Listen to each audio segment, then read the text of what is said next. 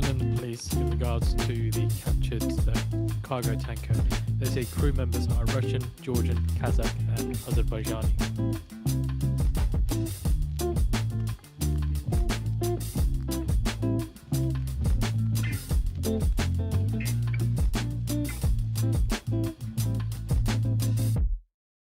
Alrighty, good morning, guys. Very, very interesting pre-market today. Very interesting. We got good jobless claims data. Guys, there may be something going on here today. We may get a nice bullish end of the year. Let's get our music on. We may get a nice bullish last day of the year, guys. This is one very nice move. So if you guys remember, yesterday,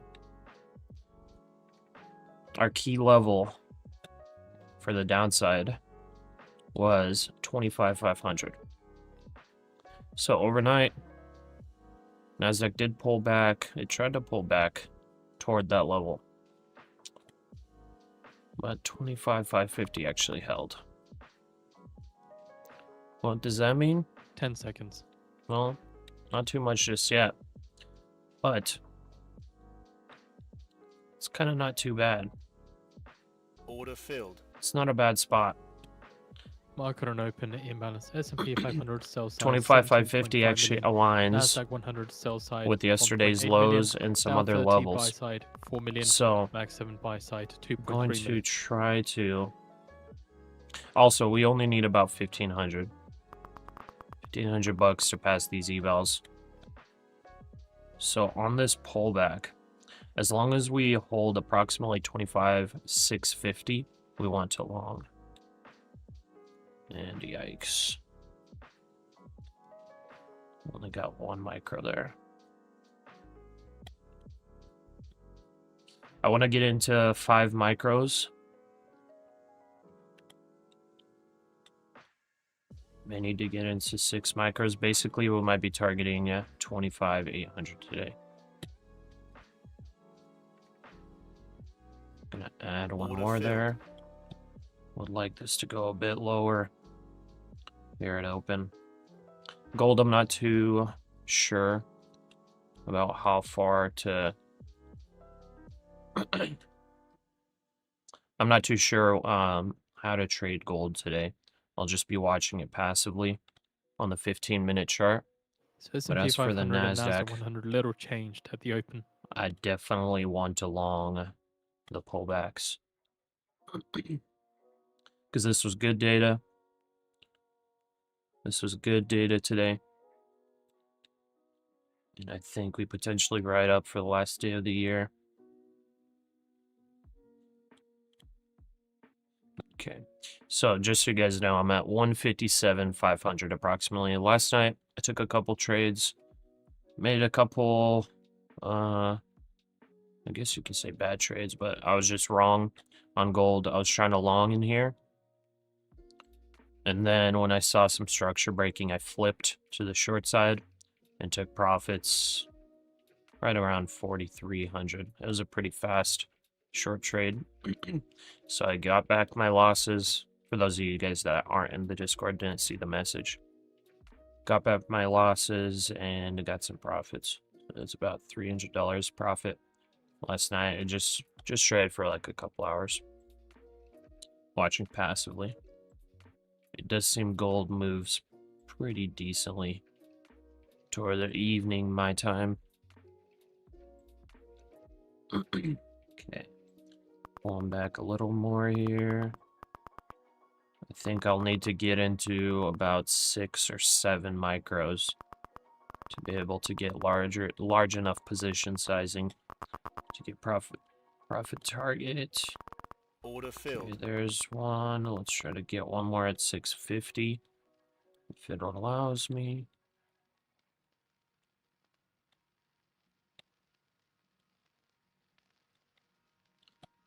But anyways, since about midnight my time, or about 3:45 New York time,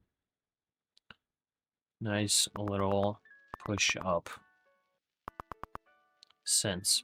And then a nice spike up with jobless claims coming in pretty dang good.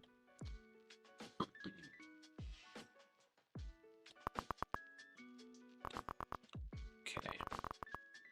Order filled. Now we are in 4 micros. I think I'll pop one more Order here. filled. All right.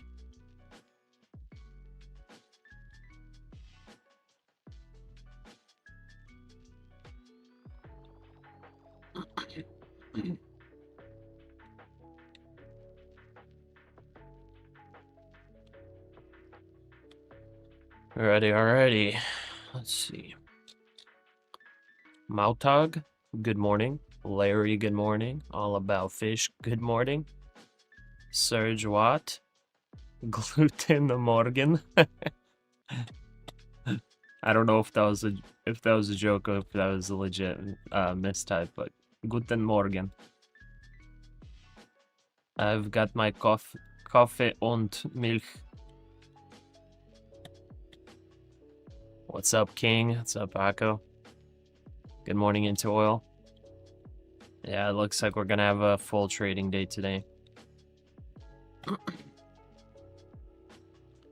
Good morning, Davis. Tom, yawn, morning.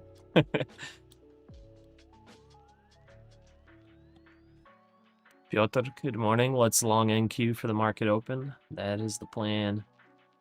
That is the plan. Jonathan, hi Pasha, all the best for the new year to you and the family. Greetings from South Africa. Greetings, Jonathan. Thank you. Nashman, moin Pasha. Are you long or short right now? I am long. Are we gonna get full position size here? Okay. Trading pennies, good morning, Pasha. Et al. Happy New Year. Happy New Year. Good morning, trading pennies. Kurt, good morning. BX, do you think silver's doing well? No. I was looking at the silver chart. Gold looks a little better than silver right now, at least to me. So I don't know what happens. Hey, Diet Pepsi, you're diddling in the middle? I wouldn't say so. I mean, we're kind of ish in here, but the thing is, we had good jobless data. So if we can hold kind of the 600, 650 level, I'm liking the long to try to capture a move to yesterday's high or even just short of it. So we'll just see how the market goes. I'm gonna add one more here. That's 6 micros. So unless the market just decides all of a sudden to full on dump here, I want to hold some longs.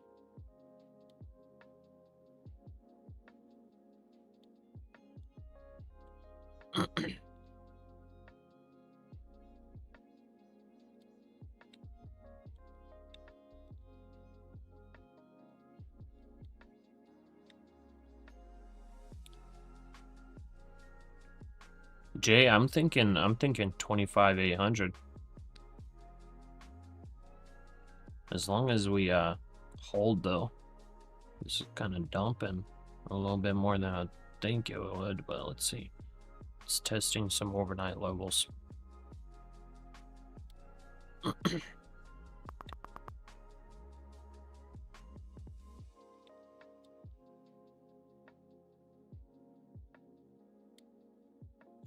so got 6 micros. So that's good enough for 25,800.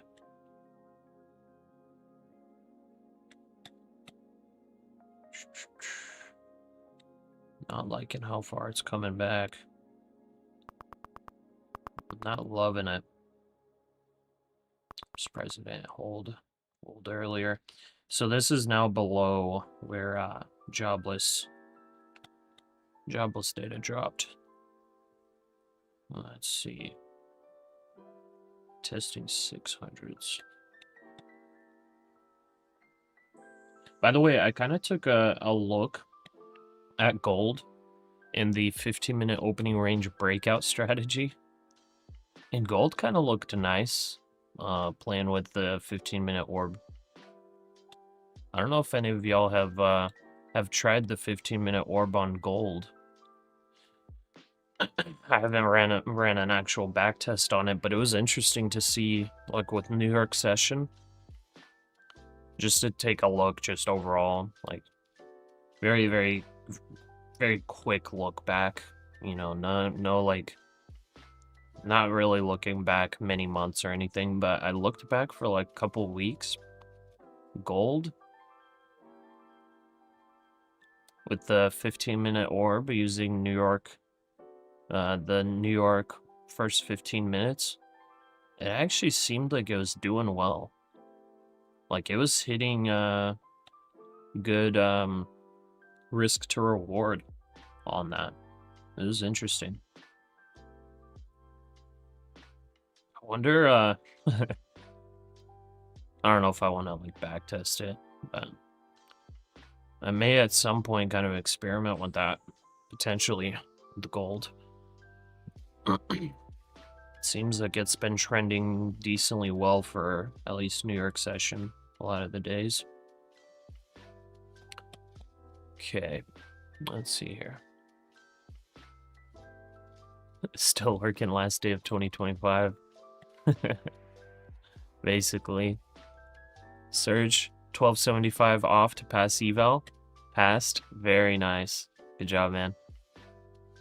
Getting into 2026 with 3 funded 50Ks. Very nice. Congrats. Well done.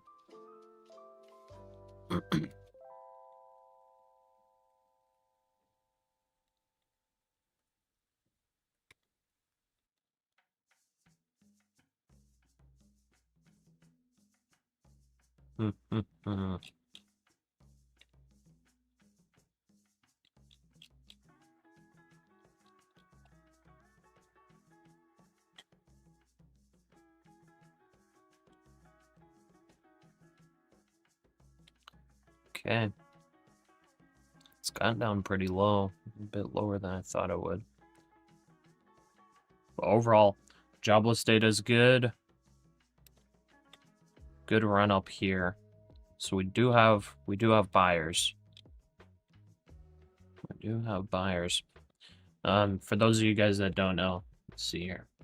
So, jobless claims were expected to be 218,000 jobless claims. Ended up coming in at 199K. So about 19,000 less. So that's good.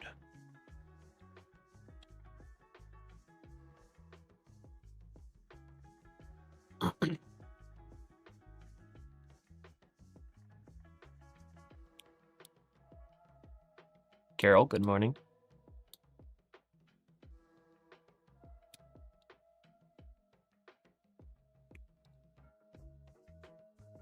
Pasha, do you draw your key levels manually, or do you use something like a pivot point indicator? I just draw that manually. I guess pivot points would be okay to pop on. If that's what you know, if that makes it easier for you, less work. Pivot points seem to work decently well, honestly, if you pop them on.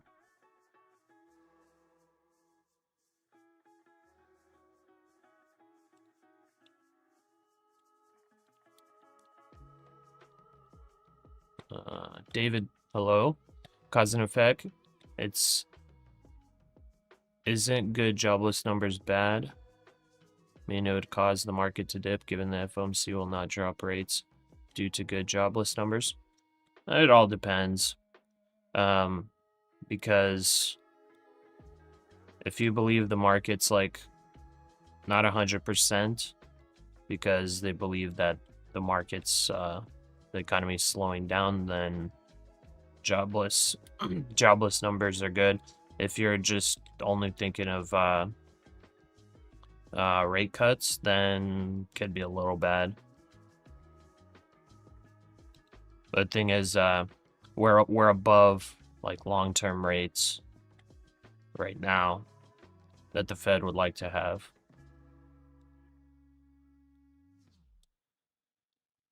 It all depends.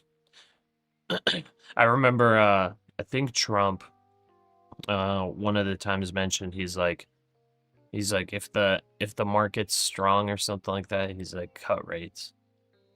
He's pressured the Fed into cutting in the past during his first presidency, first term. I don't know if he has as much control really now, or if they're taking into account what he's saying now as much, but it all depends, I guess, how you look at it. But just seeing this move here, you know, after jobless claims dropped, that news, seeing this move, then the market's liking it. They're liking the lower jobless claims. Market's desperate for rate cut. Data going against like less jobless claims than expected is bad for tech stocks. Fed bids for 40 bulls to a total $250 million. I don't know. Maybe, I guess. Okay, S&P, NASDAQ both coming down a little bit. It's not that pretty. I'm willing to hold drawdown. I don't know how much drawdown I'm willing to hold, though.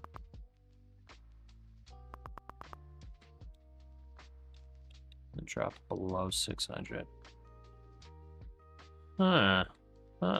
This whole move is starting to get invalidated. Okay.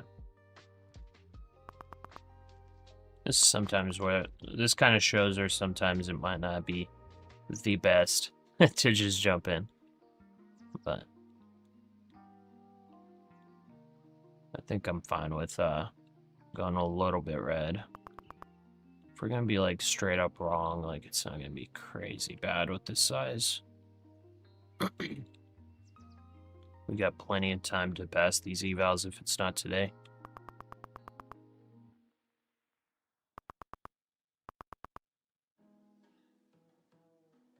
want to see some support pop in. I'm just surprised that at the get-go, like none of these spots even held.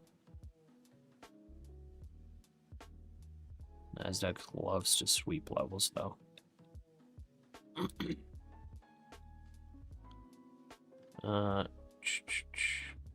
If below that level, it'll be a short. Okay. I don't know if I love the short, but we probably, yeah, we triggered a breakdown signal.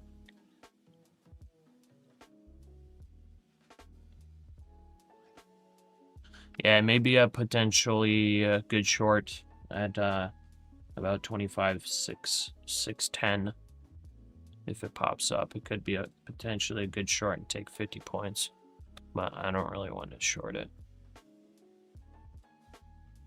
That would be a play for the 15-minute orb, also the breakdown signal, because we did trigger it right now.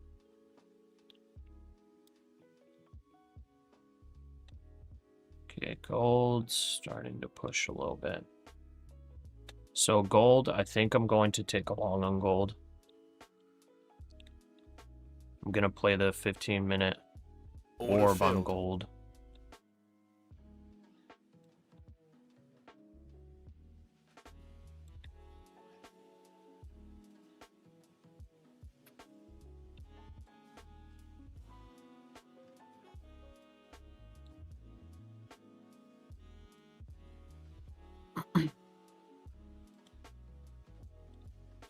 So gold, I think I'll set my stop right here. I'm on the 15-minute chart on gold. I think I'll set my stop right there. I think that's probably around $300 risk. Something like that. Okay, now 600. It's popping back up. NASDAQ.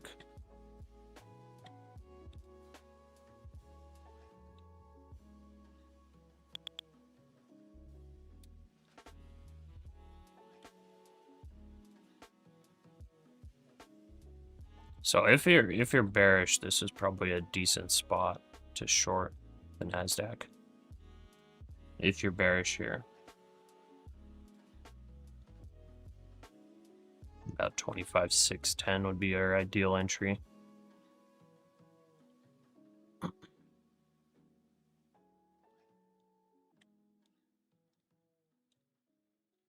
Pretty wide range. It's actually not that wide. Not that wide compared to previous days.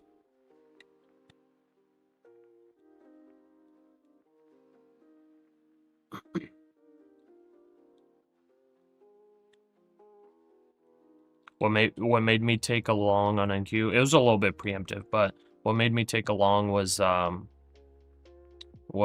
reaction of the market to the jobless claims data.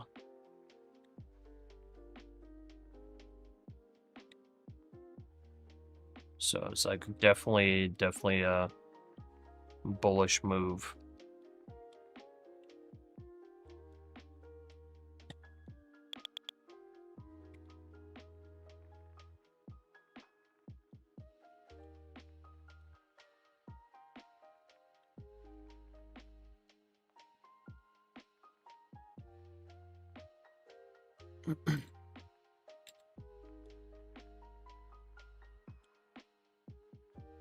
Okay, we're back up in range.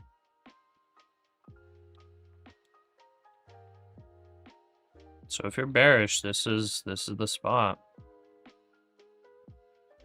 This is the spot. I'm not really bearish.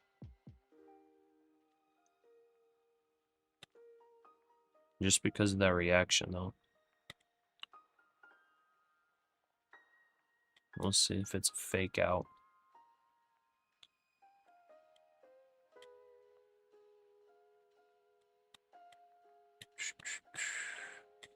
But yeah, the 15-minute range on the NASDAQ, it's actually quite small compared to how we've seen. It's just about 80 points, 85 points. That's pretty small compared to what we've seen recently. Recently, we've been seeing 150 points, 200 points even on some days. This 15-minute range isn't bad. Also on the back test, like a 15-minute range like this doesn't perform too badly. 550 area is the recent daily low, should bounce off that. We'll see. I'm not really expecting it to get in there. So you're saying the 15-minute orb is testing good on gold? 15? Isn't it safer to enter after it closes above the orb? Yeah. Yeah, it is. It didn't close above, but it did start looking like it's moving up there. We'll see. We'll see on gold. I just set my stop to the bottom of it because on gold, the 15-minute range is a little bit tighter on the New York session. That's why I kind of liked it. Because gold seems to make big moves, like, not really during New York session.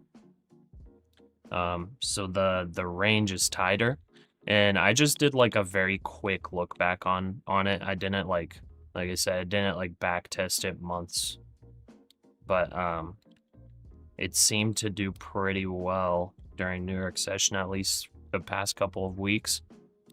And I like that it has a tighter range. That means less risk.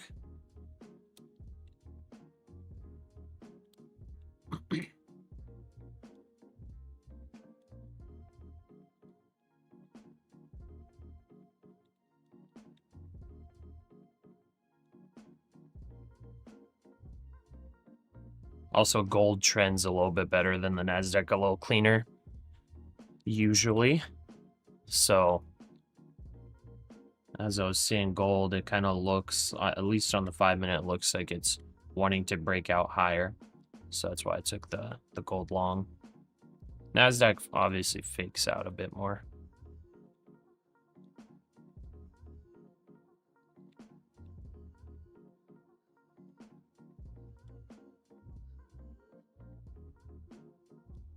Okay.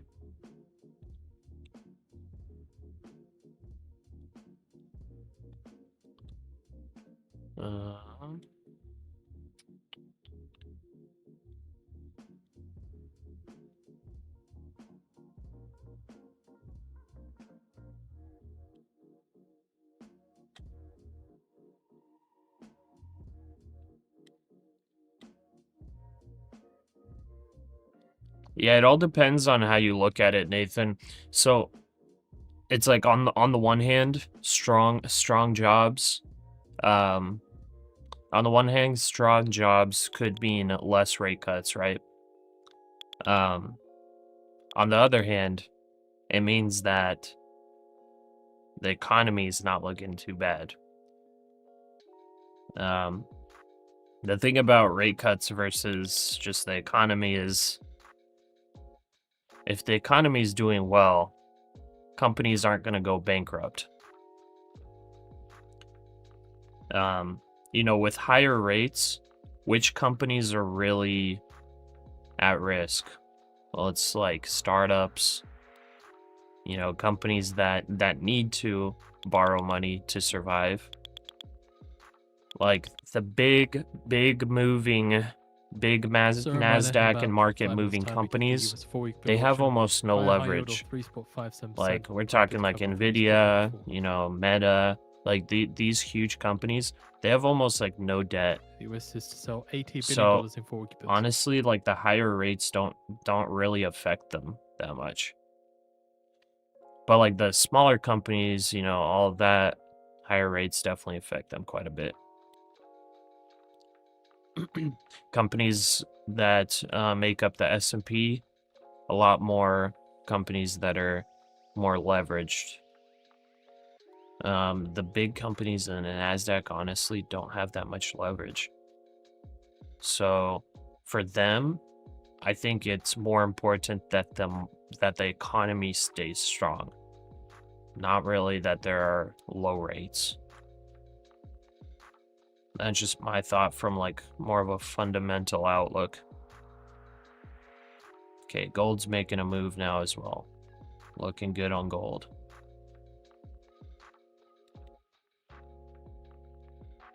And then NASDAQ testing its 15-minute orb.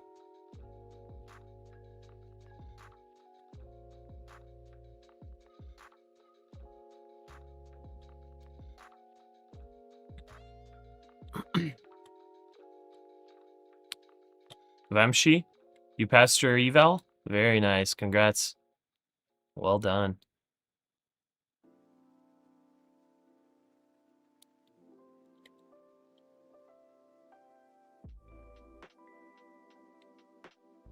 Davis really enjoyed the Discord chat yesterday. You guys had a great conversation. Yeah, that was fun.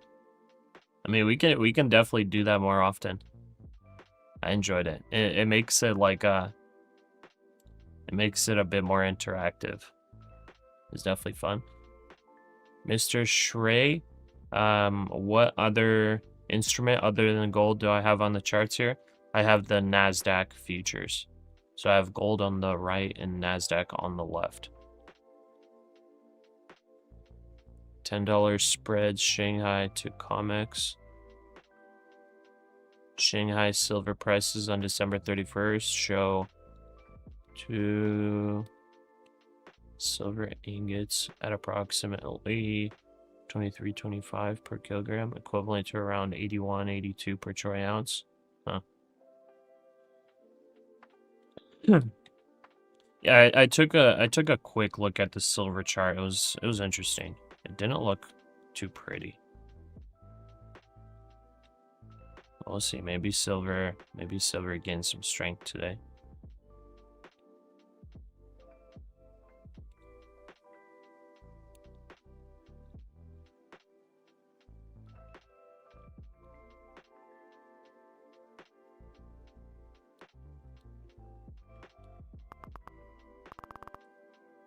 Okay. Is it coming back below the orb?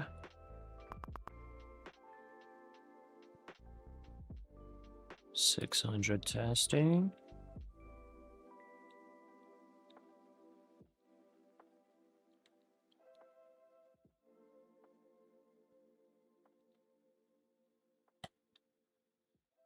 Are these your funded accounts, Pasha? No, Lynette, I haven't passed yet. We're getting pretty close to passing.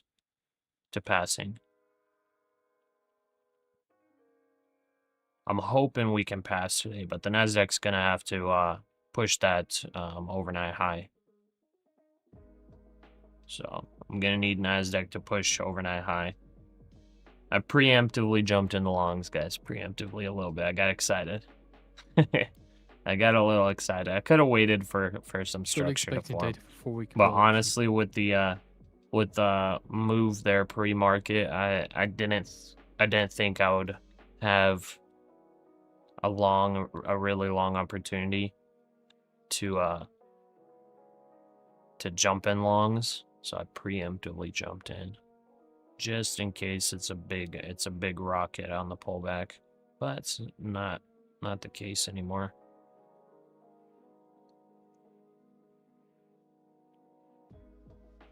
So I'll try to see if I can get a little bit of that back with gold.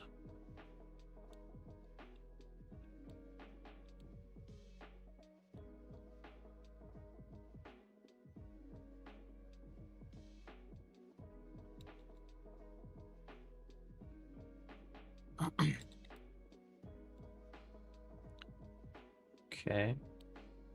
This could be a big old bear flag forming on the NASDAQ. It could be.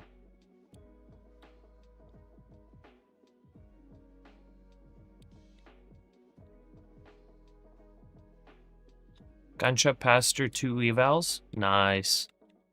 Now 650 into funded. Good job. Tom, finish your breakfast. Need applause now. Good job, Tom. You have done it. Kevin, good morning. Borjan, I'm a long gold right now with some tight risk on gold. Just because it looks like it wants to trend up. Overnight, it had a little liquidation here, consolidation and push up, so kind of liking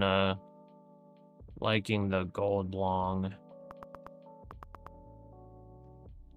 until I don't like it anymore.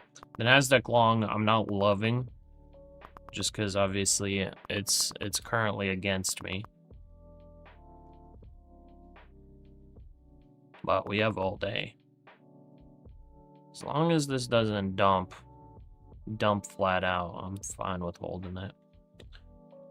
And honestly, I could set my stop on gold. I don't think I'll do that. Or sorry, on the NASDAQ. We'll set my stop all the way down here near the overnight lows. And hopefully it doesn't get there. 3.59%. That would be about 2.9. That'd be about $1,200 loss, I think. $80 billion of 4-week bills and awarding 73.15% of bids at high. So as long as we stay above the overnight lows, I think I'm fine holding this.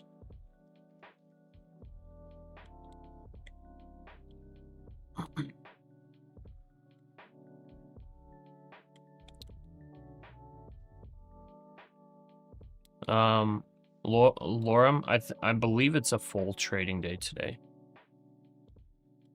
I believe it is. Sidhu, what firms do you use? I just trade with a proprietary firm called Take Profit Trader. So that's all I'm using currently.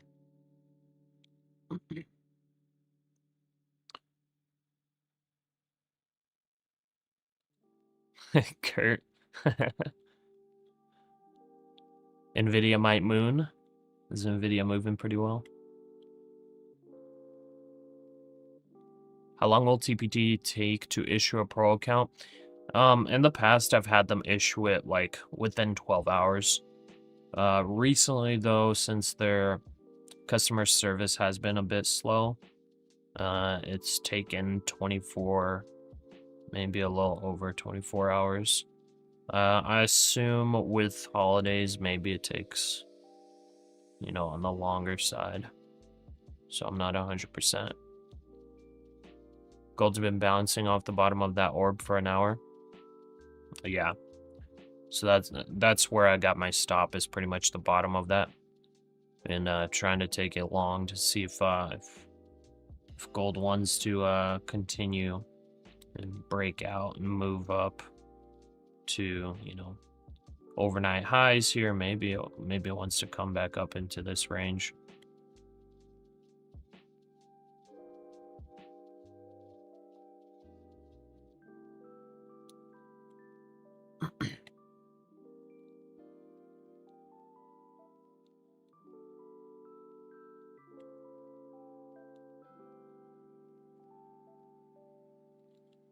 Full day, yeah. Closing at 4 p.m.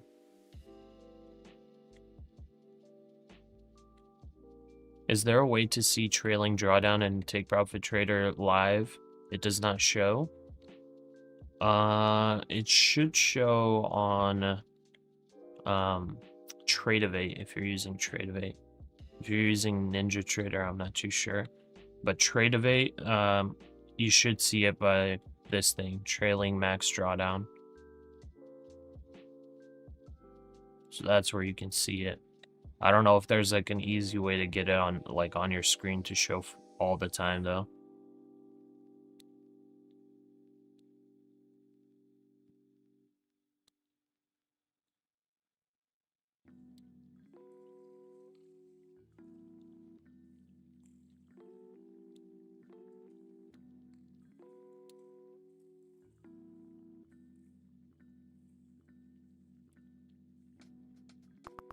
Okay. The NASDAQ kind of bear flag looking thing. Let's see if it breaks down lower. So for those of y'all that were bearish, you had your opportunity to enter short. You had your opportunity to enter short, and I don't know what your target would be, but if you're playing the 15-minute orb, it would be about 565 approximately.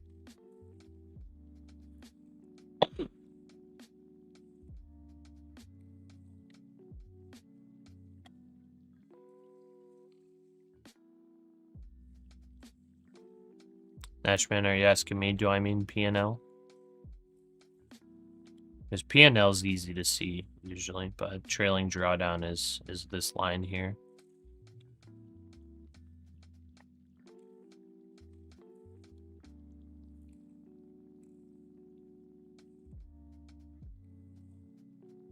Oh, that's what you're talking about, Nashman. Gotcha. But yeah, trailing drawdown, that would actually be kind of cool if you could get trailing drawdown on the graph or on the chart to show you live. But I don't know if there's actually a thing like that. You could probably explore in settings. Maybe there's something. I haven't seen it.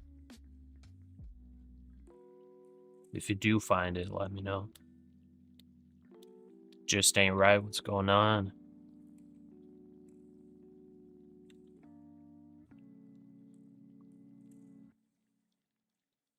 Man, I feel like there's just random like thought just came into my head as Just Ain't Right came in.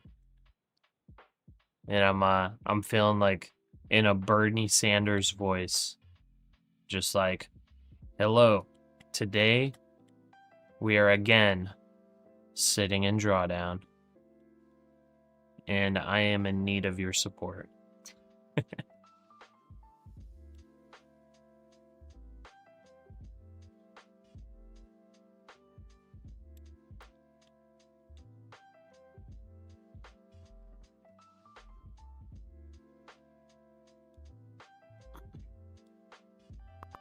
Oh, you can in settings with trailing drawdown? Interesting. It's kind of cool, I guess. Okay, gold's pulling back to that range. See if gold breaks below it, then I get stopped out of gold. If the NASDAQ comes to overnight lows, then I get stopped out of the NASDAQ, which would be unfortunate.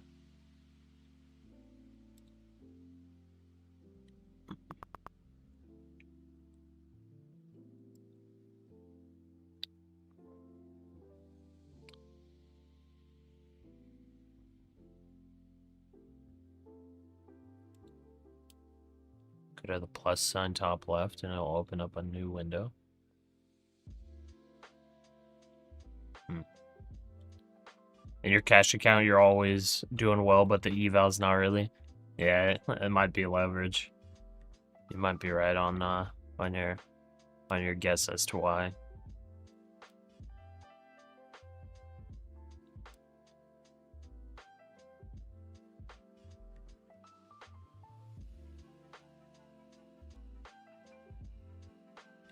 Oh, I might get stopped out on gold here.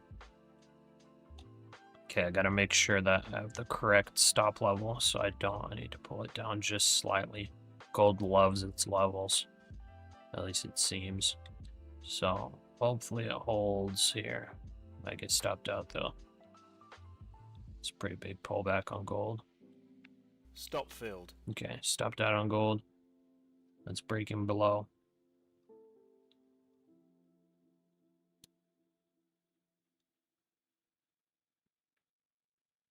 NASDAQ bear flag may play out. For those of y'all that are bearish,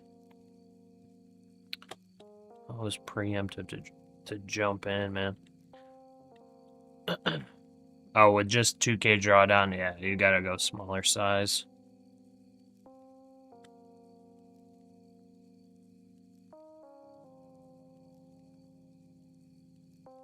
Gold kind of swept these levels and held so far.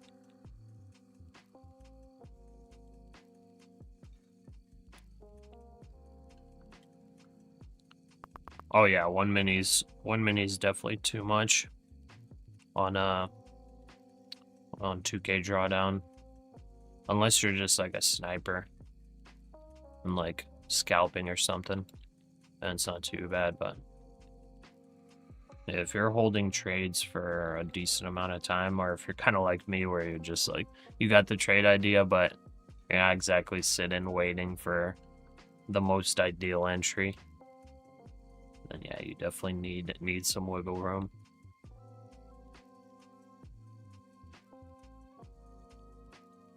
click the plus sign and add account step, then click settings and you can add trailing max drawdown, so it'll show. Oh, okay, that's cool. Huh. That's pretty cool, actually. Okay, there's the breakdown on the NASDAQ. So those of y'all that did enter short, let's see if you get your profit target. So you'd want 25,565. That'd be about here.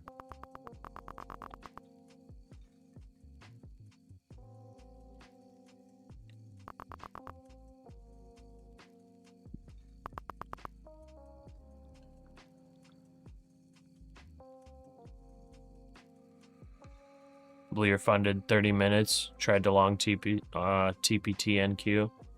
Yeah, this pulled back quite a bit more than I thought it would. I'm going to start test overnight lows. Not ideal. Sorry, brother.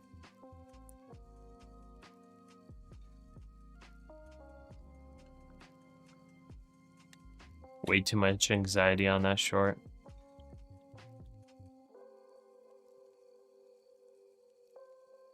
Used it all for your Apex accounts since they were live trailing. Very helpful.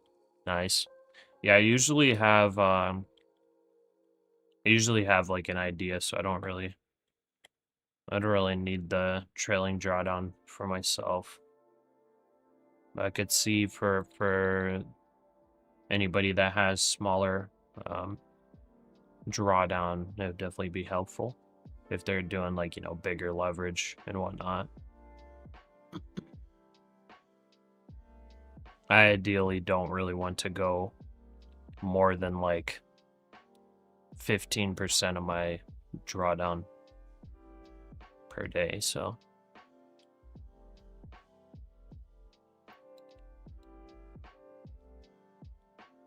Shame on you, I followed your trade. You told me it's financial advice. I mean, I'm still holding it. I'm fine holding it as long as it holds over overnight lows. I'm willing to hold this into some drawdown and wait. I just, it was preemptive entry, I did say that. It was an early entry without confirmation.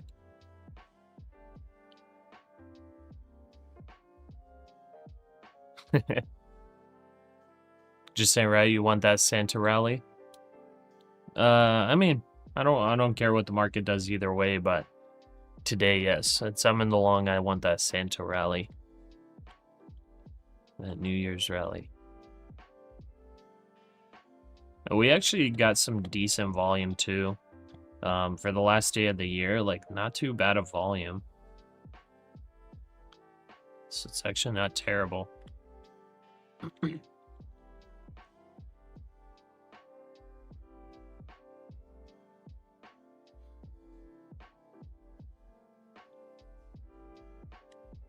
Everyone must do the naked Indian rain dance now to make it go long. Okay, I mean, 600's trying to hold. The NASDAQ, it's wicked down below multiple times now. It kind of formed a bear flag and it looked like it was going, but it held. And I guess if this level breaks here, it probably tests overnight lows.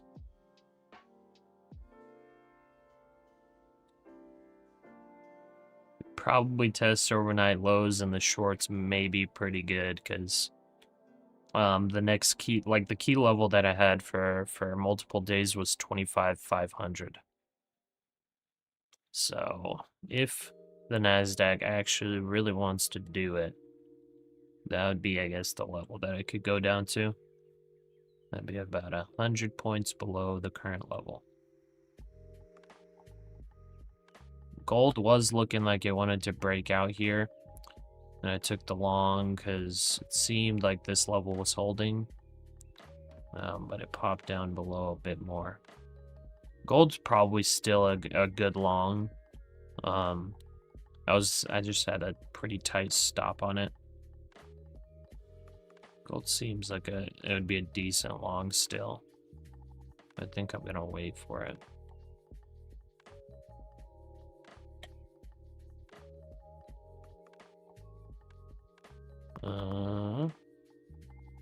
Okay, NASDAQ's coming down. Ben, what is the best risk management of 50K? Micros only? Yeah, 100% you want to use micros on that account size. And I would probably say you definitely don't want to go anything over 5 micros.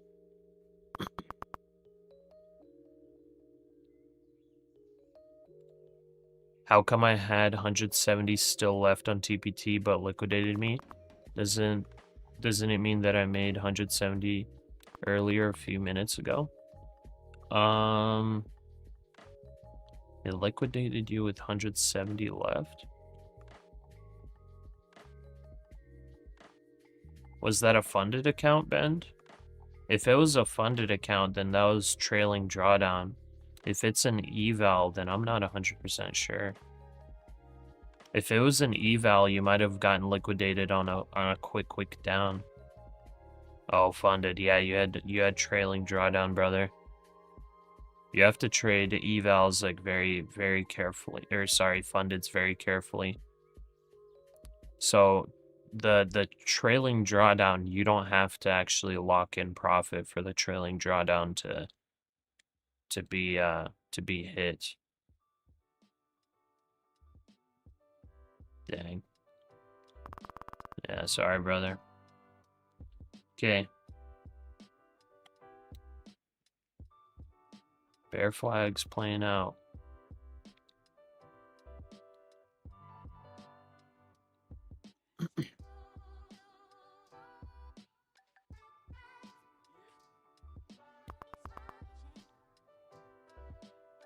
Coming down to those overnight levels. Here you go. For those of y'all that entered short, you're getting close to your profit spot. It actually just missed by like 1 point from where you would want to take profit. Yeah, it's immediately trailing. Like you gotta go, you know, very conservative on the fundeds. Because that trailing drawdown, if you're doing higher risk, like that trailing drawdown is gonna hurt.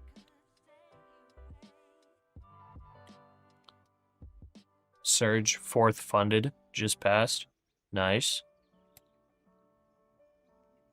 WG equals had a great market today.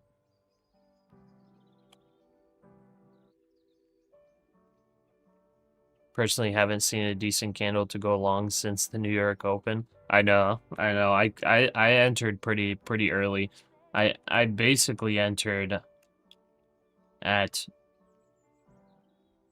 where was it? I basically entered at these lows here. So from 2 days ago. That's where I started my position, key level approximately here. It just blasted through it, unfortunately. The whole pre-market move just got forgotten. Okay, 68 bounced.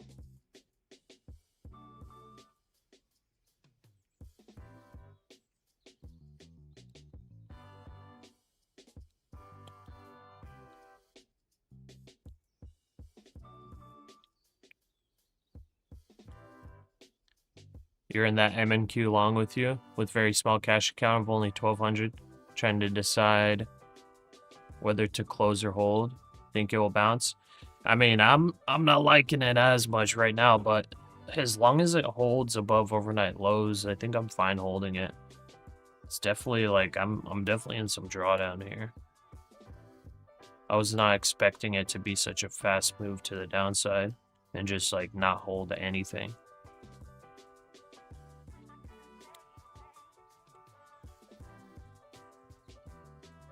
I was expecting at least a bounce and then, you know, to give me some time to maybe decide on cutting the position. But it just dumped.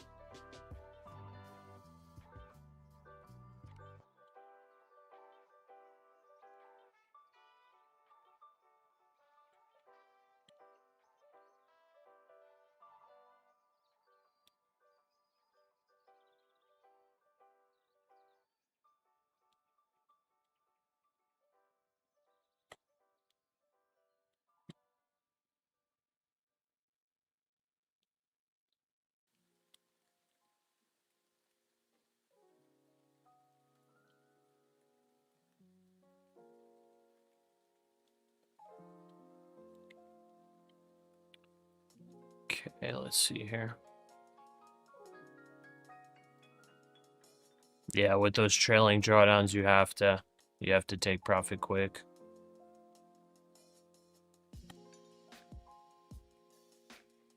Sorry, Ben. Yeah, I feel for you. See, like, you can't just copy my trades, guys.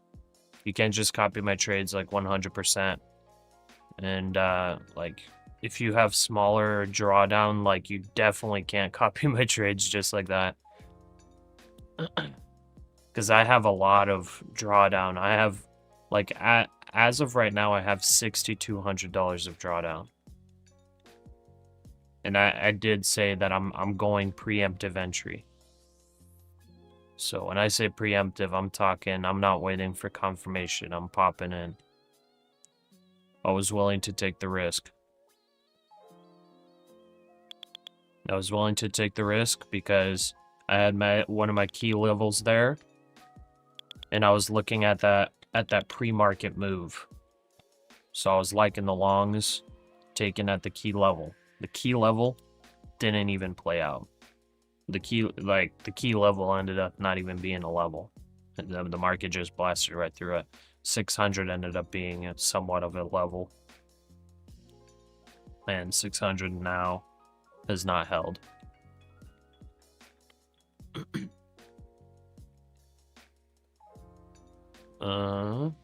If your long closes below 25,555, you're out. Yeah, that's where my stop is as well.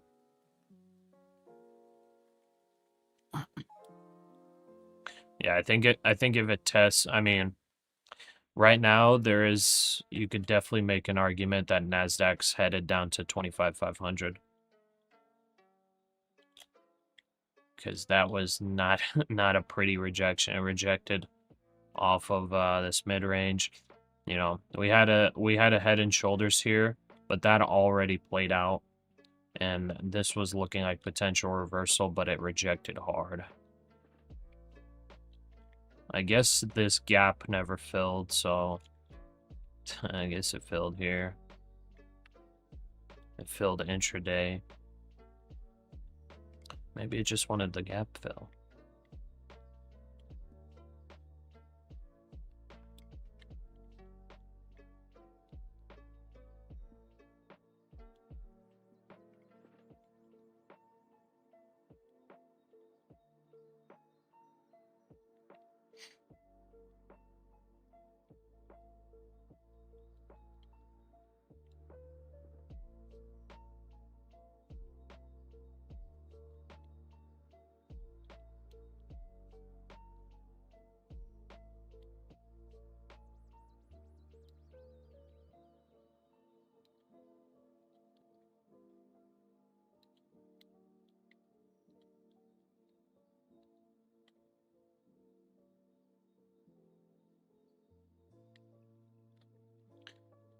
Okay, I just watch and wait right now. Watch and wait, watch and wait. I think I'll take a look at stocks here soon. Let's see what the big stocks are doing.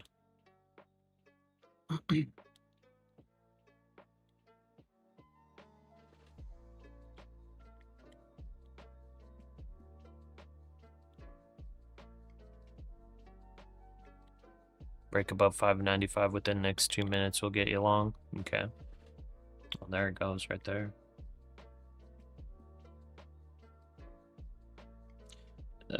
Looking at this, if I was not in this long trade,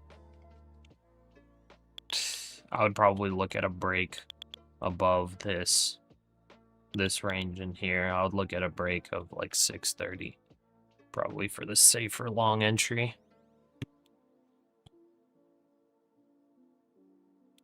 600's kind of testing.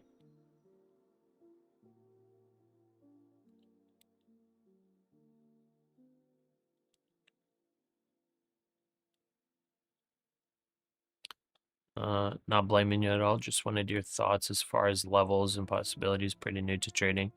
Appreciate you. Appreciate you, Jay.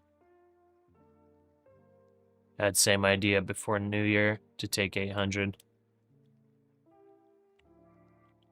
Yeah, I mean, with that pre-market move, I was like, okay, this is looking good, but open.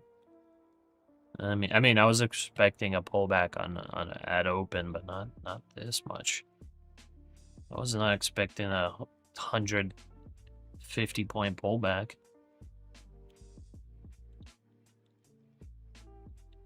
That is a huge pullback.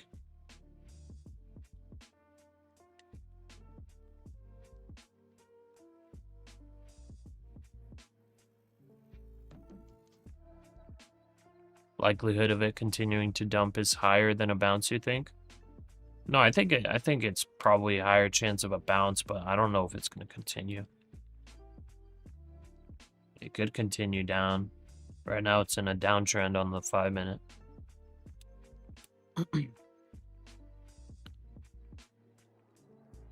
Only blame brain and impulsivity.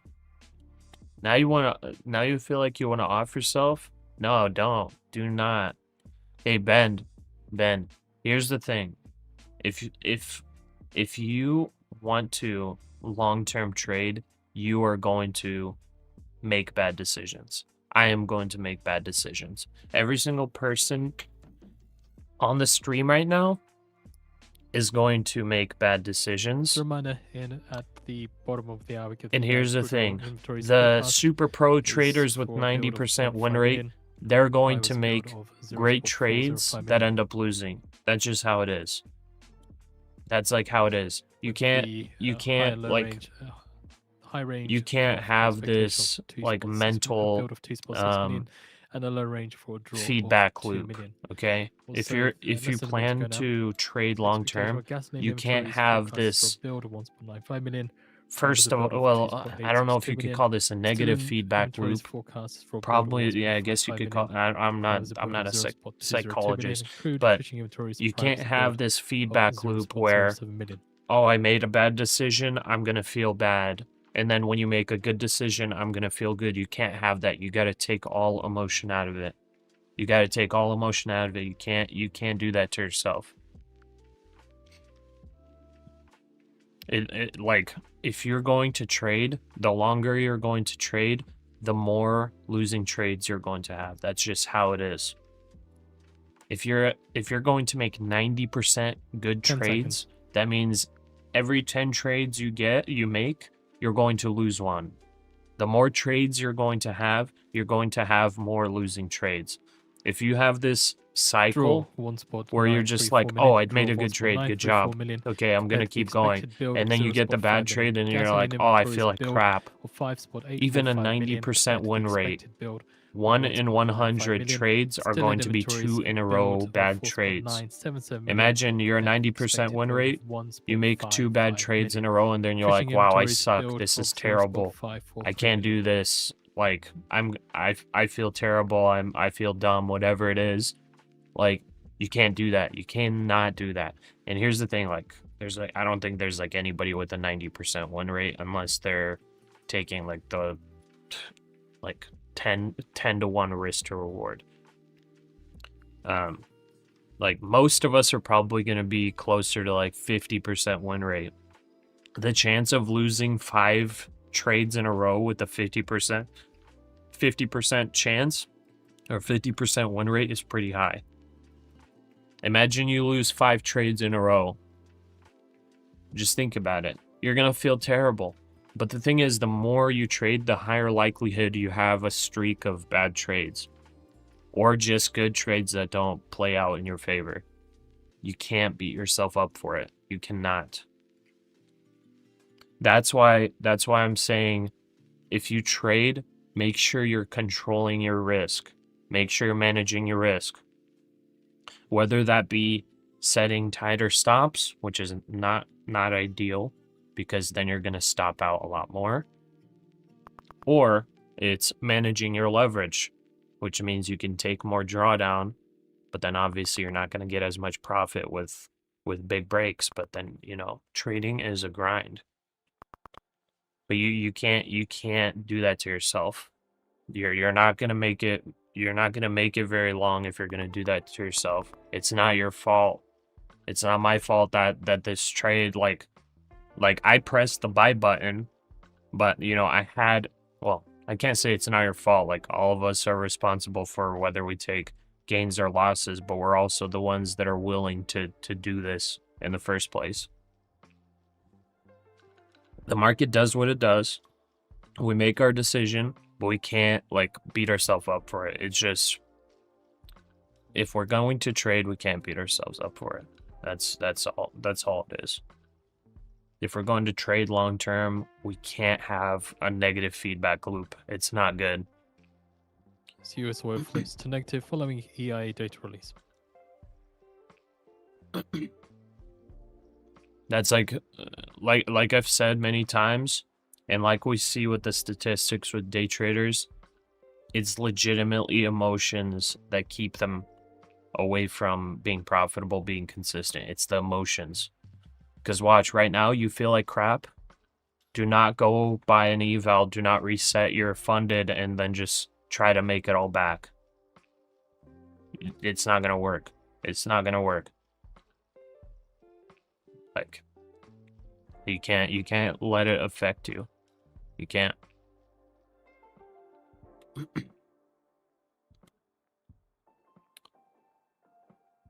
Ghost Day, December 31st. Be careful with volatility. Baby hands, what are you trading? I'm trading NASDAQ, and then I got gold on the right. I tried to take a gold long, but it stopped me out here. So it looks like it's ranging a little bit. False sense of reality. Can't win them all. Yeah. If you cannot take losses, you should not be trading, period. It's part of the game. Wall Street will always take their share. Watch the movie Big Short. Yeah, 100%. Yeah, like the best traders out there, like the billionaires, like every one of them they're going to take losses at some point. It's just part of it. It's literally part of it. You cannot let it affect you. Trading is like poker. Sometimes you make good decisions, still lose, but that doesn't mean you're a bad trader. Yeah, exactly. Like imagine yeah, I mean, it's kind of like poker. Like, this entry that I made is less than ideal, but I did say it was a preemptive one, and I'm willing to hold into drawdown. But like imagine you have a straight, but there's for those of y'all that play poker and you know, can't really compare trading to poker, or like what the heck does Piotr mean trading is like poker? Like, imagine you have a straight, your head's up against somebody at a table, the chips are in, and that person bets. They put a bet on the table, and you basically have to make a decision. Do I let this trade go, or do I let this pot go? I have a straight, but there are 3, you know, clubs on the board. You know, either I put in some money and risk it with, you know, a good hand, and have the possibility of them having a flush and beating me, or the possibility of them trying to fake me out and I actually have the best hand. You know, you go through like some ways that like professional poker players, well, all professional poker players play, is they play odds. They look at the risk to reward. They look at the percentage probability that they lose a hand, percentage probability, you know, obviously that they win the hand, how much potential money there is on the line, and how much money they have to risk additionally or overall to have the chance to get the money on the table.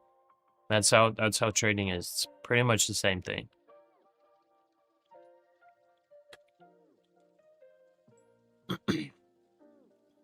Like if you get pocket aces, you know, pocket aces, like you can go all in, and that would be equivalent to your A+++ setup in the market.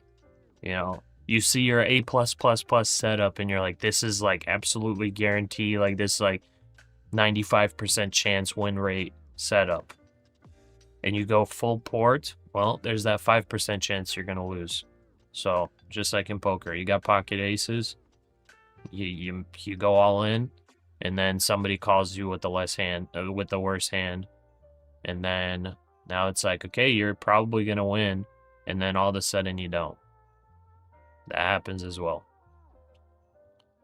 So you can't get into your emotions. You can't like allow yourself to feel that way.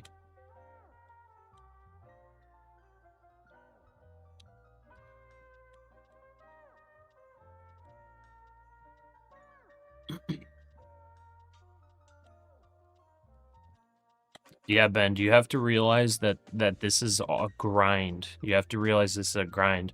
You cannot rush it. You can't rush it. You gotta get a grip on your emotions, and you cannot rush this process. There's no rushing in this. Like, the thing that might be in your mind is a dollar amount. That might be in your mind. It's a dollar amount. It's like, okay, I have this. I need to make 10K. You know, I need to make 10K or 5K or 2K, whatever it is. You might have a dollar amount in mind. You're just like, I need to make this amount of money. This will do that, and that will do this, and like I need to get this within this many days, all of that. But you're not like you have this thing, but you're not really like taking emotion out of it. You're not like calculating your risk. You're just like, I need to get there. And then like you make a bad trade, you get into drawdown, and you're like, oh, now I'm behind schedule. Now I need to speed it up. I need to take more trades to try to get it back. That's like the exact opposite of what you want to do. Now, like I've made that spreadsheet for people that like to take the most simple trades, like the 15-minute opening 15-minute opening range breakout strategy. I made that spreadsheet where if that's like something you want to do, where it's like you just have a dollar amount in your mind that you want to make like a month or something, like I gave you guys like a little calculator in that spreadsheet, and you know, based on the average risk and of everything on the NASDAQ, like it's easy to calculate. And as long as the NASDAQ continues moving just like it's been moving the past 6 months, like you can hit a target number, hopefully somewhere close, doing that. But like other than that, you shouldn't really have a dollar. Like that's if you're using statistics to really kind of aim toward a number. Other than that, you shouldn't be aiming for a number. You shouldn't be like getting emotional about your trades. The only thing you should do with numbers really is to calculate how many losses do I want to be able to take in a row before I blow my account. That's the only number you should be running. And like you can take a look at your win rate overall. You got to make sure that you start calculating your win rates and tracking that. And like when you get somewhat of a number for your win rate, use that win rate percentage, take the opposite, take the loss rate, and calculate out how many losses you can take before you blow an account based on your drawdown, and calculate that with your loss rate, and just see what the percentage chance it is for you to blow an account using those numbers. And then just use that amount of risk. That's it. Look at the chart, like how many points are you willing to sit in drawdown, and just calculate it out. It's not hard, but it is boring. Oh man, you guys make me worried. Please be safe out there, seriously. Okay.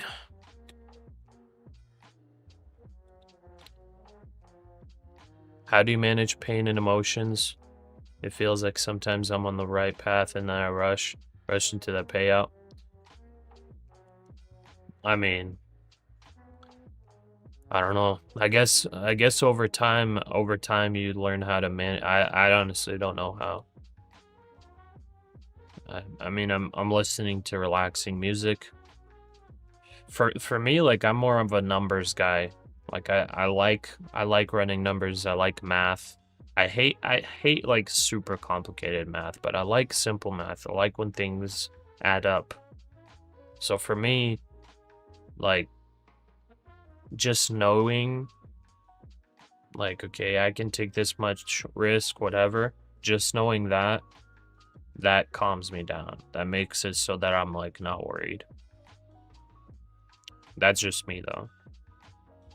That might not work for you. Baby hands, check out Nike. That actually is on my watch list, but I haven't touched that stock in a while. Well, what's it doing?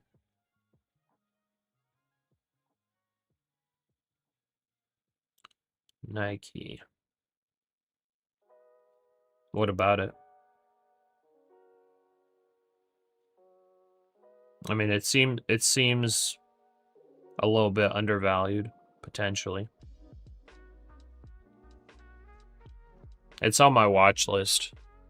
Their earnings just got hit pretty bad, just in general, over the past, like, handful of quarters. So I kind of stopped looking at it for a while. When you enter, the only certainty you'll have is how much you can lose. Exactly. What was your current entry criteria? I entered preemptively. I was entering on my key level. About 25,660, 25,650. I was looking at these lows over here. So I was just watching to see where is approximately an entry that I would want to take, and I was looking in this level here for my entry. So I was saying it's preemptive. I was saying this was a really nice jump. It was an early entry. Like, ideally you want to look for confirmation, because yeah, but I was taking this entry just in case it was a very fast bounce. Instead, it was not. Instead, it was just a break right through this level, right back down into overnight range.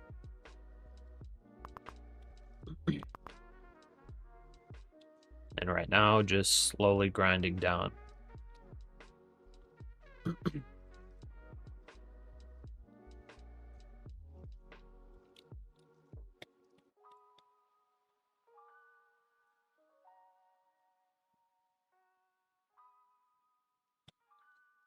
Yeah, Chris, good advice there.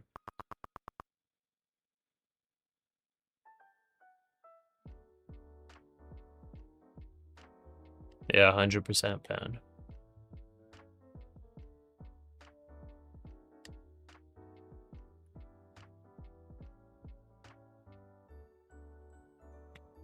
Last week I had 3 payouts, felt amazing. Well, you're doing better than most if you got 3 payouts. A large percentage of people doesn't even get payouts. So you did really well. So the fact that your emotions went so, like, your range of emotions went so wide is, like, just a bigger indicator that you need to make sure that you're controlling them. Like, you need to change that.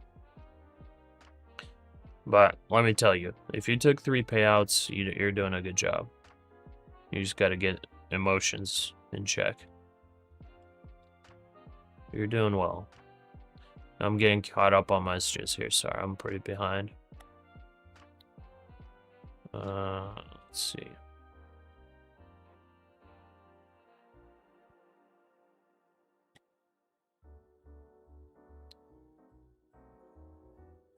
Bend, if financially you're not able to day trade, do not day trade. That is like the worst situation to be in. That's actually the worst situation to be in.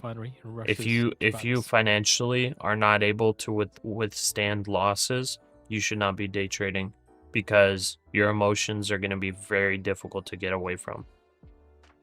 If like the money from day trading is like 100%, you need to make money from day trading. Like, there are people like that, but it's going to be very difficult to separate trading from your emotions.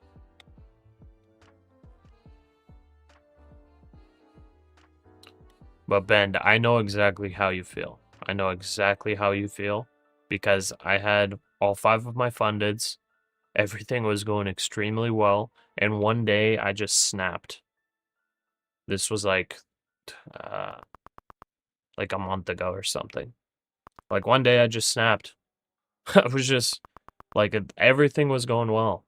One day I was just like, okay, I'll trade overnight session. But I was ticked off from outside, from just life circumstances. I was just kind of annoyed by like several things, and like a little bit emotional just from those things that came into my trading. And I was trading overnight, and I made, I think, 2 bad trades in a row, maybe 3 bad trades in a row, which, if I'm level-headed with my win rate, is not rare at all for me to get 3 trades in a row wrong. But because I was already emotionally pressured, those 3 trades added on to that pressure, and I just snapped. We're human. It's very difficult to keep your cool. And I ended up blowing those fundeds that night. It was bad. It was like, I legitimately did not want to wake up in the morning to tell you guys on stream, like, guys, I blew my fundeds. You know what I mean? Like, it felt terrible. Why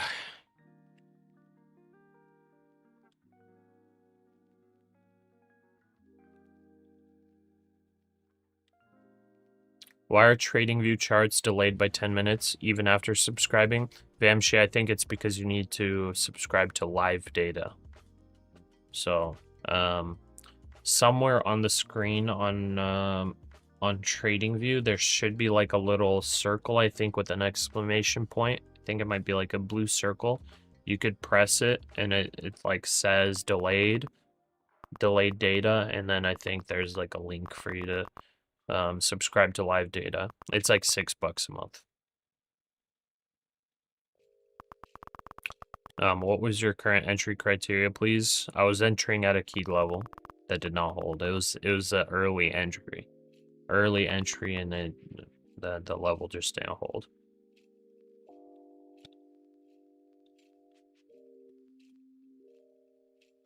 Pyro, yo, what's up?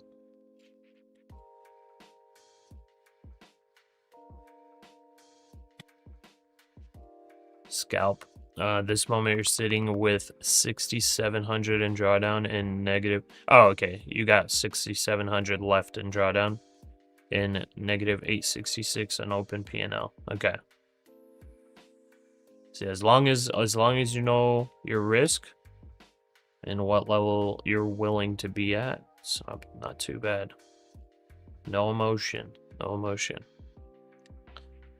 Baby hand, it's looking bullish. CEO bought 1 million shares. Catalyst. 1 million shares isn't crazy for a CEO buying, but yeah, maybe for Nike if he just hasn't been buying at all. Let me take a look real quick. Let's see, Nike. Insider trades. So he didn't buy 1 million shares. He only bought $1 million worth of shares. So whenever you said that, I was a little bit skeptical. Yeah, it's possible for it to be something, maybe. Let's see. President, CEO. I mean, I guess there's a little tiny potential bullishness here, but the thing is, there was a $5.5 million sell by an executive chairman, literally 17th November. There was a $6.5 million sell 18th of August. That one maybe makes sense. That was $75 a share. But the director bought $1 million of shares. And then 1 week later, the executive chairman sold $5.5 million of shares. Then 2 weeks later, there were two purchases, 500K and then 2.9 million by different directors. And then the CEO bought $1 million worth of shares yesterday.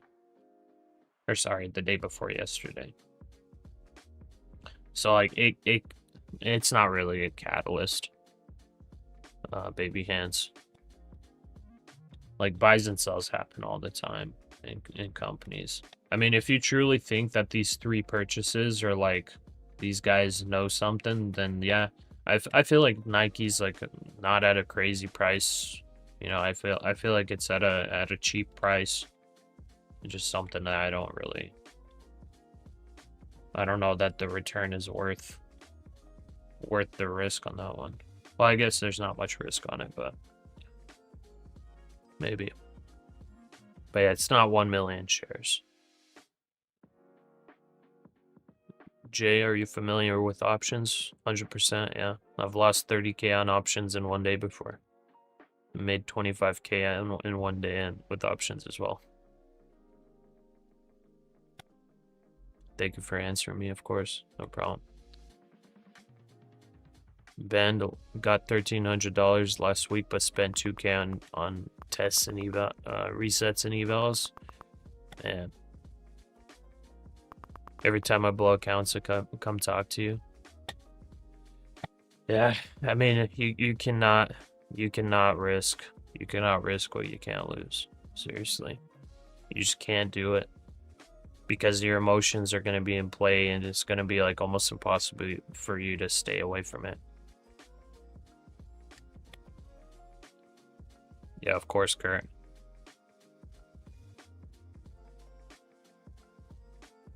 Okay, NASDAQ's breaking down further. Just grinding down. A little unfortunate. I was thinking it was gonna hold something, but you know, it's probably gonna play this out. I was just thinking with this pre-market move, we were looking bullish, but this might be playing out, and we're probably moving down to the 500 today.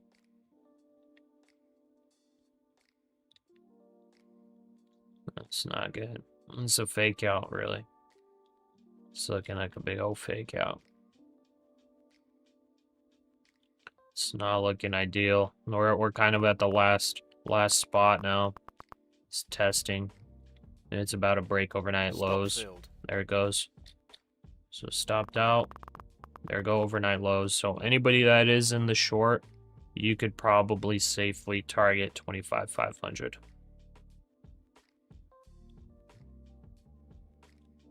I'm going to wait.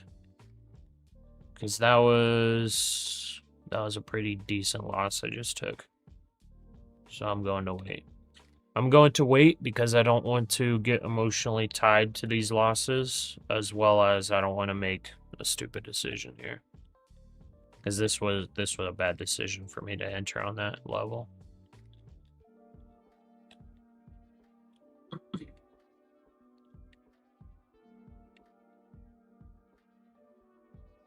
What's volume look like?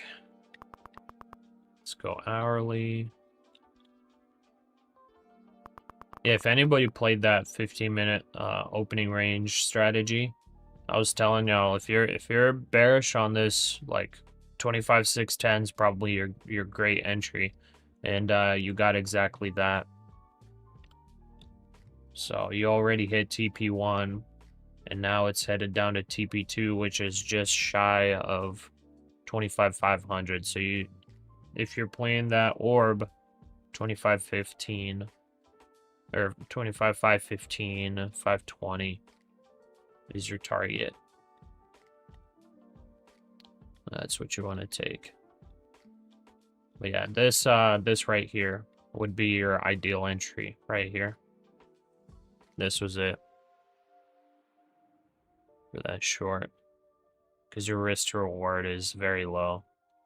You risk 25 points here. You set your stop at the top of this candle. You take the short on this one.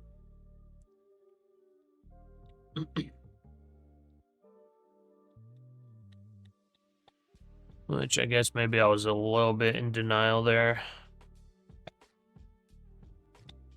Okay.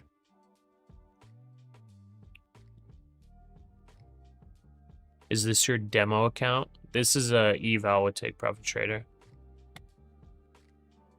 You have a good job, but you're not profitable. Last time you spoke to me, you had Katerina's account. Oh, okay, I gotcha. You had 10K up, but 3 days after the payout on Top Step blew it on a huge drawdown. NK moves was October. Yeah, I remember that. Gotcha. Okay. Yeah. Yeah. Don't let this affect your New Year's. There's no reason for this to affect your New Year's. You did very well. You're doing better than most. I'll tell you that much. The biggest thing is just emotional regulation. That's it. So, you took the trade, you over leveraged, and you know, because of that the account got blown. You know, you can't let it affect your emotions. But just the fact that you've gotten to payouts is way better than most. Like, legitimately way better than most. Motog, need to pay your bills with trading. That makes managing emotions much more difficult. 100%. 100%.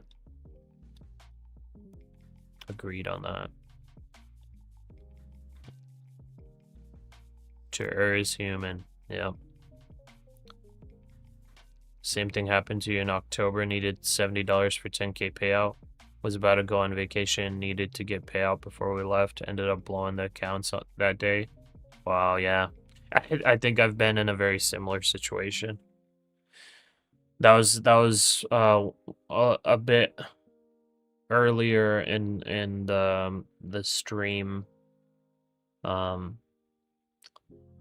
I don't remember how many months ago. I don't know if any of you guys remember this. Any of the people that have been here for months. But there was a day where I was trading my fundeds. $86 billion. And this was a time where I took more risk than I do now. I take a lot less risk now. I believe I was in like, settle on January 8th. I may have been in like 5 minis per account. Maybe 4 minis per account. I don't remember. Something like that. It was a lot bigger risk than what I take nowadays. And I was aiming for 10K profit on my fundeds. I was like $200 short. I was shorting that day. It was a very big drop.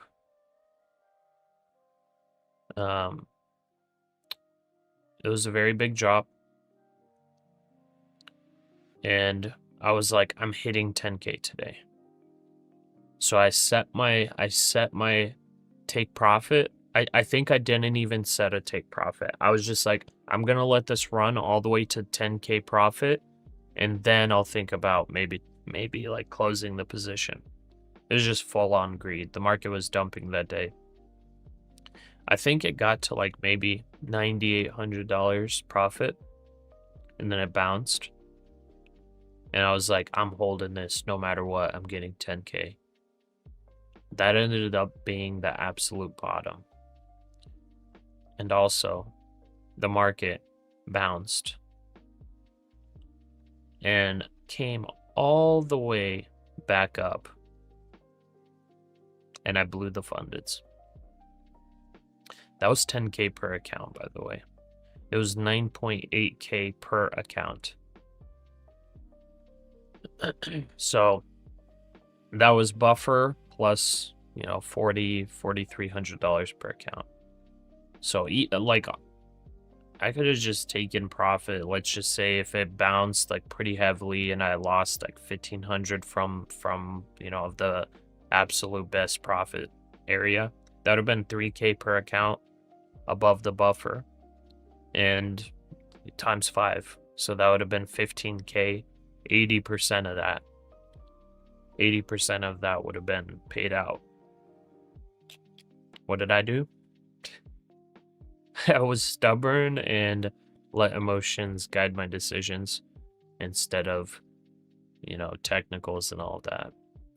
And blew those accounts, didn't even take a payout.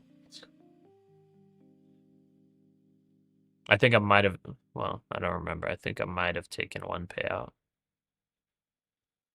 I don't remember 100%, but anyways, it was shy of 10K profit, and like a dummy, I just blew the accounts.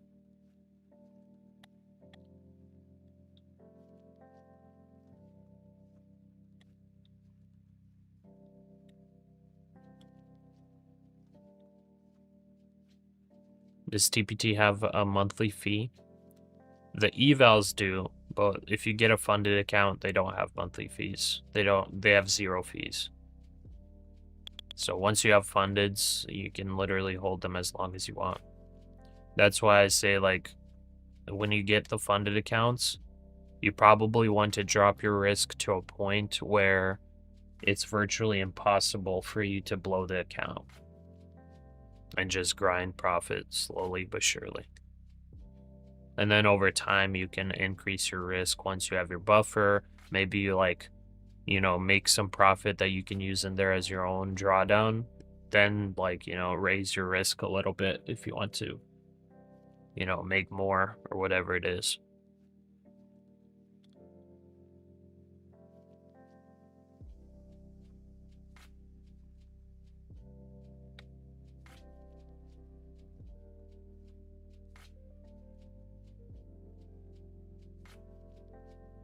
So this news isn't that meaningful. What was just dropped? I didn't hear.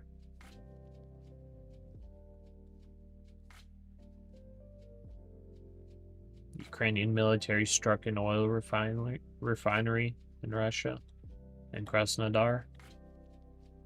I don't know. Doesn't seem like the market cares about it. Okay, gold's coming down as well.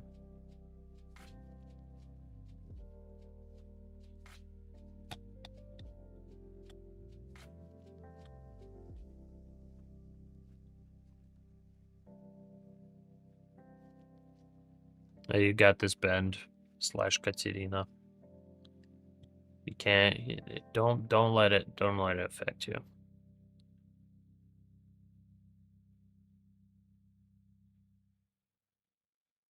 Definitely coming close to your stop, 25,555. When you have gotten stopped out already?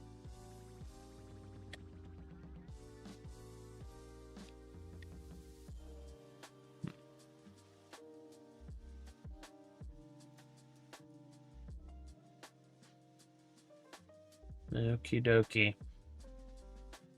By the way, trading place called for the short right at open. Right at 6:31 actually, so it was the second 1 minute candle. It called for a short. Dang. I wasn't even paying attention to the trading place indicator. To be honest, I was a little bit locked in, just thinking about this pre-market move. Maybe it was pretty. I mean, it was pretty dumb on my part, I guess. Maybe it was a little bit of an impulsivity on my part. What are you waiting on? A reversal? I'm just waiting for now. Just taking a breather. Because I made a bad trade. You know, I gotta kind of reset. You know, I can't just like sit here and jump into a new trade right away. Like, for me, for a short, this is a way late entry for a short. Because, like, yeah, it's a bad entry for a short. Maybe not bad, but definitely late. This would have been the short entry right here, 610. And you know, I want to make sure I'm not making emotional trades right now, so I'm just taking a little break here. But I would think if I were short here at 610, I would have taken partials at 25,567. So I would have taken partials here, and my next partial and probably most of the position would be off right here, 25,525 approximately.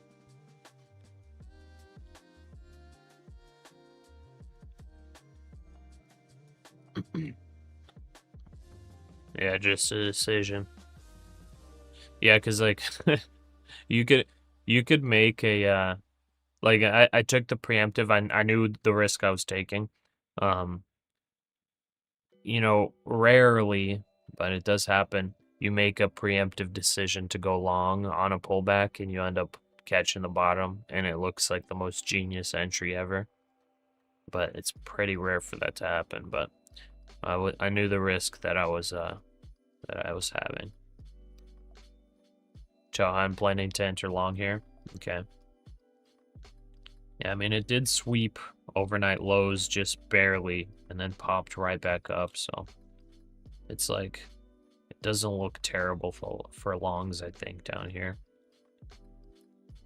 But honestly, like I would want to see a break of intraday highs. Just, man, the longs, like, where do they go? Maybe to VWAP. Maybe to the bottom of the 15-minute opening range. But yeah, I'm gonna be potentially looking for longs again.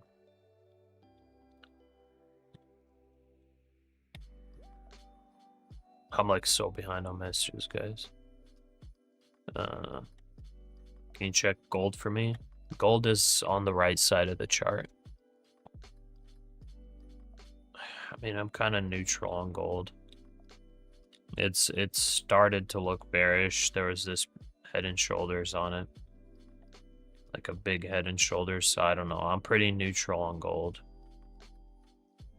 Like gold could dump.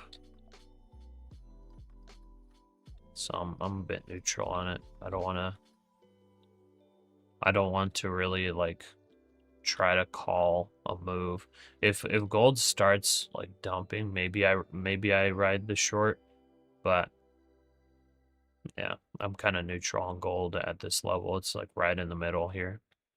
Like I'm a little bit more bullish, just like short term here, for maybe a breakout of this little range that it's creating here. But like other than that, who knows what happens with gold.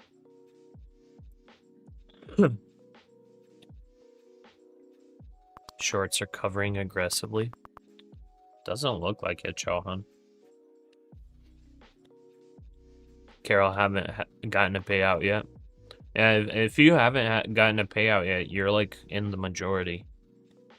The majority of people have never taken a payout. Adrian, yesterday you were 300 away from passing your eval, lost it in 2 trades. Oh man, yeah, that's rough. Jay in a Medu, $30 call.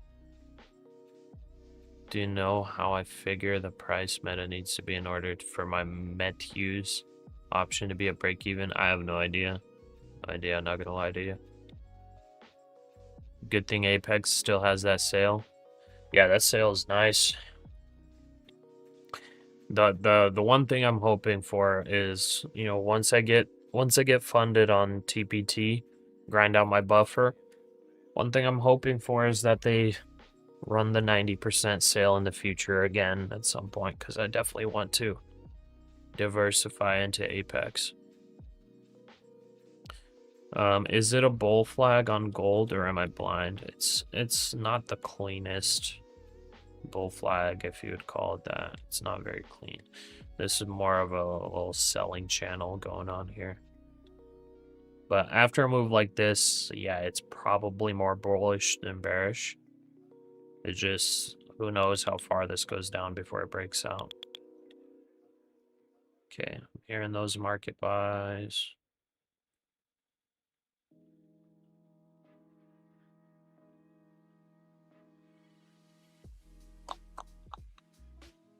Let's see here. I'm kind of tempted to take a long here because I did hear some market buys coming in. Risk to reward is pretty decent on NASDAQ. I think I'm going to do it. Order filled. So that's about $200 risk there for big returns. So this could be a minimum of 1 to 5 if this ends up bottoming here. So with this kind of risk to reward, like I am trying to catch a bottom here, I just heard some market buys come in, as well as, you know, it has stagnated a little bit on the 1 minute. This could continue, just so you guys know. But I'm taking this trade because my target would be this key level up here, like on a bounce, or on a like a recovery. And, you know, that's 100 points. This is 20 points of risk. So technically all I would have to do is be correct on this trade over 20% of the time.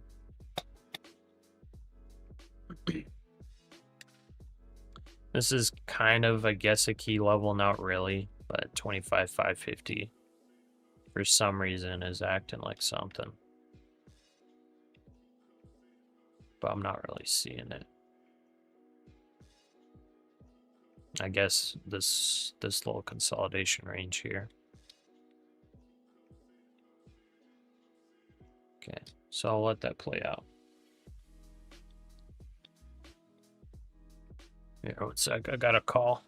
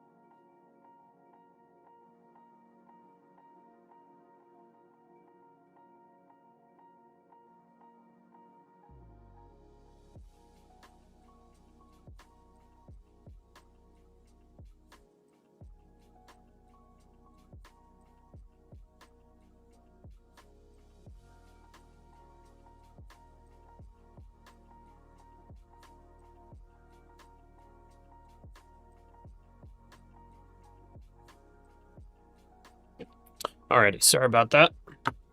Okay. NQ's popping. NQ's popping. Not exactly bullish yet, but it's popping a little bit. Bulls are in control as of right now.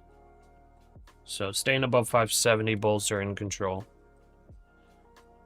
And I'm super behind on messages.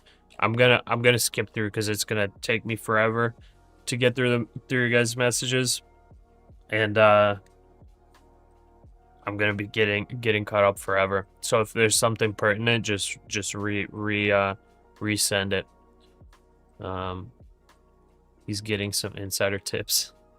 Yeah, that was Mr. Trump calling me.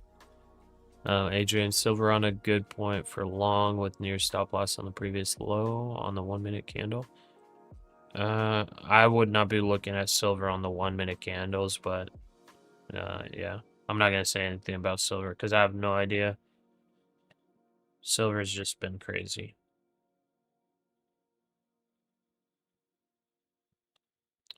I mean, silver might be a good long, but man, here, I'll show you what I'm looking at. Silver could potentially be a good long.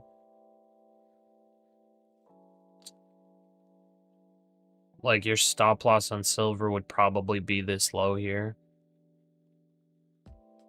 But I'm not going to be trading it because on the evals, I would have to, like with Take Profit Trader, I would have to trade minis. Yeah, I'm not cool with that. But maybe silver long looks okay. The risk to reward seems decent.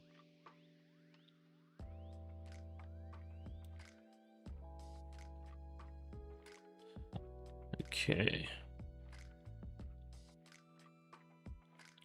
You did a scalp entry and then lost. Yeah, you gotta have wider stops for trades like that, in my opinion. Nike breakout.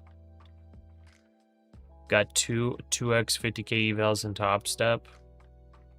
50% pass. Promise to be a good guy and make it. Be careful. Pasha, what size would you recommend for 2k drawdown? I think 5 micros is like absolute, like way absolute max. I'd probably even, like, I would say like regular position size should be like 2 to 3 micros max for 2k drawdown, but that's just me.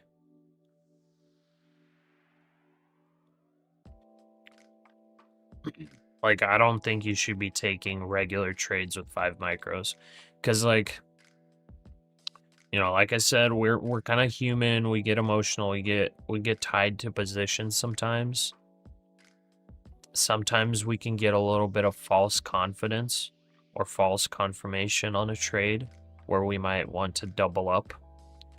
And if you with 2k drawdown are going to regularly be taking 5 micro size trades, you know, there's a higher chance of you deciding to raise your risk and end up not doing too well.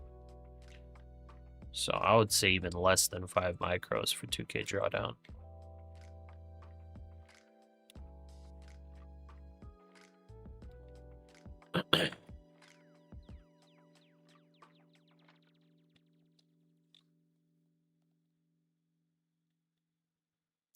Okay, buyers are currently in control on the NASDAQ, and I may be willing to double up.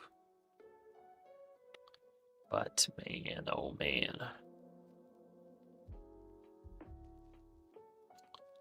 Maybe on a pullback, I will be willing to double up. Buyers are in control here. But 600 could reject, and it could go right back down and then go down to 25,500. So maybe not. Maybe not, Pasha. Maybe don't double up right now. You have all day. I'm not going to talk myself into doubling up here. Still hovering at 584, need to blast through. Thanks for your response to is good.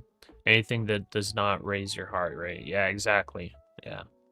That's like the first reason for setting your like risk or size should be like your percentage chance or whatever, right? So if your max loss is $500 a day with 2K drawdown, you can only lose 4 days in a row before you blow an account. You know, and that doesn't give you much wiggle room, because if you end up being human, which, you know, hopefully everybody here in chat is human. If you end up being human, yeah, sometimes kind of bend your rules. And if you can only lose 4 days in a row, being extremely strict and following your rules to the T, well, that's already kind of, you kind of have like a decent chance of losing 4 days in a row. It's not impossible. It's actually like a pretty decent chance. So with that, if with regular, you know, discipline and everything and following the rules and all of that, 4 days in a row, if that blows your account, that might be a little too much risk. Then if you bend your rules, well, you're going to blow that account in 2 days. So that's kind of how I look at it. Like with my rules, I blow the accounts with 9 days in a row of losses. So I could technically, with my rules, withstand 9 losing days in a row, which statistically speaking is going to be almost impossible. But I bend my rules a little bit, so when I bend my rules a little bit, it's like, okay, now you got 5 days in a row, and that's with bending rules. So if I can set that up for me, that's kind of a safety net that I'm okay with.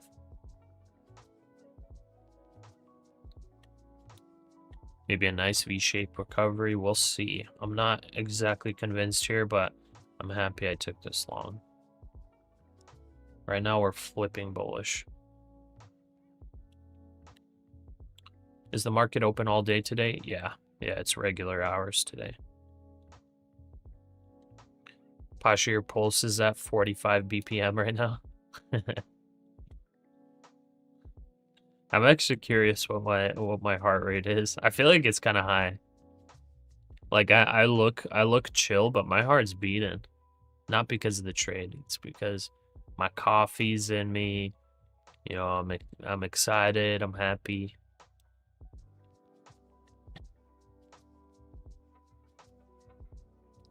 You lost like 10 evals in 6 months. Is that way too much? I started trading 6 months ago. I consider trading a demo account right now.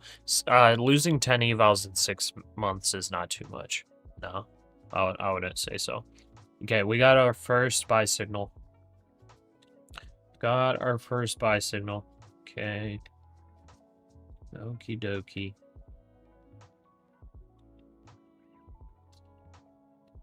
So, first buy signal on trading place.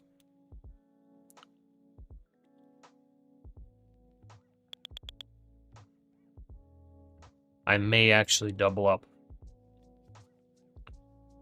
And if this trade plays out, we're gonna pass these evals today. But I'm not gonna double up right now. I'm not gonna double up preemptively, because this is a buy signal, but that doesn't mean buy right now. That doesn't mean buy. That means we've got a change of trend. That means we have a 100% confirmed change of trend.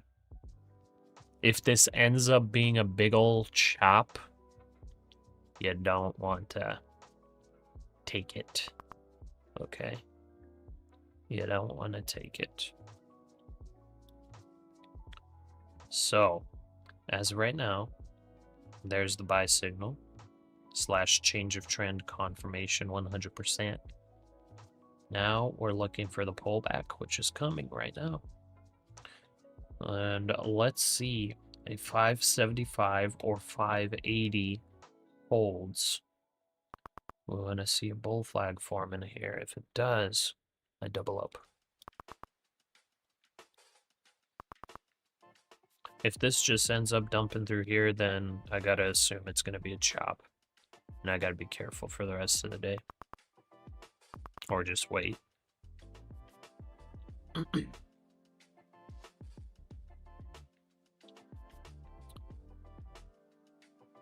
You're caffeinated. Why you don't move your stop loss to break even? I don't see a need to.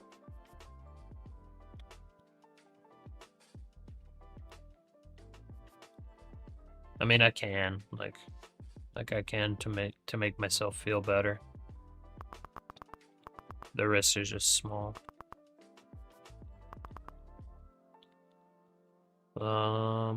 That's a lagging signal.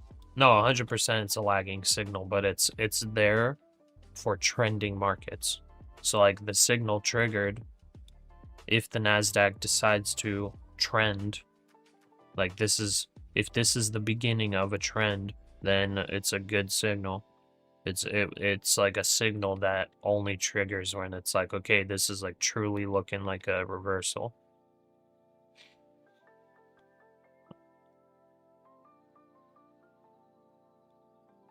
Like it doesn't just trigger on like a bounce, you know what I mean? It's triggering on like what could be a reversal. Cost of doing business, lost 10 Apex evals, $20 in 2 days. Yeah, with that Apex sale, it's definitely pretty forgiving.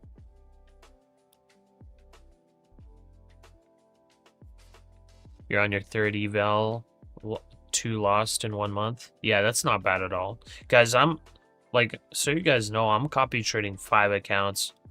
Like, I've probably blown more evals than all y'all combined, it sounds like.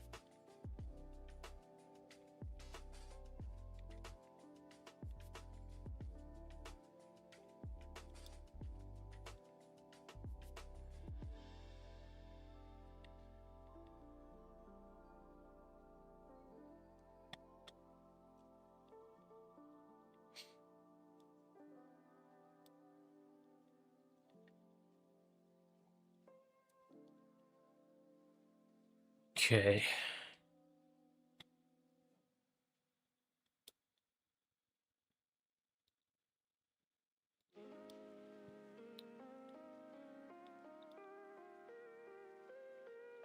Your wife does not agree that 10-hour evals would be a small number.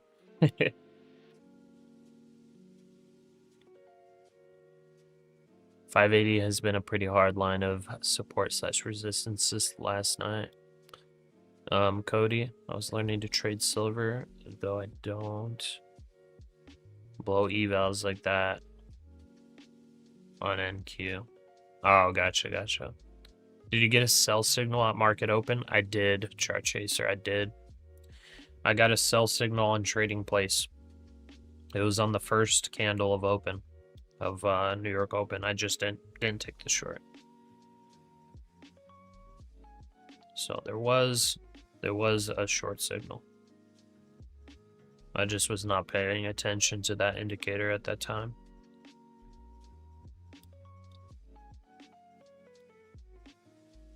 Do you recommend trading funded over personal funds? 100%. 100%. Especially if you don't have years of experience under your belt.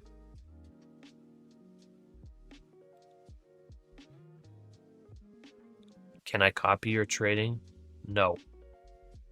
You're not allowed. You're not allowed to copy. Adrian, this was just a reversion to keep going down. The last few days has been nuts. It's possible, yeah.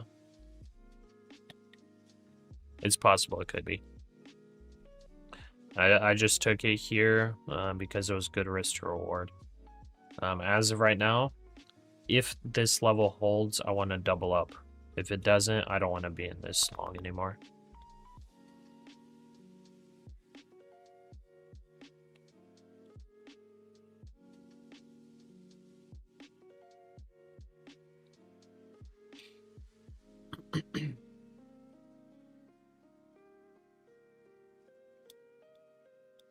So this is the level that needs to hold right now for bulls to continue their control.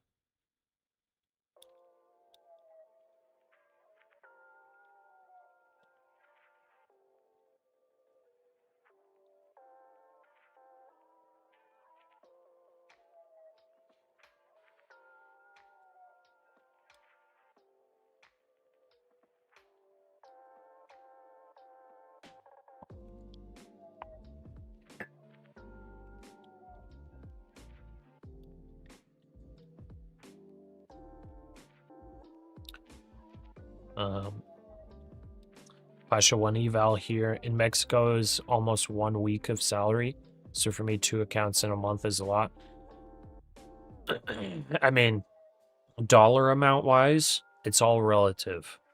Dollar amount wise, it's like, you know, if you're like a millionaire, like, you know, you can lose 100 evals and it doesn't really hit you that hard. So I'm not really talking about you know, dollar amount. I'm talking about compared to like the majority of trade. Okay, I'm doubling up here. Sorry. I just saw that. Come on. I should have marked it, but okay. Order filled. I forced it.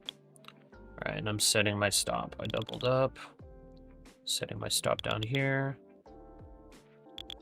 Let's actually go right here to break even at the doubled up new average.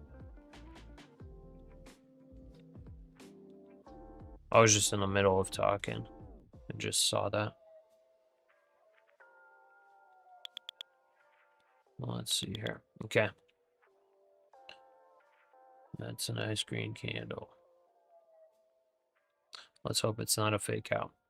All right, anyways, yeah, I wasn't talking about just dollar amount. I was just talking about just overall if you compare yourself to all of the other traders out there and how successful they are or how much they fail, whatever. Like 2 accounts in 1 month isn't too bad. But, you know, depending on where you live, depending on your income, it could be a lot. For sure. It could be a lot. It also depends on which prop firm you're buying evals from. With Apex Trader Funding, two evals currently is just under $40. But if you get, you know, 2 straight to funded accounts with funding ticks, that's going to be like $800. So it's like, it's all relative.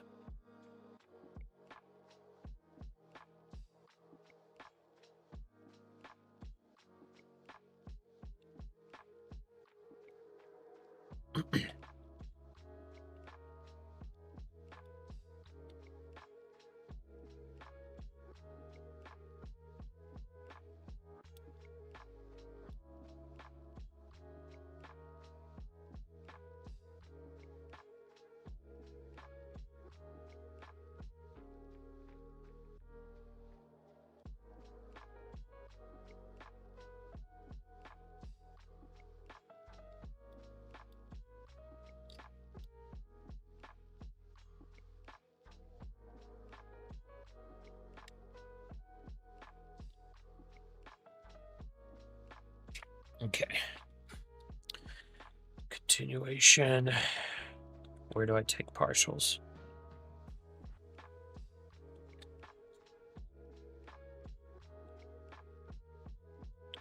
I think I just hold this straight through.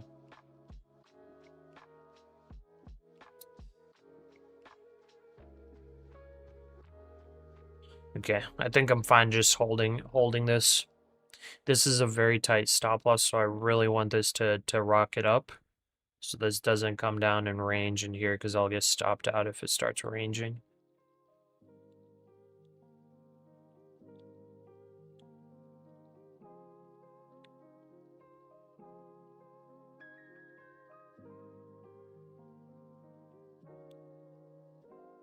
But it's safer to just keep it there. Anything could happen.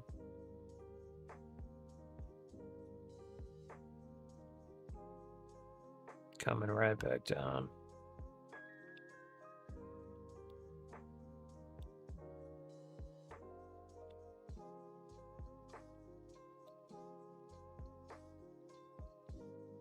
Nasty NASDAQ. It's really making a name for itself, isn't it?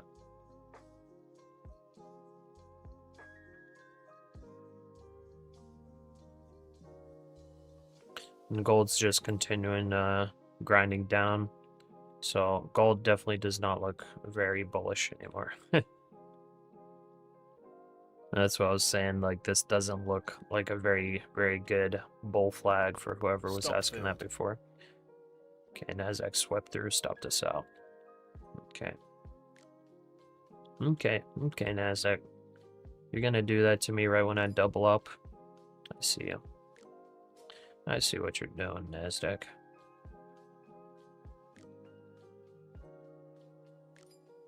I see what you're doing, NASDAQ. I'm not gonna let you do this to me. Order filled. Getting back in, and I'm setting stop right here. That is $200 of risk there. Additional risk. So I'm going to play that. Hopefully it don't get stopped out. Usually near a bottom, you'll get moves like this. You'll get moves like this. And this is like kind of where I get burnt the most. It's kind of where I get burnt the most. I honestly feel like I should. Am I willing to risk 400? Yeah, I'm willing to risk 400 on this. Yeah, I'm willing to risk $400 on this trade. Like, what am I thinking? Yeah, 400 bucks, I'll risk that.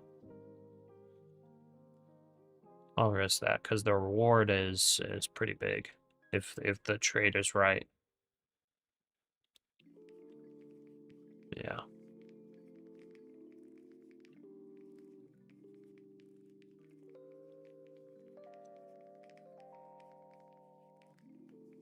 Sellers took control slightly here, but we'll see if buyers can retake.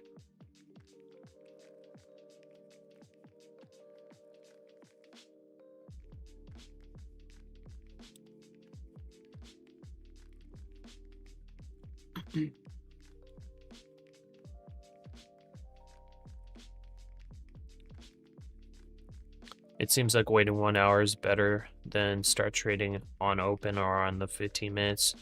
Yeah, it's probably it's definitely going to be a lot less volatile.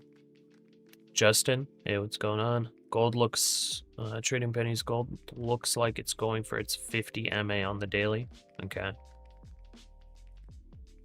Good morning, Justin.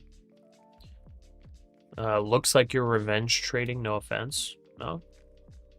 I'm not revenge trading at all.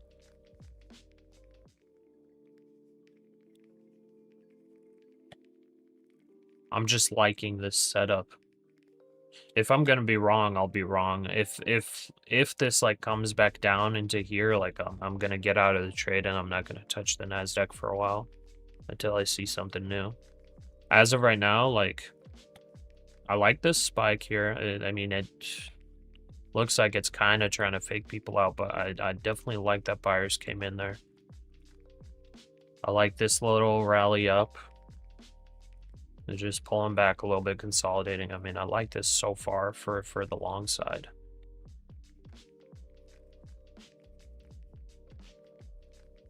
What's my TP? I think it's going to be like closer to 25,700, honestly, but I'm going to decide on potentially taking a partial up at like 25,630 if it gets up there. Haven't decided yet.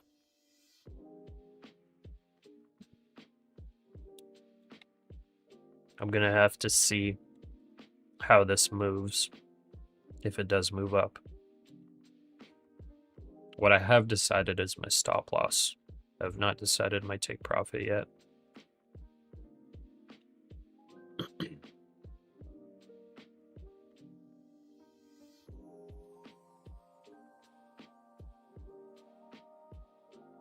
Hard market today. I mean, if you were bearish, like it was pretty easy market if you were bearish, but yeah. It was a little bit more bullish because of that pre-market move.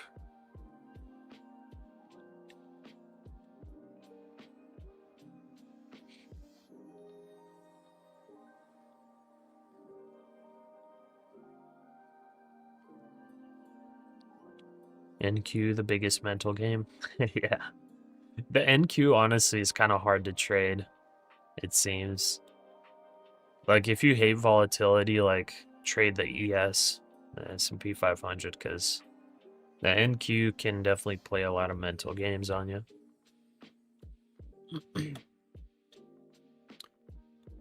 Pasha, do you think it's better to move stop loss, break even, or average price if the market drops a bit more? Oh, like if you entered down here? The thing about like moving to break even is it's just like a risk management tool. Your stop loss may not end up being a good stop loss level. So it all depends. Like it's a good risk way of risk management to do that. So like you can definitely do that. There's nothing wrong with it. But whether or not I say it's better or worse, it just depends on the situation. Like right here, I moved to the stop loss to break even, like before I got stopped out here, because I was just setting it to this little low here. So it was like kind of a technical level, sorta. Kind of aligns with the low over here, but it tapped through just slightly. But I re-entered because I do not want to get faked out by the NASDAQ today. I do not want the NASDAQ to fake out, so I re-entered.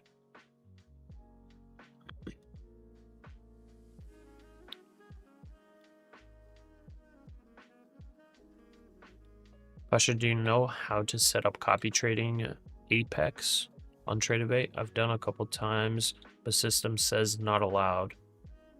Really? I've actually not. I've not done copy trading with Apex, so I'm actually not 100% sure. Can somebody in chat confirm or deny whether or not Apex works on Trade-A-Bait to copy trade?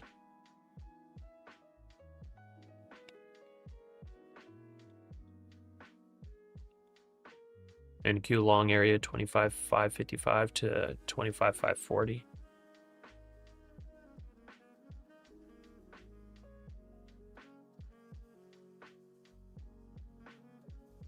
See if NQ can break out here.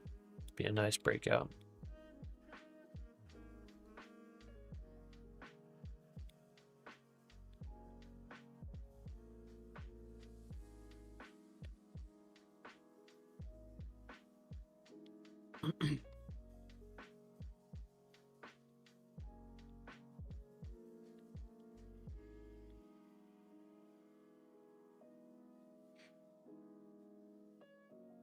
It does work? Okay. Yeah, I'm not sure why it's not working for you then. Yeah, you just can't have bracket orders. That's the only thing. Maybe that's what you're talking about, not allowed.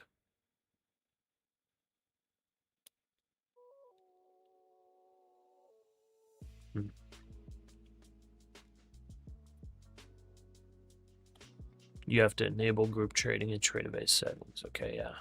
So it should be the same. Same as how I set up on Take Profit Trader. What are your thoughts on gold right now? Any entries? I mean, it's looking bearish, but I honestly don't really want to take any position on gold right now. I'm pretty neutral on gold. I don't want to guess.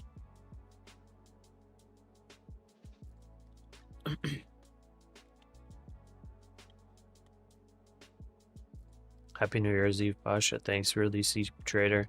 To you as well. Where do you think gold is headed? Well, in 2026, I think gold is headed up. I think gold is bullish. As far as today, I have no idea. I would think it moves higher and breaks out at some point. That's just my guess, though.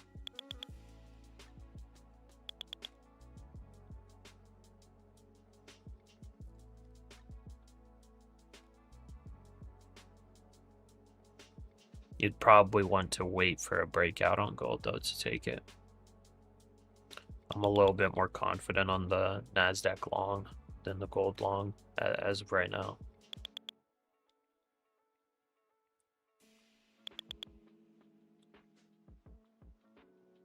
newbies taking long on gold is crazy. Sell gold, noobs. Want to sell gold, but it seems not wanting to pick a side yet. I think the shorts on gold are a bit risky. That's just my opinion, though. You can take it or leave it. That's a nice push on the NASDAQ, though. I'm loving that. Pasha, I've never tried Apex. Looking at the 150k eval, it says all evals only 1960. What are the other fees like activation or whatever else? Yeah, I think the activation fee for 150k is, what was it, like $165? So the evals are dirt cheap, and the activation fee is reasonable.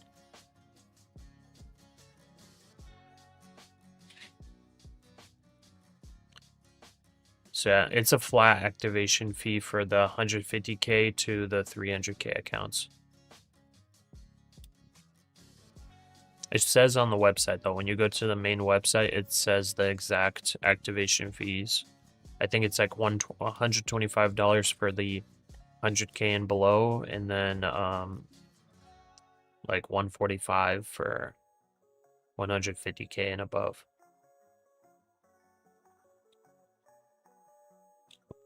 What's up, Pyro?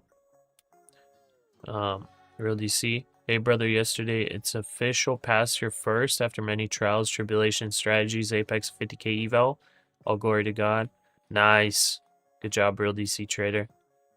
Well done. Cam Beats already in gold sell since 43.46. Oh, okay. Not too bad of a short. Looking for 4,300. It's possible, but I think you had a pretty late entry on that gold short. I mean, hopefully it plays out for you, but it seems like that's a bit of a late entry.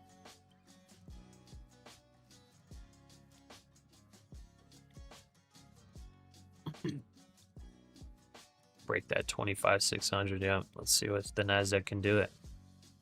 I'm liking the movement so far on the NASDAQ. It's looking decent.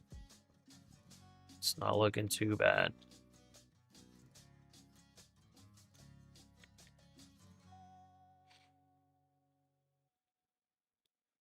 Apex sometimes requires video proof. That's annoying. It depends.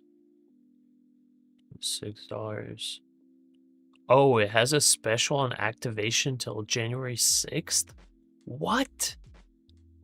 Dude, how is Apex able to do this? That is insane. Are you serious? You had $6 activation fee? How are they even making money? Did they just have like literally a bunch of like extremely profitable traders making money for them? Like, how's that even possible? That is insane. They've got to be losing money on this sale. They've got to be. Like $6 activation and then $20 eval. They have got to be losing money on this sale. I'm not even kidding. Forecast is there's just no way. 51 billion. Prior was a draw of 166 billion. That's so weird. Okay, Scalpers Day.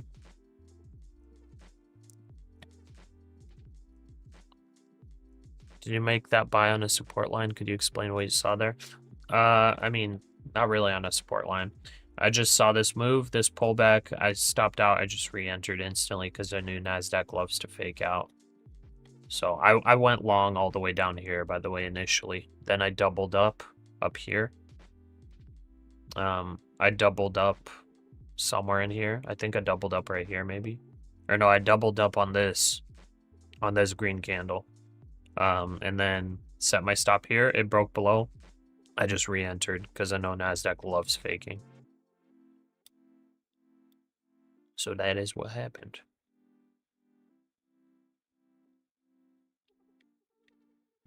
The truth is, guys, the truth is I saw into the future and I saw the NASDAQ moving up. So that's all, you know. That bad trade that I took first thing in the morning, you know, I meant to do that. This is the true trade right here. That's about to make me the losses back plus profit. This is the true trade, guys.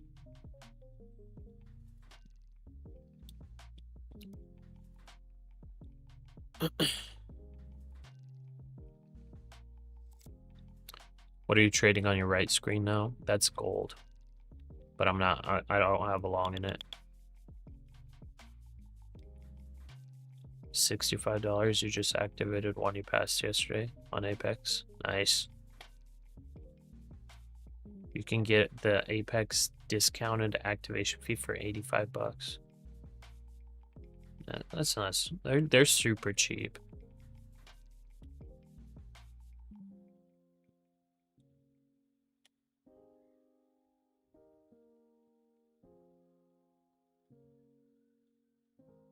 Most people lose, you guess. Yeah, but even with like the 1% statistic, they would be losing money. There's just no way. For them to be doing it that cheap, there's no way. Right here, I'm gonna move to break even on this trade. I'm not gonna trail close. I want this to make the full move, the full big boy move. You underestimate the amount of degenerates who cannot trade, especially with live trailing drawdown. Yeah, but the statistic was like somewhere close to 1%. But the 1% is going to get payouts of like a couple $1,000 at least. So like how the heck are they able to, you know, run that? I mean, that's insane. It's actually insane.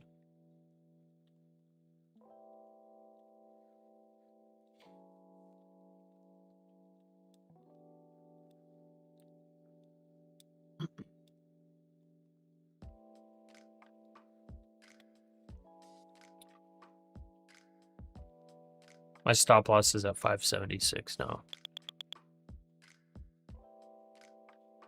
Brother, where are you from? I'm from Washington State in the United States. They have millions of customers. I guess 90% lose. See, but with this sale, 1 minute to go now. If 90% lose, that means they're going to lose money on this sale. That's why I'm saying, like, I'm kind of confused with how discounted it is, because that's actually kind of nuts. Like, I think they legit are losing on this promotion. I think this promotion is to get their customer base to grow, so that whenever they're not having sales, that's where they bring in profits. Because with these sales, like, even with, like, morbid statistics, like, they're going to still be losing. They must have some really good live traders. They've got to. Because there's no way they can only make... They're not going to be profitable on the evals alone with such a sale. 10 seconds.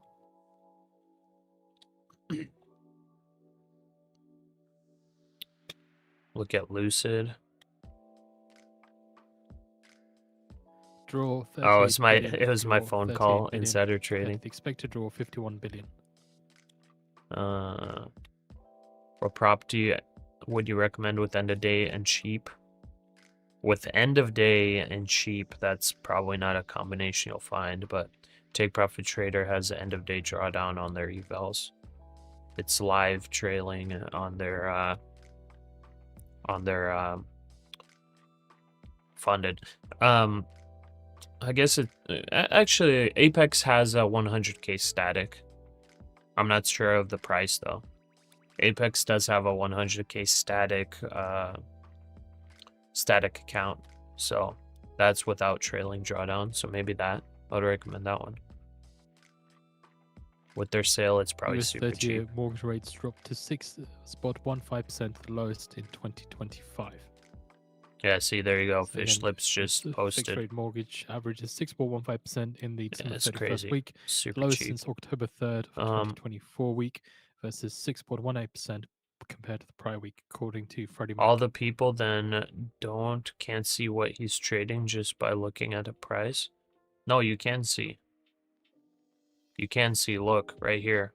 This is my position right here. You see this? I'm 50 micros long.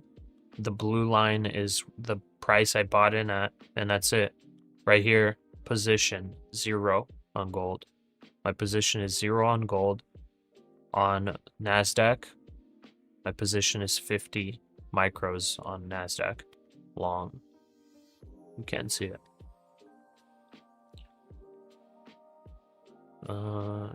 Your two sons work for Apex. They make millions a day. No, I know. I'm sure they make millions. I'm just, this promotion itself. They've got to be either breaking even or losing money on the promotion itself. Like companies sometimes run promotions that they lose money on. You know what I mean? Like they overall will try to be profitable. But like sometimes promotions that are run are actually losing money for a company. But the whole point of it is not making money from the promotion, but the long-term customers that you get that end up bringing you good profits.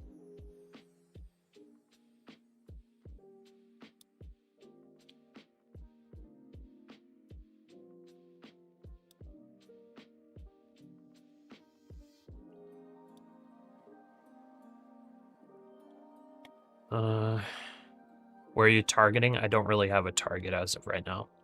I haven't decided yet. I'm just trailing my stop. Gold seems like a red herring right now. You're long 580, looking for 700. Okay. Yeah, honestly, I'm looking for 700 as well. But I haven't decided yet if I'm going to take partials at some point here soon. Apex has Adrian. That's the static account is not trailing drawdown. That's a static means that it's a flat, like it's just a regular, like static basically means I think they only have the 100k static. The static we have posted out the EI has lower drawdown, but it's just you get the 100k account. And you just can't,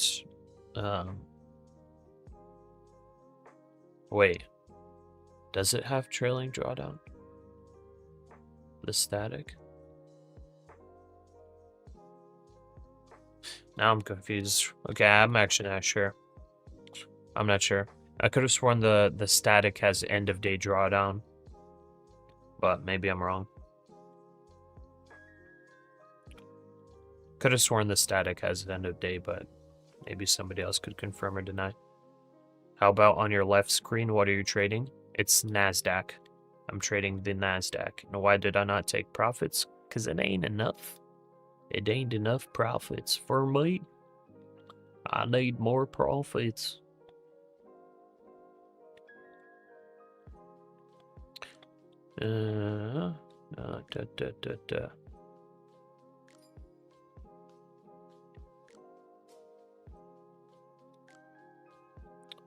Holy moly.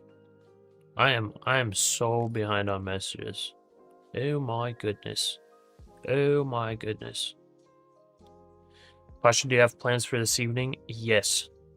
We're gonna have a little international New Year's party, and I'm making some plov. For any of y'all that know what the heck that is. In English, it's pilaf. Watch your language, Kurt. I saw that. Watch your language. 90% lose for the payouts for the 10% that win. Gold is currently sitting at post head and shoulders. Yeah. So I mean, gold right now it's like who knows what happens. But yeah, that head and shoulders did play out. Can you give an account as a gift? I don't have any right now, Cam or KM. My most recent video that I posted, I'm doing an eval giveaway for that one. So I'm gonna get an eval for that video giveaway. So anybody that comments on that video is going to be entered into that giveaway.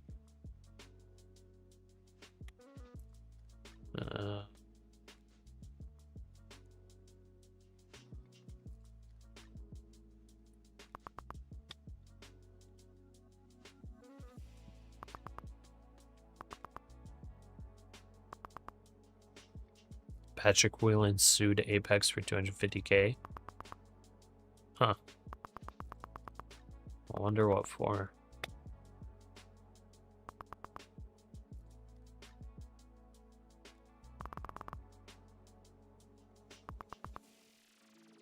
Great long decision, congrats. Maybe not. We'll see. We'll see if I get stopped out. The NASDAQ loves faking around. It loves it.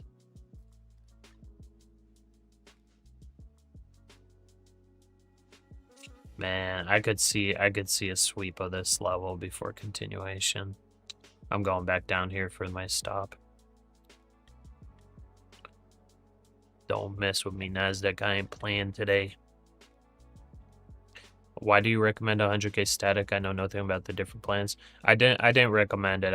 I was just saying that I think the 100K static doesn't have intraday drawdown, but I'm not 100% sure now. Now I'm confused.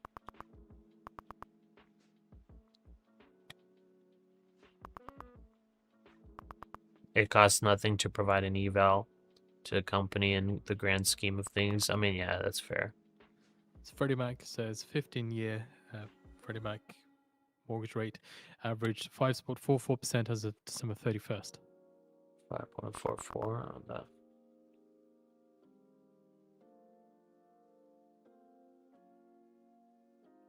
Okay. All right. Long on gold. What's my stop loss on gold? I'm not long gold, so I don't have a stop loss. Like the Costco chicken. See, that's what I'm thinking, Clash Royale. I'm thinking they lose on the promotion, but they win long term. They often have this promotion. No, for sure. For sure. Maybe they just make a lot of it on the resets after they've... I mean, who knows? Who knows? They're obviously a big company. They know what they're doing.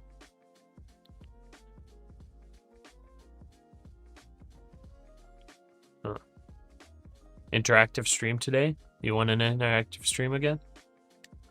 Again, that's the 15-year. Yes, Apex does have an activation fee, but they're running a promotion on it right now. December 31st. Gold's over VWAP. EMA's on 5-minute chart right now. I don't see it above VWAP. Gold. How much is the reset? They have it on the website. I'm not sure. All those Patrick Whelan customers buying Apex alone isn't probably enough. Static means you only get 675 to draw down, and that's it. But it like doesn't trail, I'm pretty sure, right?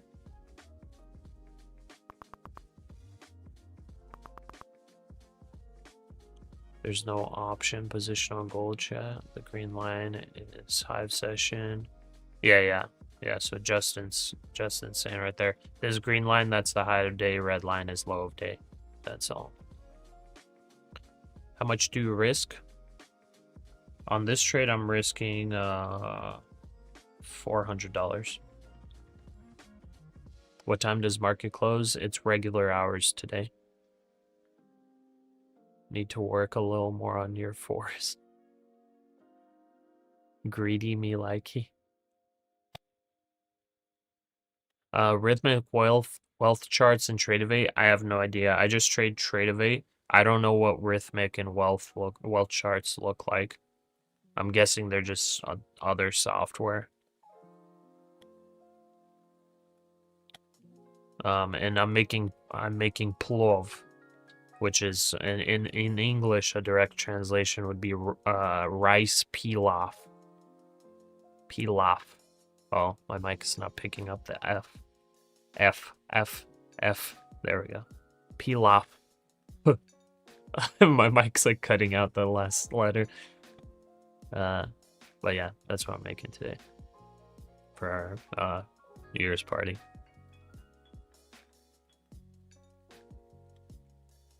Oh, okay, so it's just a 625 max drawdown on the static, and you just can't go below that 99,375. So there you go.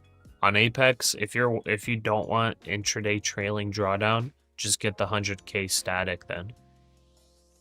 You're gonna have less drawdown when you first start, but you're not gonna have any trailing drawdown, so it'll be a little better for you if that's what you're looking for.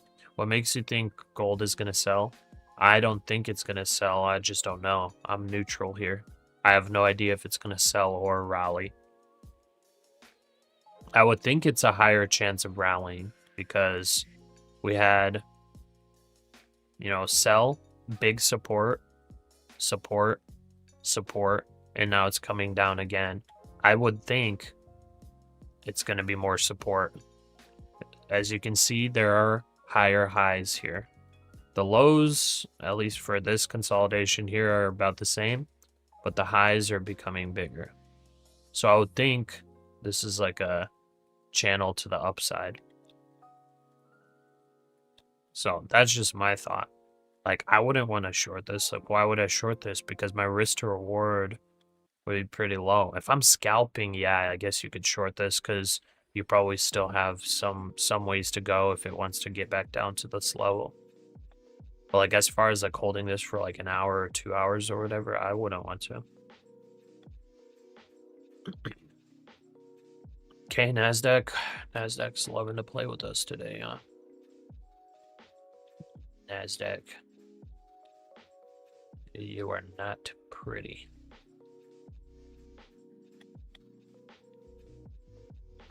Okay. He's friends with the owner, allegedly.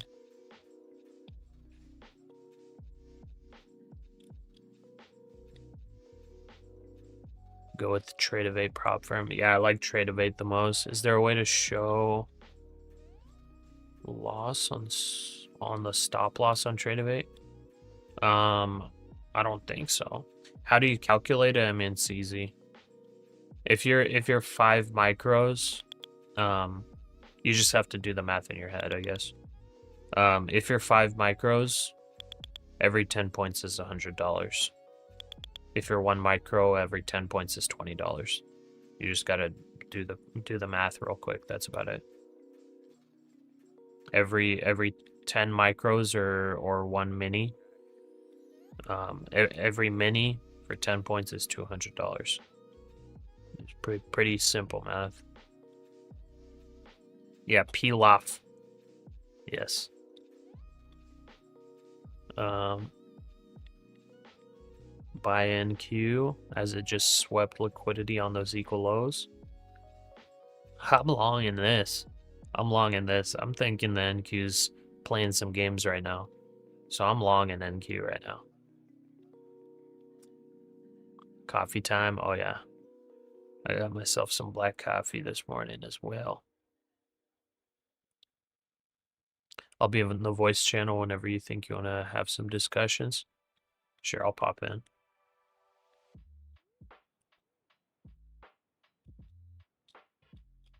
Oh, we got a bunch of trade ideas on the Discord too. Cool.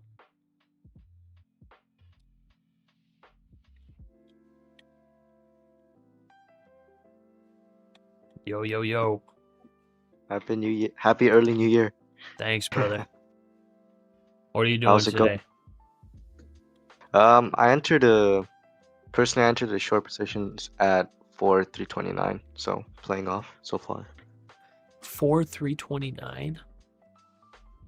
4,329. Yeah, around there.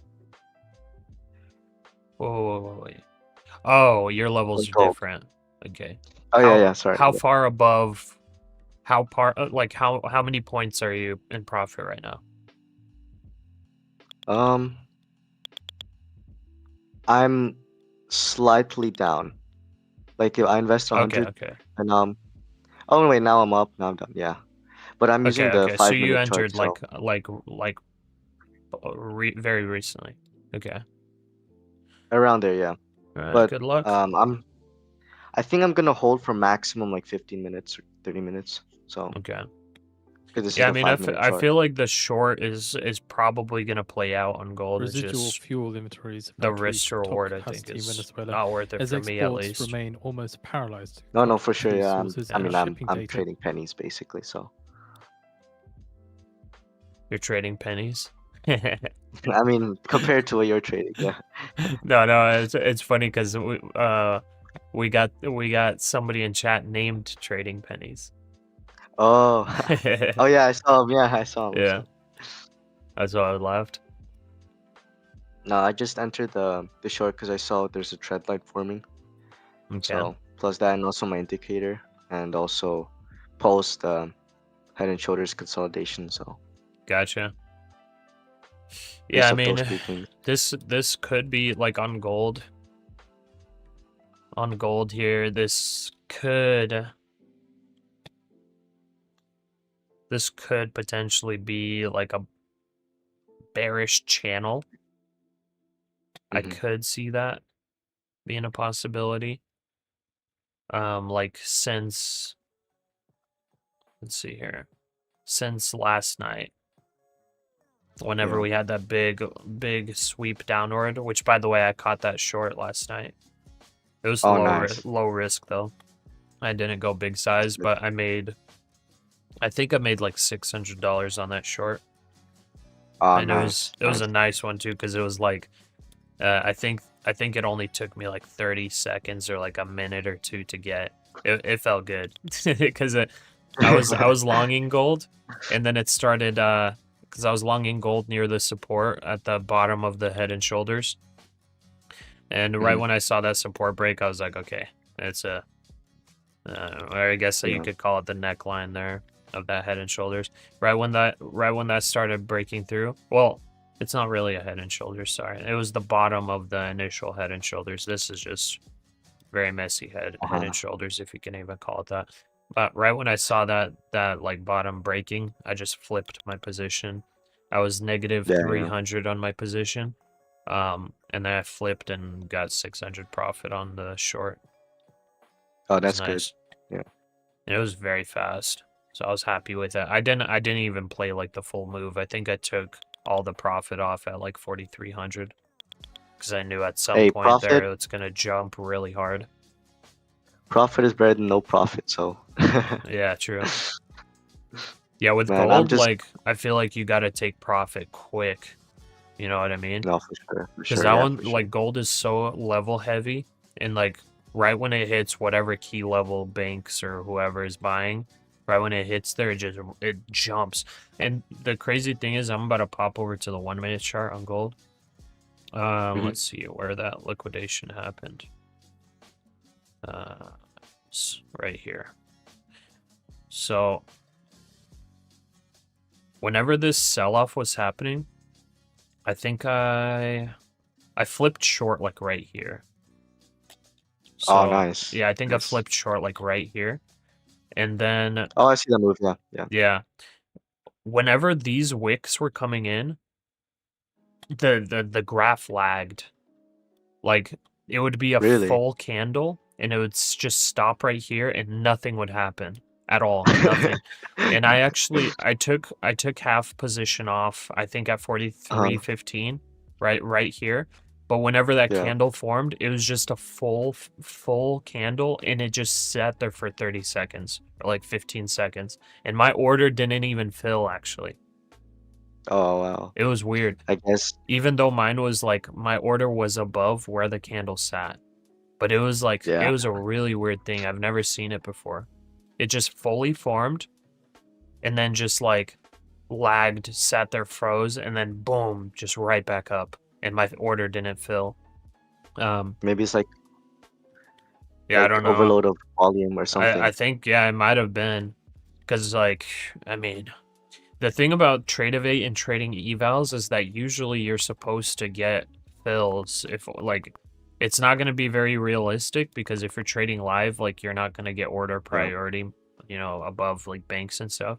But like, it was weird that my order didn't fill on this candle, because there were orders that went through here, but mine didn't go through, you know what I mean? But anyways, I just still held it. I took the partial, and then like somewhere down here, I took the full position. I think it was like at 43.01 or something like that. So it worked out, but that's good though.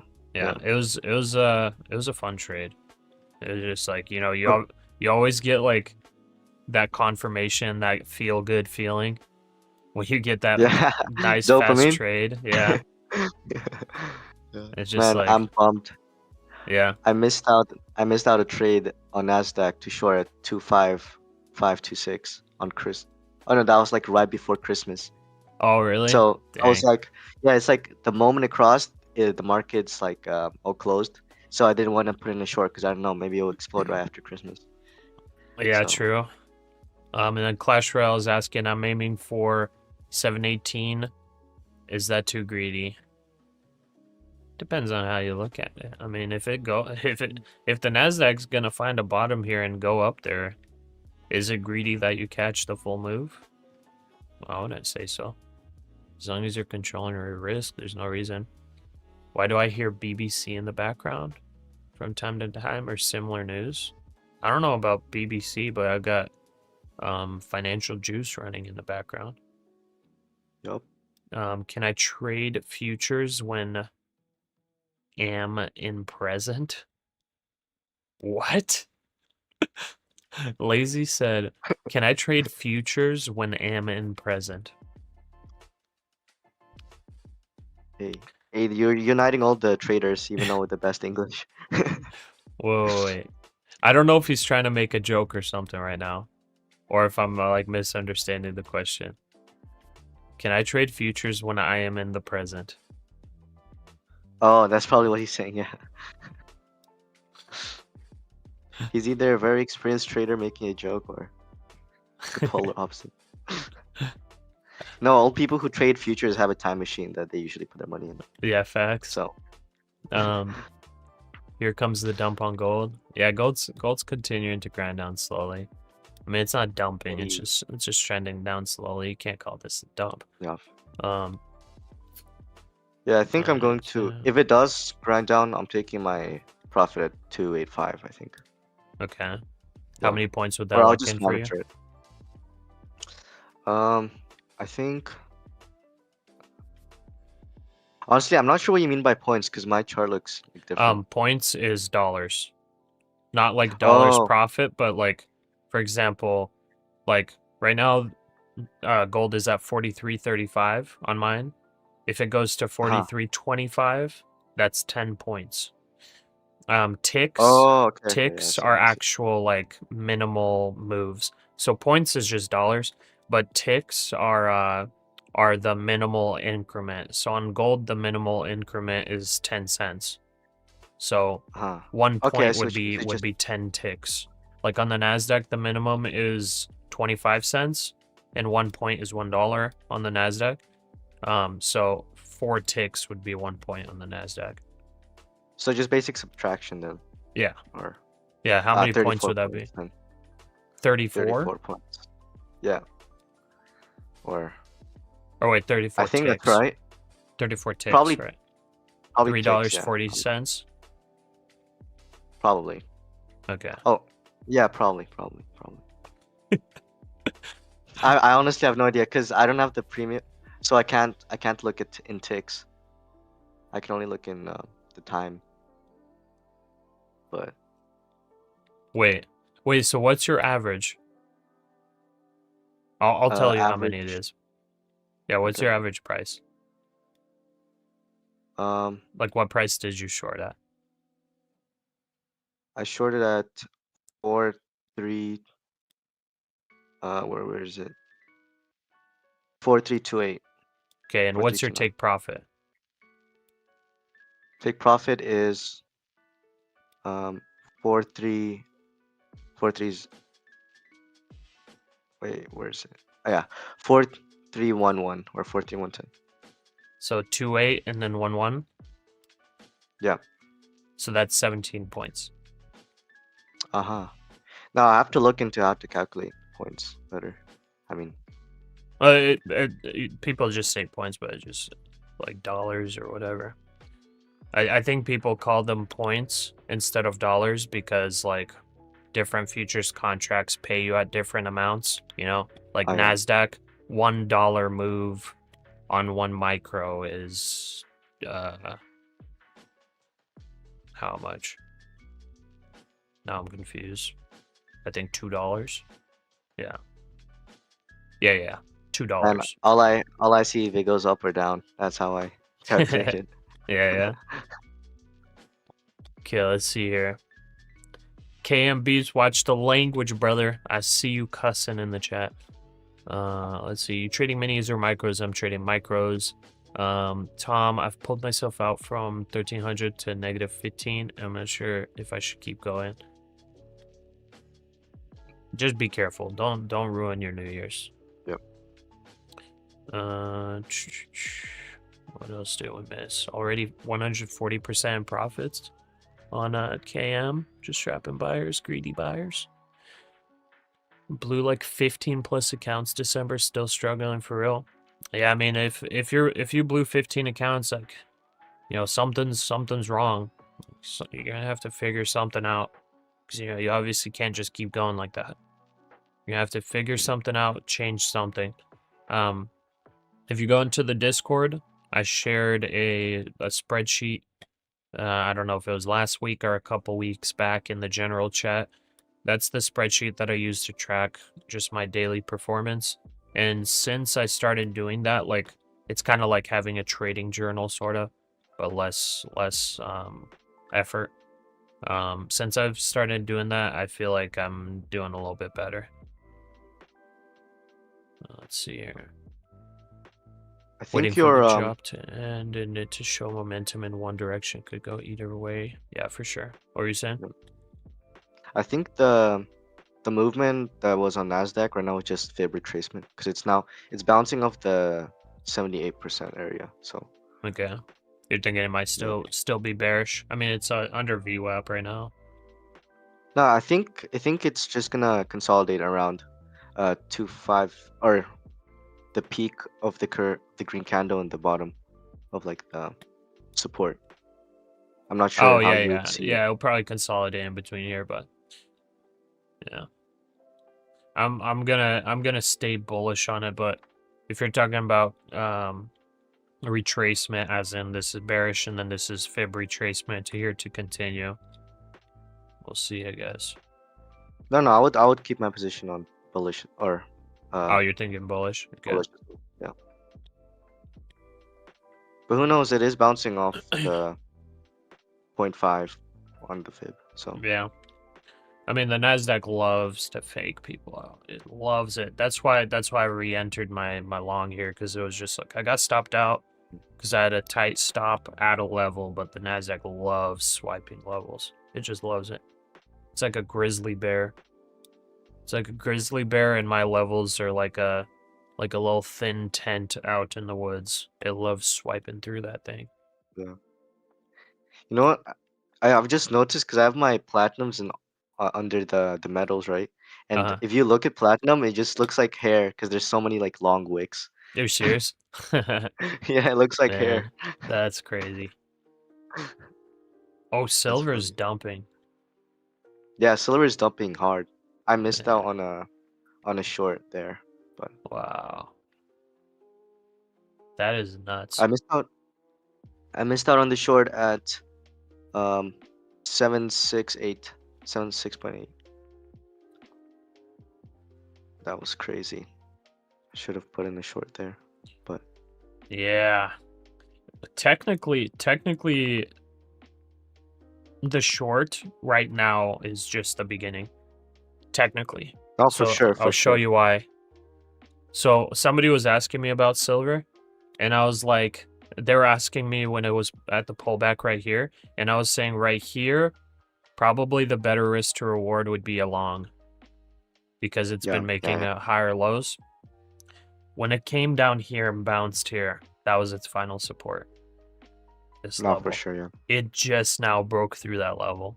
Technically, if you're waiting for 100% confirmation, this would be like the entry for the short, because it just now broke through this level.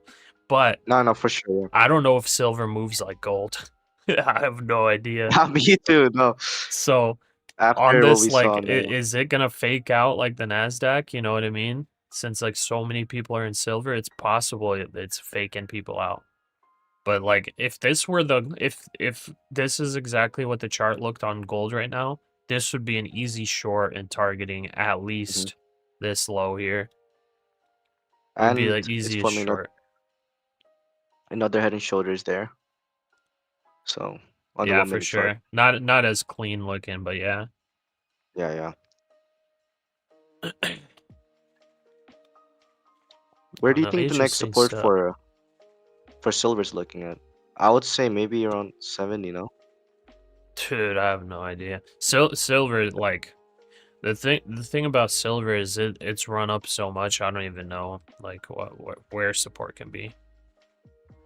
No, for sure. Like, you can look at a bunch of previous levels and like be like, okay, here could be support, here could be support, here could be support, but like it's run up so massively. It's like if it wants to start pulling back and people start panic selling, it like support's not gonna hold. You can't even draw a proper trend line for all the pullbacks, so this is just like guessing. Yeah, that's why I would rather not touch silver. Yeah, like I missed the run. If I would have been in early on silver, I'd be fine with holding it. But like, yeah, trading intraday, trying to guess where the support levels are and all that. Yeah, no, thank you. No, for sure, yeah. Let's see here. Anybody use Take Profit Trader? Yeah, I'm using it, USA boy. If you're in the present, yes. If you're in the past, no. Oh, Carol took off. Whoops. Take care, Carol, if you can still hear me. Anik, hello, brother. Can you tell me the exact situation of gold market? Is it go down or up? Gotta love these. It go, like I don't know. It go, I don't know. I don't know where it go. Slightly. It go up, down, maybe, you know, side by side, you know. Maybe go a little bit up and then down all right away, you know. I don't even know what accent I'm doing. I watched Scarface like a couple weeks ago, so maybe a little bit of that's coming through. Inspiration. Looks like gold is breaking out a little bit. Yeah, a little bounce there. Trend line. That's why I was saying, like, I don't love the gold short there because the risk reward is not incredible if gold decides to make a higher low. Yep. Where is gold going? Tell about gold, please. I don't know. I don't know where gold's going, man. Come on, man. Gold is going to the charity. And I think gold's going up in 1 year. I can tell you that much. I think gold's gonna be higher in 1 year. But I don't know, man. Let's see.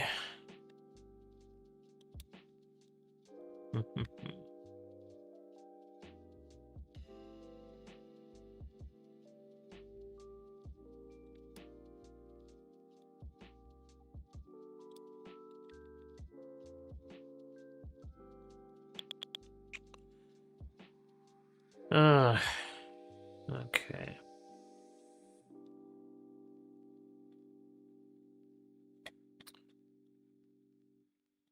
What helped you is one of those self-help books that you hate.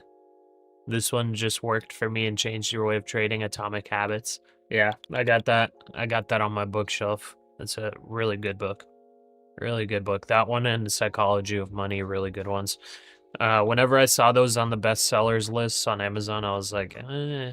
But I decided to read it, and they're both really good. Mano, where's the spreadsheet in the Discord? It's somewhere up there. It's somewhere up there. Scroll up in general chat, you'll find it. Just like search for, you know, the messages I posted on the general chat.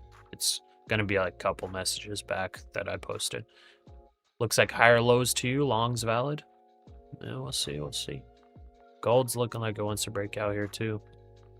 Yeah, I sold with minus $1 deficit. Okay. That's not bad. Yeah. How long do you plan to stay in NQ? Until I make $1 million. $1 million from in profit. That's how long I'm gonna stay in NQ. Well, gold is going to potentially go up. Hypothetically. Yeah. Gold looks like it formed a high or low. Let's see. But yeah, yeah, the pitch realistically for NASDAQ, I would love to ride NASDAQ at least to like 25,650. I'm going to look potentially to maybe take a partial at like 25,630, which is about the top of this wick here.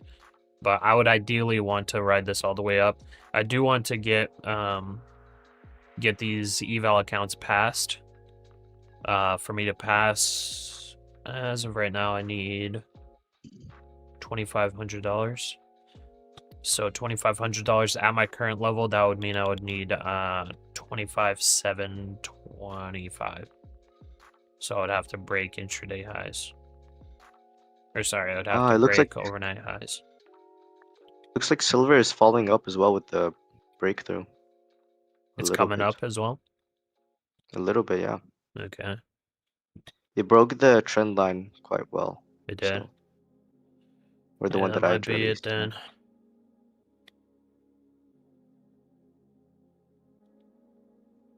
Just answer yes. Gold might go in a circle. Looks like gold is a little bit of a, or silver is starting to be a little bit more responsive to gold. It's also formed the head and shoulder-ish pattern with silver. Okay.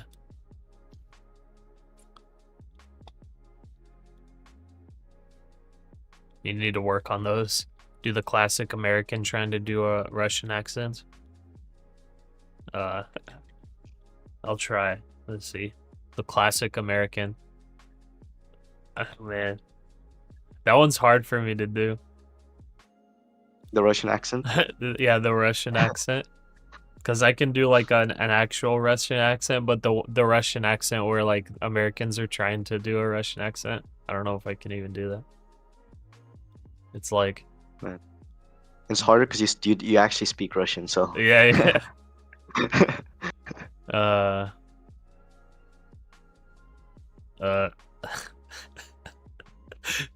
I'm like trying to even remember like how they do it.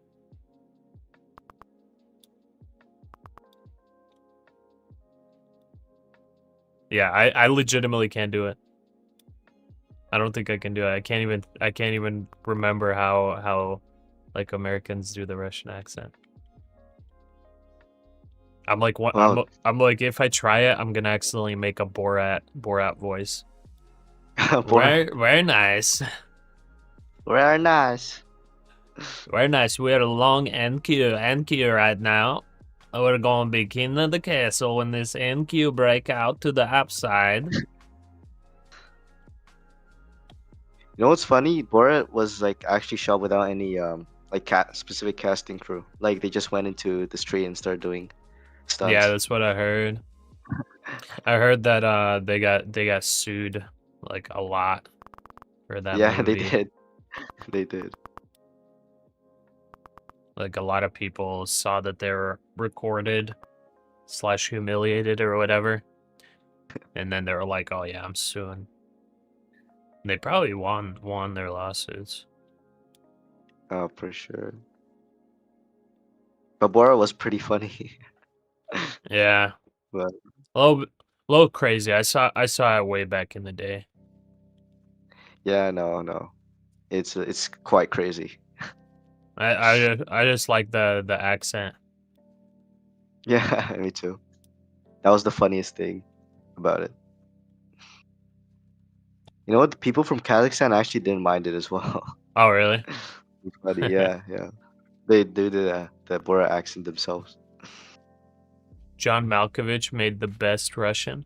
Did he really? What movie?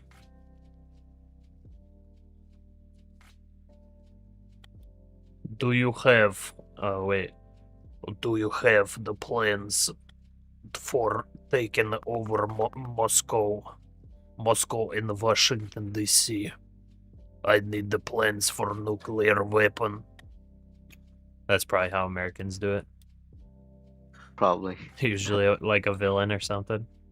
And you know what's so funny in the films when they the American actors try to speak Russian, it's so odd. Oh yeah, it's hilarious. For Mother Russia, I will take everybody down with me. With me. The broken Russian is so funny. Yeah.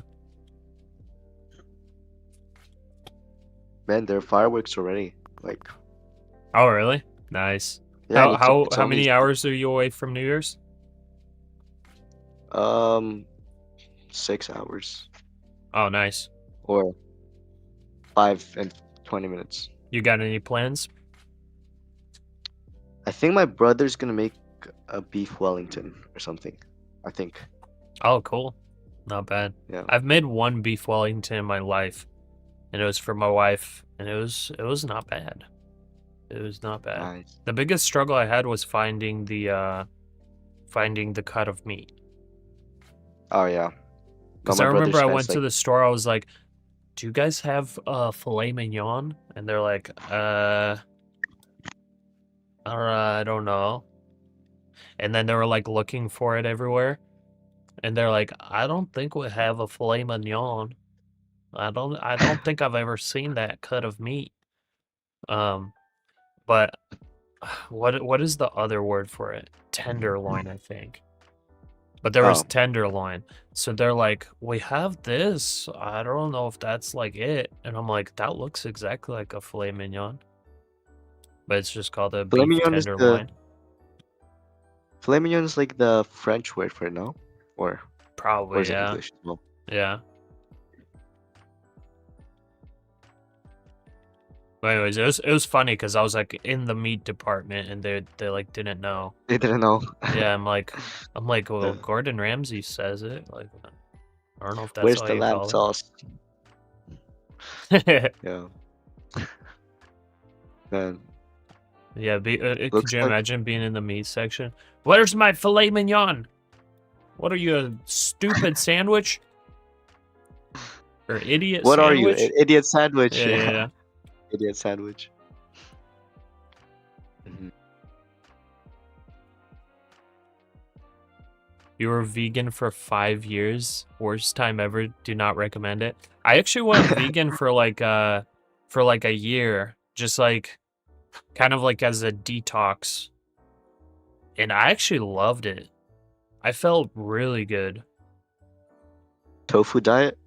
No, I don't think I ate some tofu, but not much. I was eating a lot of vegetables. I had a blender, so like a lot of my meals, well, it wasn't like straight up vegan, like, you know, like being like, oh, I Yeah. can't have this and that. Like I would have protein shakes. So like protein shakes have milk powder in them and stuff. But like Yeah. like I just stayed away from like, you know, stuff that my body would take longer to digest. And I was doing like protein shakes, hitting the gym, and then yeah, I think I would make like tofu and tempeh or whatever it's called, the different type of tofu. But I felt incredible. Nice. I remember having like a lot of energy, feeling really good. But really, all that really was is my body was almost never spending much energy on digesting the food I ate. And then, like, more Probably. fruits means a lot more glucose. And that's just like, those are calories that get put into your Yeah. body, like, or they, you know, you get the energy like almost instantly, I would think. So that was Yeah. probably it. I was probably just on a sugar high 24/7. Sugar high. Yeah, because like some people like they think like fruits are like healthy, like to the point where they're like, oh yeah, I'm gonna eat like 50 tangerines. Like it's healthy, it's fruits, so, you know, you gotta eat your fruits and It's just fruit. vegetables. But It's just fruits. like fruits also have a lot of sugar, so you can't just be eating, you know, 50 servings of fruits per day. But That's there are true. actually vegans like that legitimately will eat like freaking whole watermelon. I They'll see eat that. like a whole watermelon in one day. It's like, dude, like that's not good for you, bro. Like your liver is struggling right now. But Man. you know, to each their own. So that was probably why I felt like somewhat good whenever I was like vegan for a little while. I was probably just on a sugar high like most of the time. No, but it's like they said that being vegan for like a couple months is good for like refreshing your Yeah, liver or something. yeah, and that might have been why it made me feel good, because it was like a nice detox, somewhat. But I didn't like overdo it with fruits. I mean, I eat more than I do now, but I didn't like overdo it like some of the vegan influencers and all that. Let's Probably because see. it's less processed. Yeah. Yeah. Nash, you felt like crap going vegan, even though you had vitamins and minerals through supplements? Huh. I wonder if you like did it wrong or something. Maybe you were missing something in your diet. Because I felt incredible going vegan for that little while. You went insane. One guy said he went on an all meat diet. Yeah, all meat diet I actually probably like more than going like all fruit diet. Because you're getting you're getting full nutrients. As long as you know everything's better in what's it called? I know the saying in Balance? Russian. I don't know. Everything's good in balance, I guess. If you overdo anything, it's gonna be bad for you. Same thing with meat. I'm just thinking of like, imagine taking like a whole freaking pot roast, just like eating it. Yeah. I'm on my meat diet. If I'm really hungry, I like to eat like a whole, maybe 2 pizzas. Which is unhealthy, but. Oh, dude, I can definitely. If you're are you talking large pizzas? Like Italian, like stove top pizzas. Yeah, but like how big are they? If you're talking, you could eat 2 pizzas. Like 40 centimeters. Let's see, 40 centimeters divided by 2.5. Or 30. 30 centimeters? 30 centimeters, probably. Yeah. Okay, divided by 2.5, that's... my math is not mathing. What is that, 12 inches? 1 foot? Yeah. Oh, dude, that's small. Probably. That's small, bro. I could do 3 of those. I went to LA and then they did not joke around when they said everything was bigger. Like one large liter of Coke, you guys have like a 3-liter bottle. I think it's 2. I think it's 2 liters. Or 2 liters. Yeah. Yeah. Well, our big one, like the biggest you could buy is 1 liter. So. Really? That was fun. Yeah. I mean, the U.S. definitely loves freaking pre-diabetes, dude. Pre-diabetes. The U.S. loves its sugar. Plus, like the Coke and all of that in the U.S. is high fructose corn syrup, right? It's not even real sugar. Oh yeah. So like, they like it bigger and they like it badder. But what's the deal with the Red 40? Is it also? I guess it's a carcinogen. I have no idea though. Yeah. I've had so much Red 40 in my life. Yeah, me too. The interesting thing about like processed foods and whatnot, the US's overall health is not the greatest. And like a lot of people say it's because of processed foods and whatnot, which like I would probably agree. But if you compare the US to something like Japan. Oh yeah. Japan has hecka processed food. No, for sure. Like a lot. But they also have like a lot of seafood in their diet. And rice. Yeah, like rice. Like they eat like a somewhat healthy diet overall too. So like I don't know. Like the US has a lot of processed stuff, but Japan does too, and Japan's overall health is like way better than the US. I thought that was kind of interesting. Because like maybe Japan's like straight up eating ramen sometimes, and they have like They have all the junk food too that's like super Europe's Stoxx processed, you know what I 600 mean? closes 2025 Yeah, up yeah, 16 no, I love to eat 16%. ramen. The Big strongest Yeah, ass I ramen. love since Japanese food. 2020. Japanese food is probably my favorite Again, it's out of strongest like at all 10, countries. I had sashimi for breakfast today. Nice. Was it leftover sashimi? Or did I you think like it go to was a like restaurant?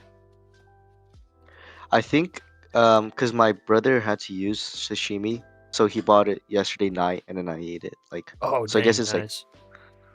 yeah, What it was still what it still what tasted fresh. fish was it? Salmon, Nice. Yeah, salmon my sashimi. favorites are salmon and then I think fatty tuna. Oh yeah, tuna's good. I like The spicy tuna. but it's The the white one. The white fatty tuna. oh, That I one's see. I Yeah, think yeah, that one's yeah. like my absolute favorite. It's actually not that expensive either. It's like actually one of It- the cheaper fish. Like I've had I've had bluefin, like mhm. choro or toro, sorry. That's like the most expensive. I actually didn't love it. And I Wow. compared it to like white fatty tuna. The white fatty tuna is like Spot way silver better in my extends opinion. losses last time The 7%. bluefin tuna, the toro, it's like it's okay. I mean, it's better than like a lot of the other cuts of fish, but if I compared it to the white fatty tuna, it's like the white fatty tuna is just top notch. It's like butter. It tastes I think so I good. like. I think for me, I had like a wagyu. I think nigiri is called, like with rice, and Like the with the chef. A5 Wagyu or what? Yeah, yeah, yeah. And I Yeah, I've just had had one that of those. too. And it was good. You But liked I it? like the seafood more. I think it's more fresh. Tastes more fresh. Yeah. Yeah, I had a A5 Wagyu nigiri as well. I didn't love it. It Yeah, I was not feel it's a bad. little bit. I feel like the rice is fresh, but then like the wagyu like contradicts it a little bit. Like it Yeah. turns the rice It into a little seemed fatty. off a little bit, yeah. But I have not had A5 Wagyu like alone yet. Yes. It's just like it Hey, seems kind of soon. expensive. Yeah, I don't know. It's quite expensive meat. Yeah. Like the Would you getting rather have? like 2 pieces nigiri was fine to like try it out because I think I paid like $12 for 2 pieces nigiri. Oh yeah. But I mean that's expensive too, but just to like try it. Man. But I did not love it on nigiri. Yeah, like what? One wagyu steak is around like 300, right? Yeah, something Like a like good. that. I just went to Yeah. Costco yesterday and yeah, they were selling some A5. It was kind of funny. They only had one. Like Oh, the steak section was all like filled up and then they had one cut of A5. It was kind of funny to see. And it was frozen too, so I was like, uh, I mean it there's has no to be point if it's frozen because frozen. it's like, you know, it's imported, but Yeah. it was just interesting to see. Everything else is fresh and then you got the A5 Wagyu. And it was like super plastic wrapped and everything. And it was like it did not look Uh, appealing at all. but I think I would rather have like a bunch of like meat, because I could use that in stew and everything. But in wagyu, you have to quite literally eat it Oh yeah, as a for steak. sure. So Yeah, Wagyu, you'll probably die of a heart attack in like a year if you're eating it every day. yeah, and it's really fatty, right? Yeah. Yeah, the one that I saw at Costco, the reason why it looked unappealing is because, like, I couldn't even see the meat. I don't know if What? it was the plastic wrap or what. Like, I couldn't see the meat clearly, but it was I think it was a New York steak, a New York strip. So it wasn't a Mhm. ribeye. It was New York strip. And like on the New York strips how it has that fat line. Oh yeah, yeah, Dude, yeah. this one was like I'm pretty sure it was like if I'm speaking in centimeters, I'm pretty sure this was like not 5 centimeters, but it was like 4 centimeters. I'm not even Oh, joking. dude, It was huge. that's giant. For the Americans in the chat, 4 centimeters, about 1.5 inches. It was like this. I think it was even bigger. but it was like this, Man. and that's what I saw, and I couldn't even see the meat. Man, that's fat with a little bit of Wagyu. Yeah. So when I saw that, I was like, wait, what the heck? Like, are you gonna cut half of the steak off? Because it was quite literally, well, not half, but it was quite literally over 1/4 of the steak was just the thick piece of fat. I was like, you're paying. I think it was like, man, how much was it? Like $200 per pound. What? So $200. Yeah, that would be about $440 per kilogram. How many normal steaks would that be? Like, well, for me, normal chicken steak steak. is different, maybe from what you think is a normal steak. For me, Oh, a yeah. normal steak is 1.5 pounds. So if I were to do Wagyu, I would need to pay $300 for it. Yeah. And that's not having it even cooked for me. That would be just buying it. Man. Yeah, I heard when I went to LA, the prices were actually kind of high. But maybe that's just LA. Yeah, LA is expensive. LA is very expensive. Okay, let's see here. Gold dropped back down to the... Nash said parasites, so she's disgusting. Parasite. Hey, parasites are extra protein. What are you talking about? Catch a Exactly. tuna at sea and take the next month off work. Oh yeah, true. Yeah, if you catch one big fat tuna, you could technically retire if you were to actually catch one big fat tuna. You could technically retire. Yeah. You take that thing to the auction, you could probably sell it for like $1 million. Some bluefin. I think we saw a school of like 2-meter bluefin when we were like on a small fishing boat. Oh really? And that That's was pretty like, cool. Yeah, I was like, man, one of these could be so much. Yeah. Let's see here. You dig the spicy raw tuna roll, and of course, where available, the Gojira roll. Gojira. You like the Gojira roll? I forgot what the Godzilla roll has in it. I'm pretty sure I've had it before.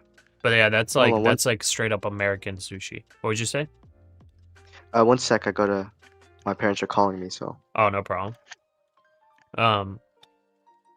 That's like American sushi, by the way. If you go to Japan, I don't think they have like rolls like that. But they have a lot of sashimi and nigiri.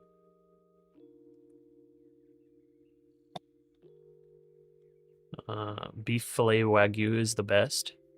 Beef filet. Canada's awesome. Heck yeah. I mean, I don't mind Canada. I go up. I've been up to Ainsworth a couple times. Vancouver is way cheaper than the U.S. Really? I've been to Vancouver a couple times. I don't remember how the prices were though. Hey, sorry, it was Babushka. Nice. Yeah, man. She giving you a Happy New Year? Happy New Year talk? Was... Yeah. I escaped it quite quickly, so. Let's see here.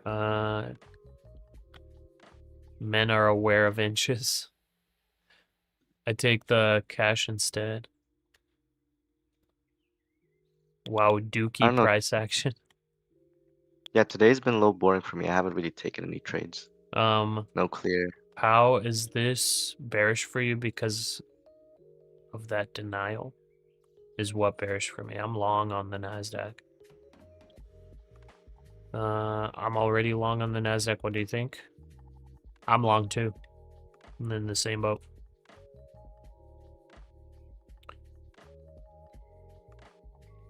Dude, Gojira is Japanese, dude. No, I'm talking about a Gojira roll. I'm saying they like in Japan they don't really have rolls like in the US. Oh yeah, they don't. Like whenever I was there, like I don't remember them having any rolls like anything close to like what they have in the US. Like in the US it's like so much extra stuff. Like all the different rolls. In Japan, it was like if you got a roll, it was like simple. It didn't have No, like for all sure, this yeah. crazy stuff. It was like from what I've seen, it's like an assortment box of like squid and everything. Yeah. That's what I saw. Like if you ever go to Japan, guys, your best bet is to come in and get chef's choice. If you come into a sushi shop that you don't even get a menu, you just sit down and the chef starts making you stuff, you came to a good place. Oh yeah. That's where you're gonna have some straight up good stuff. That's like one of the first place I went to when I was in Japan. Like I walked in and no menu, no nothing, and it was like the dude just started making me stuff. And I think I paid like $20. Except for I was a stupid American that completely forgot that you are not supposed to tip in Japan. Even though I was told, don't do it. Don't do it. I forgot because I was told like 3 months before that. I went to Japan a little late. I was told 3 months before that and I forgot. And I tipped the son of a gun. And I got thrown out of that restaurant, dude. I got escorted out. That chef freaking yelled at the top of my lungs at me, bro. Like in front of everybody in the restaurant. It was bad. It was so bad. But why do they not accept tips? Is it like it's very disrespectful. It's like so all restaurants in Japan, I guess I can't say all, but typically restaurants in Japan, when they make the prices, it's like a pride thing. It's like when they make the prices, it's like, dude, this is what my food is worth, and like this is what I want you to pay. If you pay over, it's like you basically being like, dude, like you're a freaking failure. And I feel pity on you, so I'm gonna freaking toss my money. I'm tossing my money to you because you're a freaking failure. Like I feel bad for you. Like that's how it is for them. It's like the most disrespect you can do in a restaurant, dude. Is tipping. Really? Yeah, I don't even know if there's anything more disrespectful that you can do, because it's like, dude, you're straight up attacking them if you tip them. Yeah. I'm surprised that the chef would yell at you, because usually Japan is very like not isolated, but like socially. Yeah, they're like very nice and everything. Yeah, and like very reserved. Yeah, that dude, his face turned beet red, bro. His face turned red.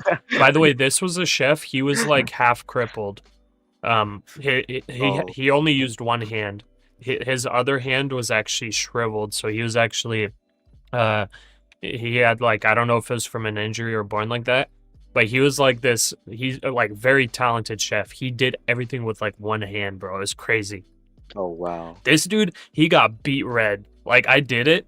He's like, take a tip, and I was like, no. And I was so dumb, bro. I just forgot. I completely forgot, because like this was like when I was in the military. And they tell you, like, before you go to a place, they're like, hey, like, this is what you can do, this is what you can't do. Like, these are the cultural norms. Like, make sure you're not doing this. And, like, one of the things was, like, make sure you don't tip.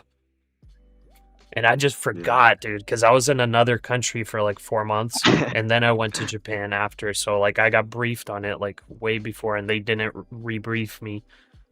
And then, yeah, that was, like, the first night. And, man...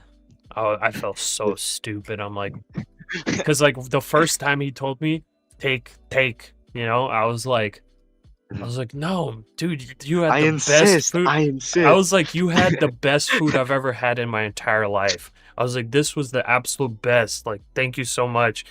And he's like, take now. I was like, no. It didn't ring a bell. Like, dude, did you forget what you were freaking told? So like on the third time, dude, he was like, get out of my, like, he was like, get out. He like freaking, I think he grabbed me. He's like, put the money in my hand. He's like, get out, never come back. Like, it was bad. And there were like people in the restaurant like looking in it, and he's like grab me, he's like, get out, don't come back. It was bad. Man. But I think the people in the restaurant understood why he threw you out because the Oh tip yeah, thing. oh yeah, they Probably did happened like so they were often. like they were looking at me like, oh, you freaking stupid idiot. Another casual Monday. Yeah, they're like these stupid tourists coming in here being disrespectful. Yeah. He's like, I only need one hand to slap you.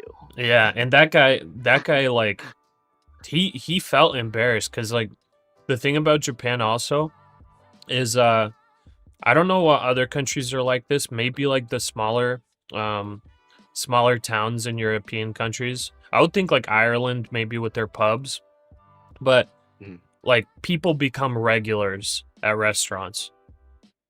Like they'll find like a restaurant or something, and that will be like their spot. And they'll like go to those restaurants to support the owner. And like the restaurants, like I said, are so well priced that you could legitimately not even cook for yourself and just eat at restaurants every single day. Really? Yeah, like it's really well priced. It's like maybe a little more expensive than like buying and making your own food. Because like I said, I went to that sushi place and it was $20. $20. Or like, and you were full by the end. Yeah, dude, it was like a 5-course meal.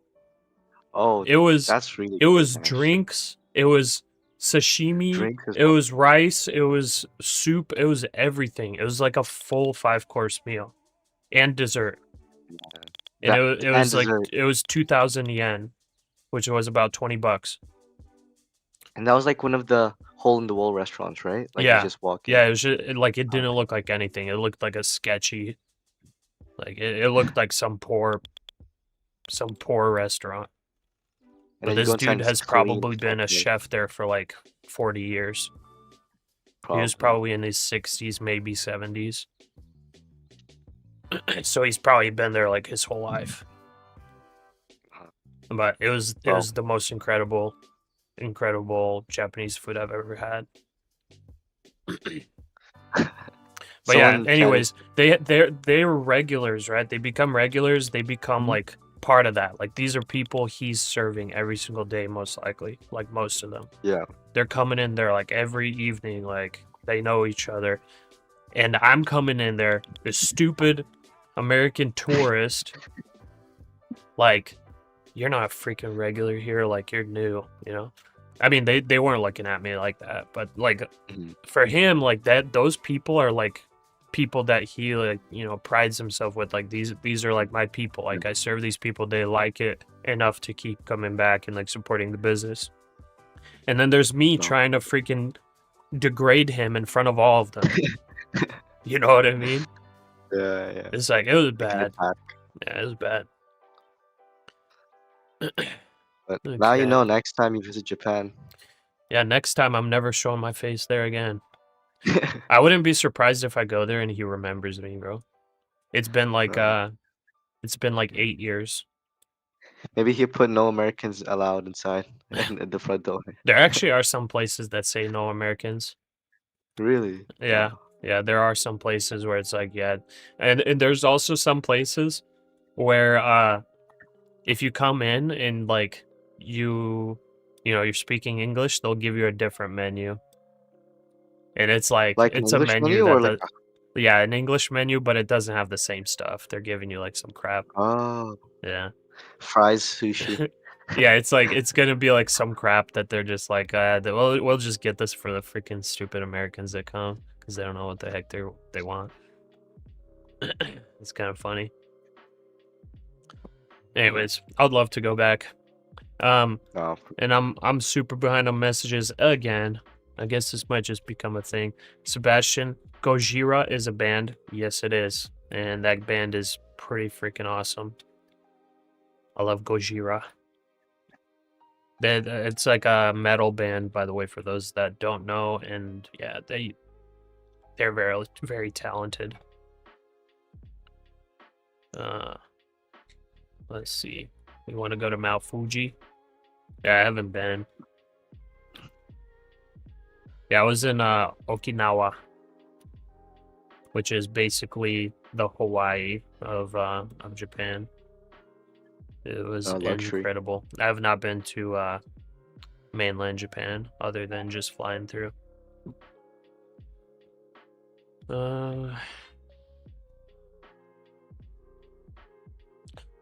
Okay, NASDAQ's just ranging here, so there's nothing really to talk about for NASDAQ. Gold, kind of same thing. Gold potentially making a bear flag, but also could just be a higher low forming. Gold is honestly like at a standstill, equal by force. And Henrietta, they should educate the restaurant service here. Wait, there? If it's educating the Japanese servers / restaurant owners, no, I would disagree. I think that tourists need education, like myself. But if you're talking about educate servers to not demand tips, then agreed. Agreed.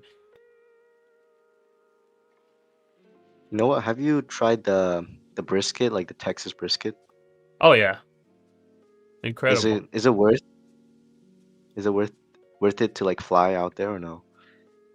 You're talking about take like a 20-hour flight to get Texas brisket? Well, I'm thinking of going to Vancouver maybe during summer, and then from there like. Wait. Where are you living right now? Vancouver. I live in the Netherlands. And you're planning on flying to Vancouver? Well, we did before. My sister lives there. That's why. Oh, okay. I was like, wait, you're literally gonna fly here to eat some food? What are you, freaking Bill Gates? No. But we are going to Japan and Korea in April, I think, to try some good food. Dude, that's awesome. I'm jealous. Yeah. Heads up for the sushi restaurant. Oh now I know. I don't know. For that specific restaurant, I don't remember what it was called or where it was located or anything. But yeah, don't tip in Japan. As far as Texas brisket, whether it's worth it to fly to get it, honestly, probably not. I think like European people have a different palate from Americans, and if you go to Texas to have like their barbecue, it might honestly be disgusting for European palates. Because it's just like, it's very fatty, very salty. Like, it tastes incredible for Americans, but for Europeans, like, if you're from England, well, actually, maybe somebody from England would love it, because they also love whatever it's called, Vegemite. Oh, Vegemite. So maybe for English people that love Vegemite, I guess they're accustomed to salty things. Maybe. But I don't know. I feel like European palate wouldn't be, you know, wouldn't have brisket as a to die for thing. But I mean, it's definitely good. I think it's worth a try. But as far as like flying, like spending several days to try it, probably not. Yeah. I mean, you could make it on your own. Like, do you have a grill? Not really. I'm actually from South Korea. What, are grills not allowed there? No, it's we don't really have a no. We have a Korean barbecue grill. So yeah. I gotcha. Yeah, you don't have like the wood burning grills. Speaking of Korea, Korean fried chicken is way better than freaking brisket. Just unpopular opinion, my opinion. Korean fried chicken is the freaking bomb. So it is up there. Like, if you know how, well, they taste nothing alike, but if you like Korean fried chicken, well, those are like completely separate things, so never mind. Those aren't even comparable. I don't know. If you're in Texas, I guess you might as well try. But also, I've never been to Texas, I don't think, other than just flying through. So I haven't actually had brisket straight up in Texas. I've had like brisket at like barbecue places. I think it's worth a try, like in a food tour or something. Yeah. Oh yeah, for sure. I mean, it's good. It's like, there's brisket, But honestly, 49 counterpart just needs to because be I'm like opened with starving right now and I'm like 5.993 thinking of billion food, dollars I'm in like Fed reverse salivating just corporation. thinking about it. Oh yeah, me too. Prime rib, dude. Oh, that sounds good. Prime rib is where it's at.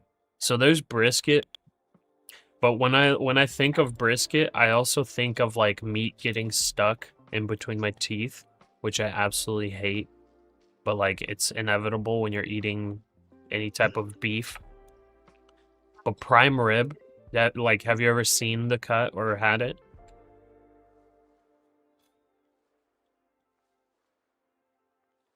Hey, sorry, yeah. Oh, Oh, I was like, there. wait, what happened? You have had prime rib? Yeah, it's pretty good. It's really good. Okay, yeah. So brisket, like, I think prime rib's better than brisket, Hmm. Really? and I think those are more comparable than like Korean Mm. Korean fried chicken. You know what? Because I think for me, I like the meat on the bone much more. Like from the bone marrow, the juice as well. Wait, sorry, can you repeat that? By the way, gold's I like. breaking out here. Oh, really? Yeah. No, I sold on gold, so You sold, okay. like I already liquidated. Yeah, everything, because you were short there. Yeah. Yeah. I like the meat on the bone more than the cut out one already, because I think the bone marrow, like the juice from it, goes onto the meat. Like from the prime rib, or from what? Yeah. Oh, okay, Just in general, like the meat with the bone on it, gotcha. like wings and everything. Dude, speaking of bone, I think my favorite steak is a tomahawk steak. Oh, for sure. No, Dude, for sure. I haven't had a tomahawk steak in a very long time. But by the way, speaking of food tours and food, Mhm. I can give you a name of a place that, my goodness, I may actually have to fly to eat at. Really? It is in Catania, in Sicily. Sicily, And okay. it is called Steakhouse in Catania. It's just called Steakhouse. I got a tomahawk steak there. This was 6 years ago. That was Catania. the most incredible steak I've ever had in my entire life. The most incredible. And they had, Really? In Italy? yeah, they garnished. Man, it was huge. And they had like a section. They had a section for like their dry aged meat. Like you could ask them, like you could show them which meat you want. They have like dry aged, Ah, I all kinds of see. stuff. But it's called Steakhouse in Catania. If you like Google it, I think there's like one little YouTube video that they have, and you can't see like anything. Like they're like a small like family business. But oh my goodness, man. It was perfectly cooked. Huge piece of meat. Privileged. It was easily 1 kilo. And they top it with like this salt that looks like little pyramids. It was like the wow. best salt I ever had. It was crazy. Best salt ever. Honestly, I don't know what it was. It was just like the texture of it with the meat was like Mhm. it was something else. I've never had anything like it. And then like on the side they had a like baked potato with some kind of creme Yeah. fraiche in it. And I don't remember something else. But I paid 60 euro, I think. 40 or 60 Oh, but that's euro. good for 1 kilo. Yeah, That's it a deal. was very good. I That's a think good deal. when you go there, you basically get the meal for free. You just pay for the meat. I think Oh, like that's wow. how their thing works. Like you pick the meat, they weigh it, and that they cook it for you, and you're basically just paying for the meat. Oh, dude, I that's think a it's done something deal. like that. Or there's like 10 euro, like you pay 10 euro for the full meal or something. I don't know. Let's see here.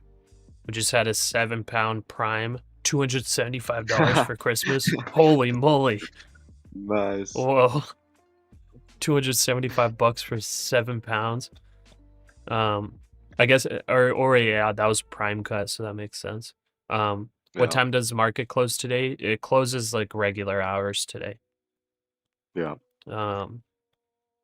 Henrietta, you're such a foodie. BLT, welcome to Food Network. Yeah, I hope I'm getting all you guys salivating today.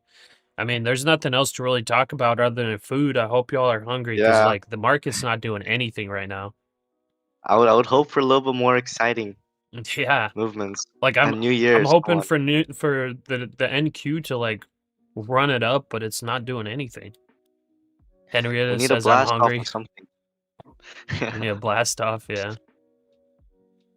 It's like I'm not even on like an hour, like 1 hour chart or 15-minute chart. Like I'm on the 15-minute for gold, but like I'm on the 5-minute chart on NASDAQ and it's not doing anything.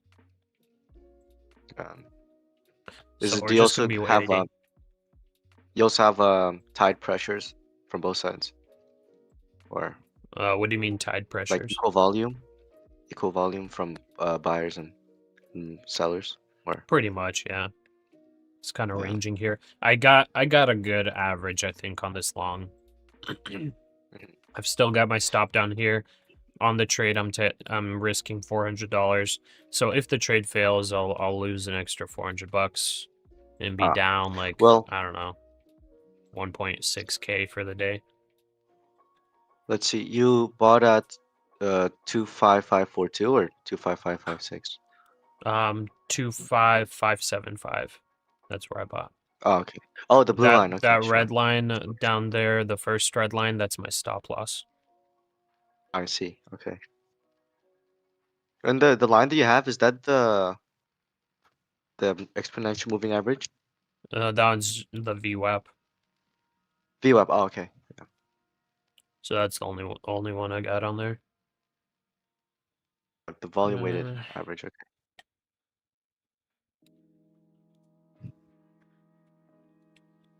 Okay. Get ready, traders. What's up, brother? How are you? We're doing quite well. We're talking about food, prime rib, brisket, Korean fried Anything chicken. but trading. Anything but what? Oh, but trading? But trading. Yeah. Yeah.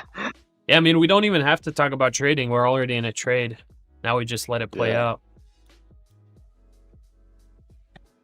Yeah, like on like if I were not in this long, like if I was not in this long and I didn't want to like wait for a breakout, I would maybe be longing like at the bottom of this range and then selling like close to the top of this range. Yeah. To Like play a little it bit of like scalping, or? yeah.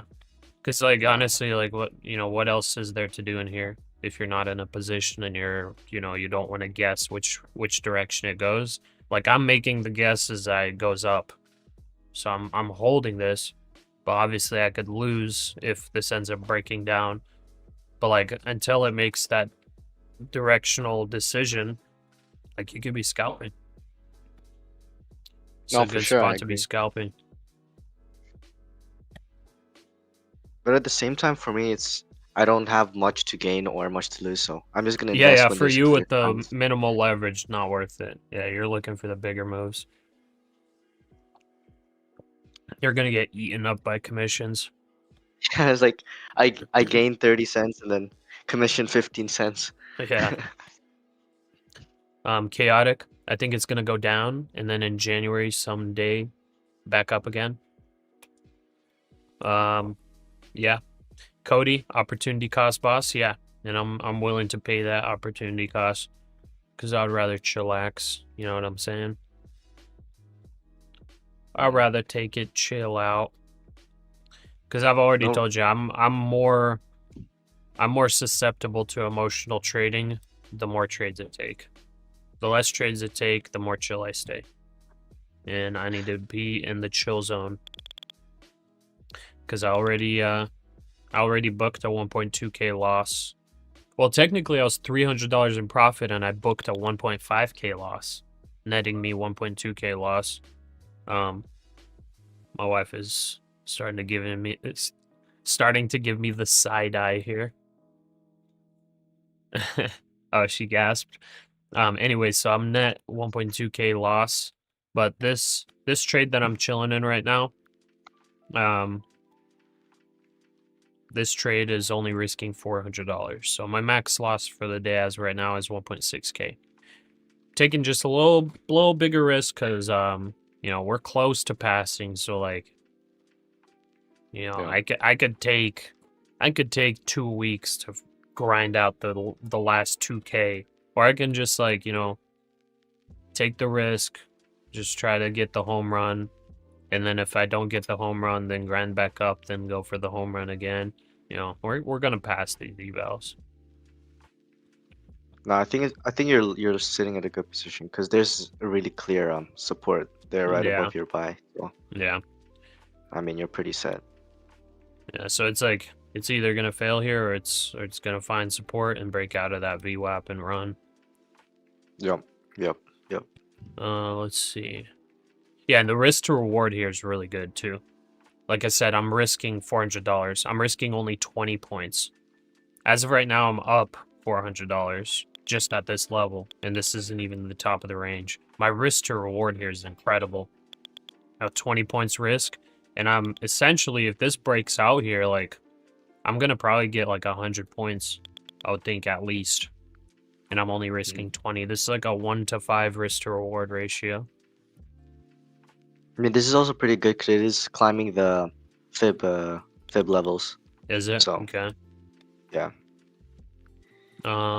Henrietta, we could retrace to 0.382 around 535 area.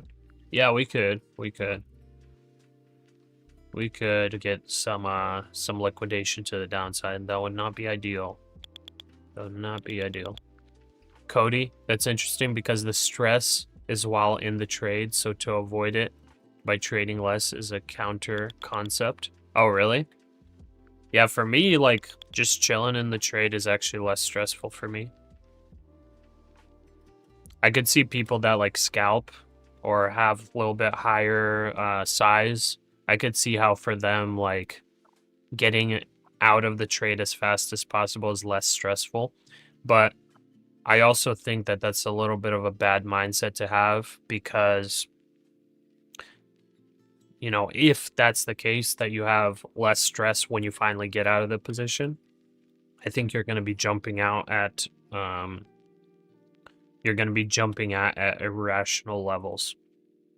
So if you end up going into a little bit more drawdown than you like expected, then you're probably going to make an irrational close of the position. Or if the position like just bounces a little bit and you see green or whatever, you could get an irrational exit even though like the full move hasn't happened. But that's just my thought. I might just be no, that's dumb, who happened to knows? me a lot. Yeah, That's happened to me so many times. I feel like that's often with like many traders, like that happens. Yeah. Like I feel like it's a common occurrence.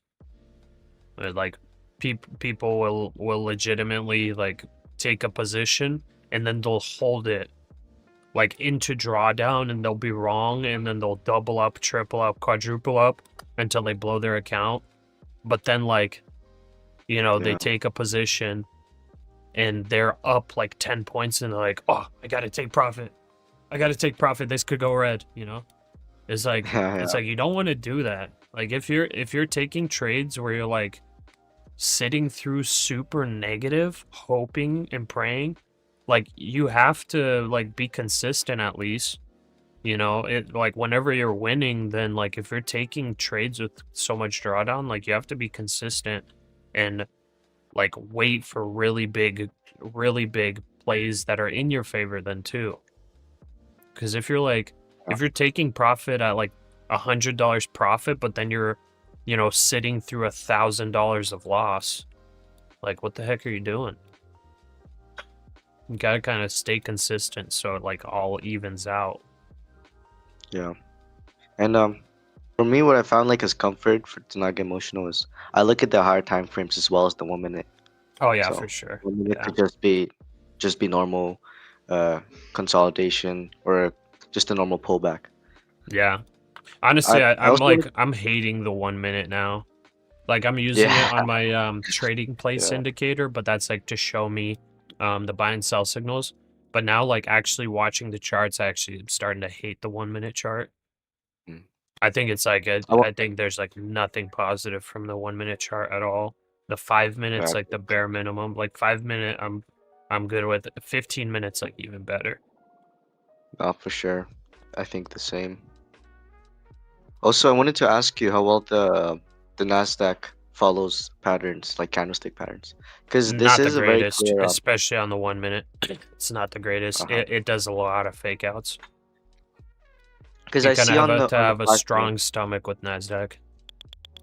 Yeah, I think you can see it to a clear morning star pattern there on NASDAQ.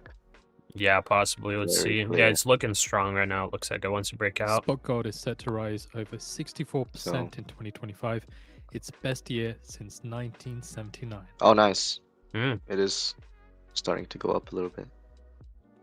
So apparently gold had its best year this year since 1979. Wow. And spot silver, silver set to log a 147% gain in 2025. Its and then best it dropped year all the way back record. down. Wait. What was just said? So silver's up like 149%. I think he just said that it's its best year ever with silver. Oh no, for sure. It's about yeah, a post. Sure. Let's see.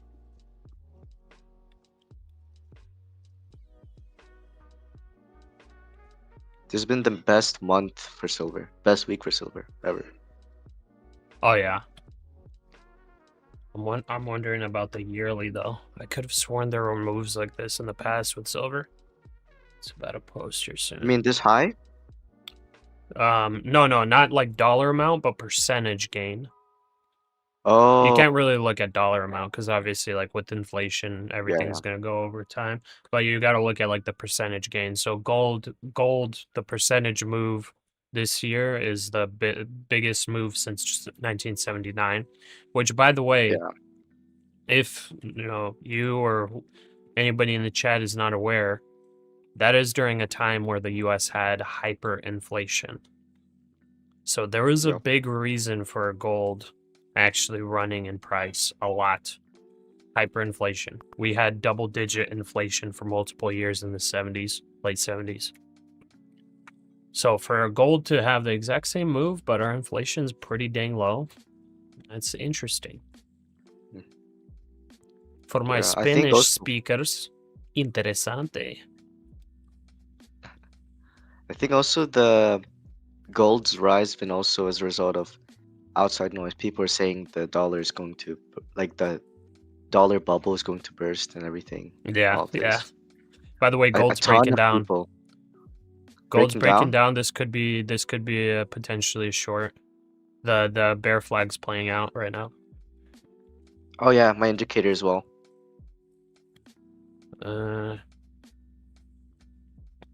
Dude, I'll take that. I'm gonna take it. I think me as well. Stop loss at 4303. Oh, it's not filling. I didn't get the fill.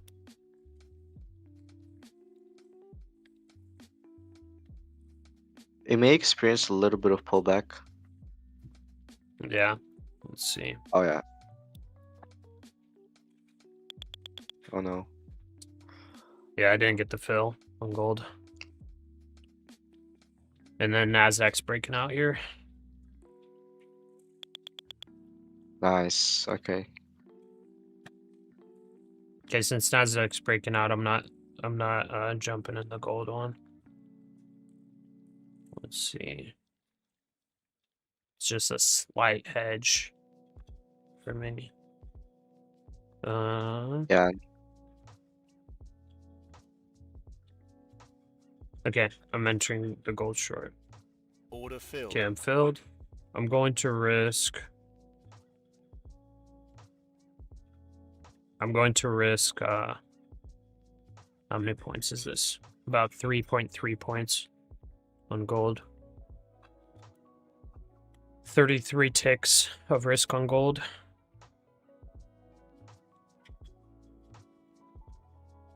US money market I think I fund want to assets take hit profit. a record $7.73 trillion at ICI. I think I'll take profit right down here. It started breaking that bear flag, but I'm surprised it's not getting fast continuation through. It bounced here a little bit. Should have continuation here soon. The volume just engulfed the past, like, well, all of the candles actually. So Yeah. Do you see this previous 15-minute candle before the one that it's on right now? That's like a doji right there, and it had a spike in volume. Evening star then, right? Or I don't know what it's called, but like you could tell that there was a battle here, and then the selling here. It's just like, it seems like a good short. We'll see though. I got tight stop loss on it though. I'm not gonna take big risk on gold. yeah, same.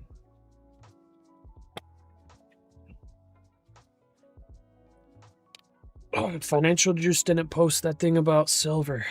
They posted it about gold, didn't on silver. Sometimes they like say stuff, but then they don't post the text.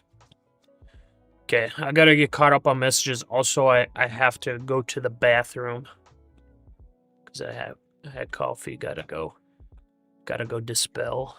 Never mind. Pasha got a PhD in patience. I don't know about that. I might have an elementary school degree. Where are you live YouTube channel? Oh, I live in the US. Washington State. Okay, I'll be back, guys. I'll be back.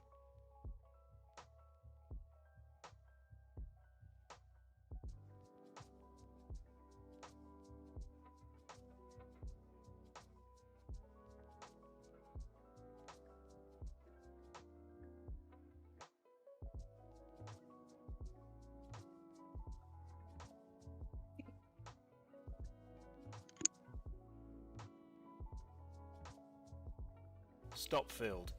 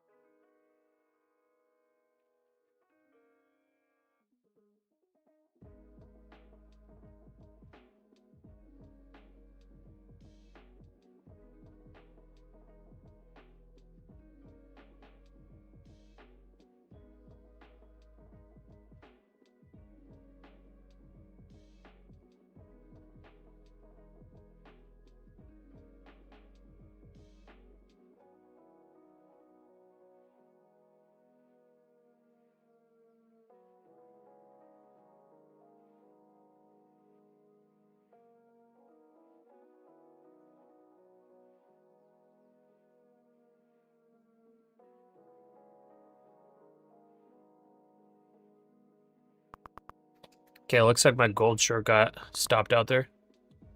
How much did I lose on that? Is that like only $100 risk?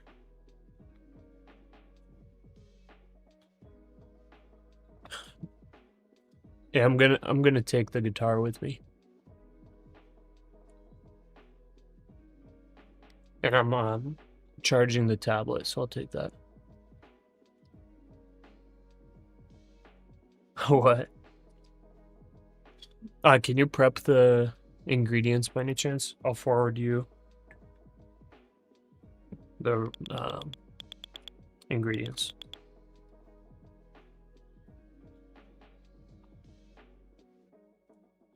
Okay, yeah, that would be perfect.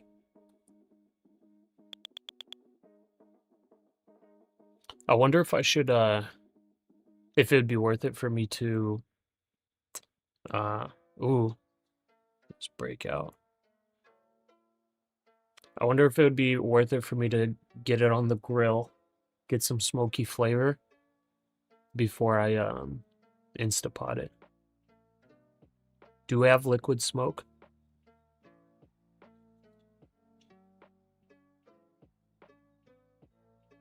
Okay. Gold popped up. I tried to take that short. It did not break down right away. I think it still could. Probably a good stop loss would be like the top wick of this doji. But NASDAQ's breaking out right now. This looking nice. Pyro, you there, brother? Oh, sorry, I was muted up. Yeah. Oh. Yeah, I also got stopped out, but it is what it is. Yeah. Yeah, Where's like the next with gold, we really needed just that continuation there. Like right away continuation, but it was not the best risk to reward trade, I guess. It was a little bit funky price action though, so yeah, it was I'm a little bit. So if it doesn't just continue the dump on gold, it's looking like this is just a higher low forming, and you know, like honestly, like with this holding, maybe even a gold long would be good. I don't know. Like it could be possible waiting for the breakout maybe of this doji would be the safe entry for the long, and that would be a breakout of this level, and you could probably target the previous night's highs. Let's see how this looks on the 1 hour chart. So on the 1 hour chart, obviously not as pretty. Not as pretty. Trump on well, maybe Social not. Maybe not. Short good, bro. Short good, bro. Truth Social says Putin attack plus shows Russia is Who was that? standing in the way of peace. I think it's some viewer. I just citing. Somebody popped into the voice and said short good. Actually, the gold short may play out, honestly. Again, that's Trump just because you would need. So Trump said something. I kind of missed it, but yeah, we're gonna have to see on the 1 hour. On Truth Social, just copying the headline from Trump the Post article saying that Putin attack cluster shows Russia is the one standing in the way of peace. Doesn't add any further context to it himself. So Trump said something about Putin standing in the way of peace because of the most recent attack. Okay, that's not too bullish, guys. War is not bullish. Anyways, gold kind of needs a bit more structure to really say that it's going long. Maybe the gold short honestly is more in play, because you kind of if you kind of just look at this overall, you know, it could be looking for a lower high. So even if gold does break out here, very easy for it to make a lower high. It could reject off this level. It could reject off the intraday high today. It may actually not be the best. I think gold's overall bullish, like obviously on the longer time frames. Like look at this chart. You know what I mean? Yeah, like it's been holding, but who knows how far it comes down before it continues? Because this pullback here, you know, we had continuation. See, after the breakout of this previous all-time high, I was definitely thinking that gold's like running, like massive run, but it did not. It had this huge, nasty daily candle here. It bounced off this level though here today, so it'll be interesting. But no, I think the banks brought the price up, and then every individual who's holding gold probably liquidated their. Maybe. Profit could be possible. Okay, so as far as structure on the hourly on gold, here's just like looking into the future, thinking of, you know, what kind of stuff, if it does form, would we want to see on gold? There is potential of maybe an inverse head and shoulders for playing a reversal if that ends up actually forming. So if we call this one shoulder, we call something around here the head. If around 4,300 ends up being the bottom, we want to see a push up somewhere into this level closer to 4,400. When the rejection of that happens, or if that even happens, if it rejects, we would want to see a hold of 43.50 maybe. And maybe on that would be a potential reversal sign for gold. Because honestly, like, it's hard to say. Gold, this level does seem like a good level to long. But, like, it's obviously been bearish. Like, looking at the 15-minute chart, / hourly, bearish. As of right now. Looking at daily, I mean, it's bullish. Like, it just bounced on this daily candle here. It bounced right off the tippy top right here. So it has support here. This is a level that was previous resistance on this consolidation before the breakout. You missed the short. So, you missed short, bled. Hey, please no cussing, brother, or else I'll have to ban you. But yeah, it looks like gold's coming down. Okay. Yep. Let's see how low gold goes. If I would have gotten this short, it would have only been like $200 either way. So I'm not that worried about it. My big trade is the NASDAQ. Sorry. Appreciate you. Nice stream. No, you're good, bro. You're good. Just watch the language. Watch the language. Yeah, I think it's gonna find support at 4305, or it could slump down to 4284 in my charts. Okay, how many points below is that right now? Wait, for you it'll be 4320 around there. Okay, that's the next. That's approximately where I was trying to take this short to if it was to play out. I forgot what my order was at. Actually, no, I was going to take it earlier. I think I was going to take it like right here. Oh, nice. Okay. Yeah, I was going to take it right here. I feel like that would be a safer level to take profit at. So it's bouncing right there. I might have actually not even hit my order if it bounces here. It's just tiny bit lower. No, for sure. It doesn't look like it'll go blow past that quite yet. Yeah. By the way, I like doing the interactive stream. Like, let me know, guys, in the chat if you guys enjoy this.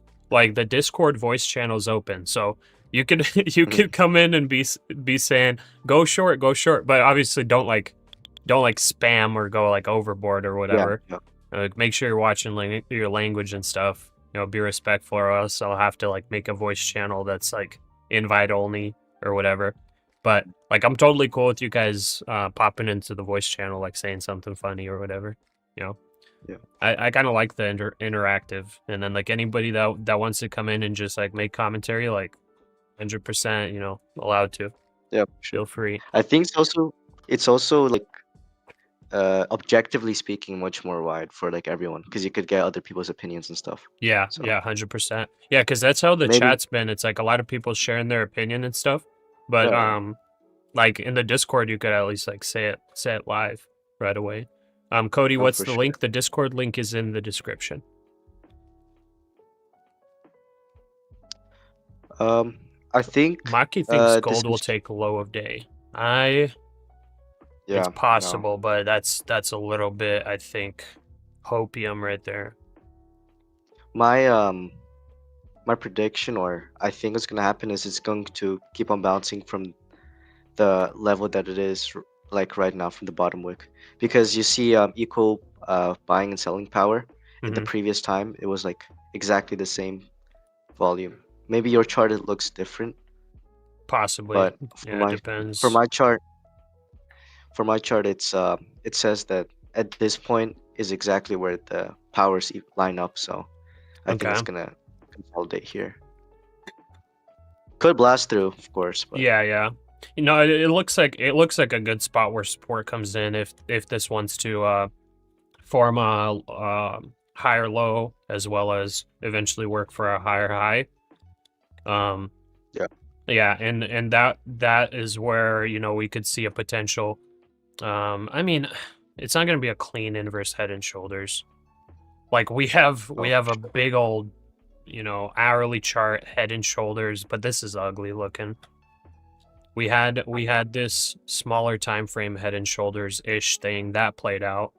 You know, as of right now, like this if this would form, it would be ugly, but at least structurally, it would be a low, then a high, a lower low, then a high or maybe higher high, then a higher low, and then breakout and trend reversal.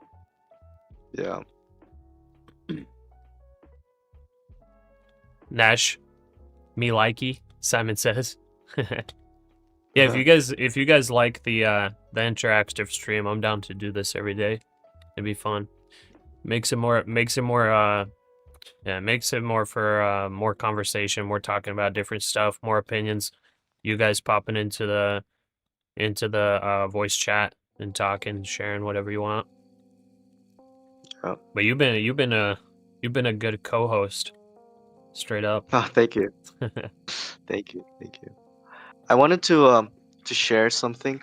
I think I've shared my screen, but it's just like I'll draw something on here because I did the analysis thing, and yeah, it looks like strong support is gonna come like around this area because you have 1 touch, 2 touch, 3 touch, 4 touch, 5 touch, 6 touches. So this is gonna, I think. Oh, gotcha. And also Yeah, here, this is what I meant. The equal buying power. If it slumps down, it gets rejected. This is like exact same power. So we'll see. Gotcha. Okay. Yeah, I see what you're talking about. Yeah. We'll see what happens. I'm surprised for the clean touches across the analysis I drew here. Yeah, true. So we'll see. Popping back over to the 15-minute here. Yeah, so far this just bounced at about 43.30 on mine. So even if I didn't get stopped out of this short on gold, I don't think I would have hit my... I would have either perfectly hit my target or I would have been a little bit short because I forgot where exactly my target was. Yep. Let's see. I think I was... Where did I short? I think I shorted like right here, and I said I was taking 8 points. I think so. Yeah, I would have been short. I wouldn't have gotten it. I wouldn't have Just filled my order short? either way. So I'm not sad about the gold trade. I wouldn't have hit it anyways. I think it was only like $100, $200 loss.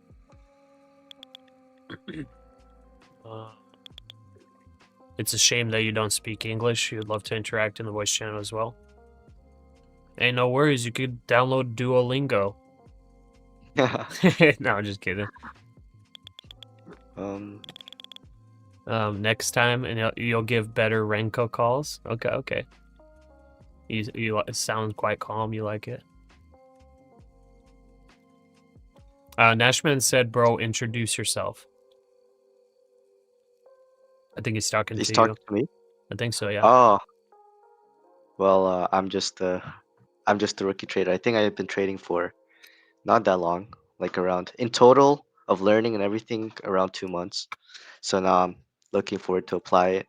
Of course, you have Pasha the Great. Nah. Teaching us all stuff. But yeah, I mainly trade in futures or in precious metals. Looking to trade across everything though, stocks. I used to trade a little bit of crypto, but then I only did 1 trade. It was too stressful. So yeah, I mainly specialize in gold and silver. Very nice. It looks like Toby said he's short on gold. Is it a right decision? I mean, make your decision. We said our opinion on gold, so yeah. we're not gonna make the decision for you. And at the end of the day, everything could just be one fat coincidence. So yeah, exactly. Yeah, the market's gonna do whatever it wants. So we can analyze all we want, and then this goes completely opposite of what we think. Yeah. D-Bids, one of my favorite live channels. Nice. I appreciate that. Are you in any positions? I joined late. I'm in a NASDAQ long. My average is 575. So we've broken 600, broken the VWAP. We're looking good. I think when we break 635. I'm going to be happy with this long. I'm holding through. As of right now, I think I can set my stop to slight profit. I'll set it to the bottom of this, I guess, bullish doji. So this was just a fake out. If you guys remember, I was long here. I doubled up on the pullback. And then I set my stop below this candle right here. I set my stop here. I got stopped out right here, if you guys remember. And then I was like, I'm not getting faked out. I went right back in. Went right back in right here. I lost a couple points because I was trailing my stop very close. That's why, like, I don't really like trailing too close, especially on NASDAQ. NASDAQ just loves to break levels. So that was a really good decision to just pop back in. And then somebody was saying it looks like you're revenge trading. This is exactly what I was talking about. Like, NASDAQ loves to do fake outs. This was a fake out here. This was a fake out.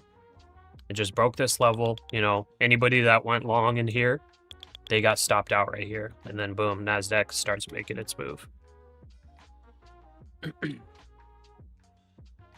I found a little play of the fair value gap, and it's been respected 3 times, so maybe it'll around the, let's see, I think it's easier if you look at the screen here, this fair value from this wick to this wick. So maybe this could be an area of interest for me to buy gold here, just for super short term. Whoops. 1, 2 over here. Gotcha. Okay. Yeah, I wouldn't be surprised if we get a wick down there. I would not be surprised. So I think people probably ride the short until here and then buy until here. Probably likely. Yeah, I don't think shorting here would be the best, but definitely if that happens, that would probably be a really good spot to take along on gold. Yeah, and again, they have to break this super strong barrier right here as well. So this is like 1 in what, 10? Yeah, we'll see if that happens. Okay, NASDAQ pulling back a little bit.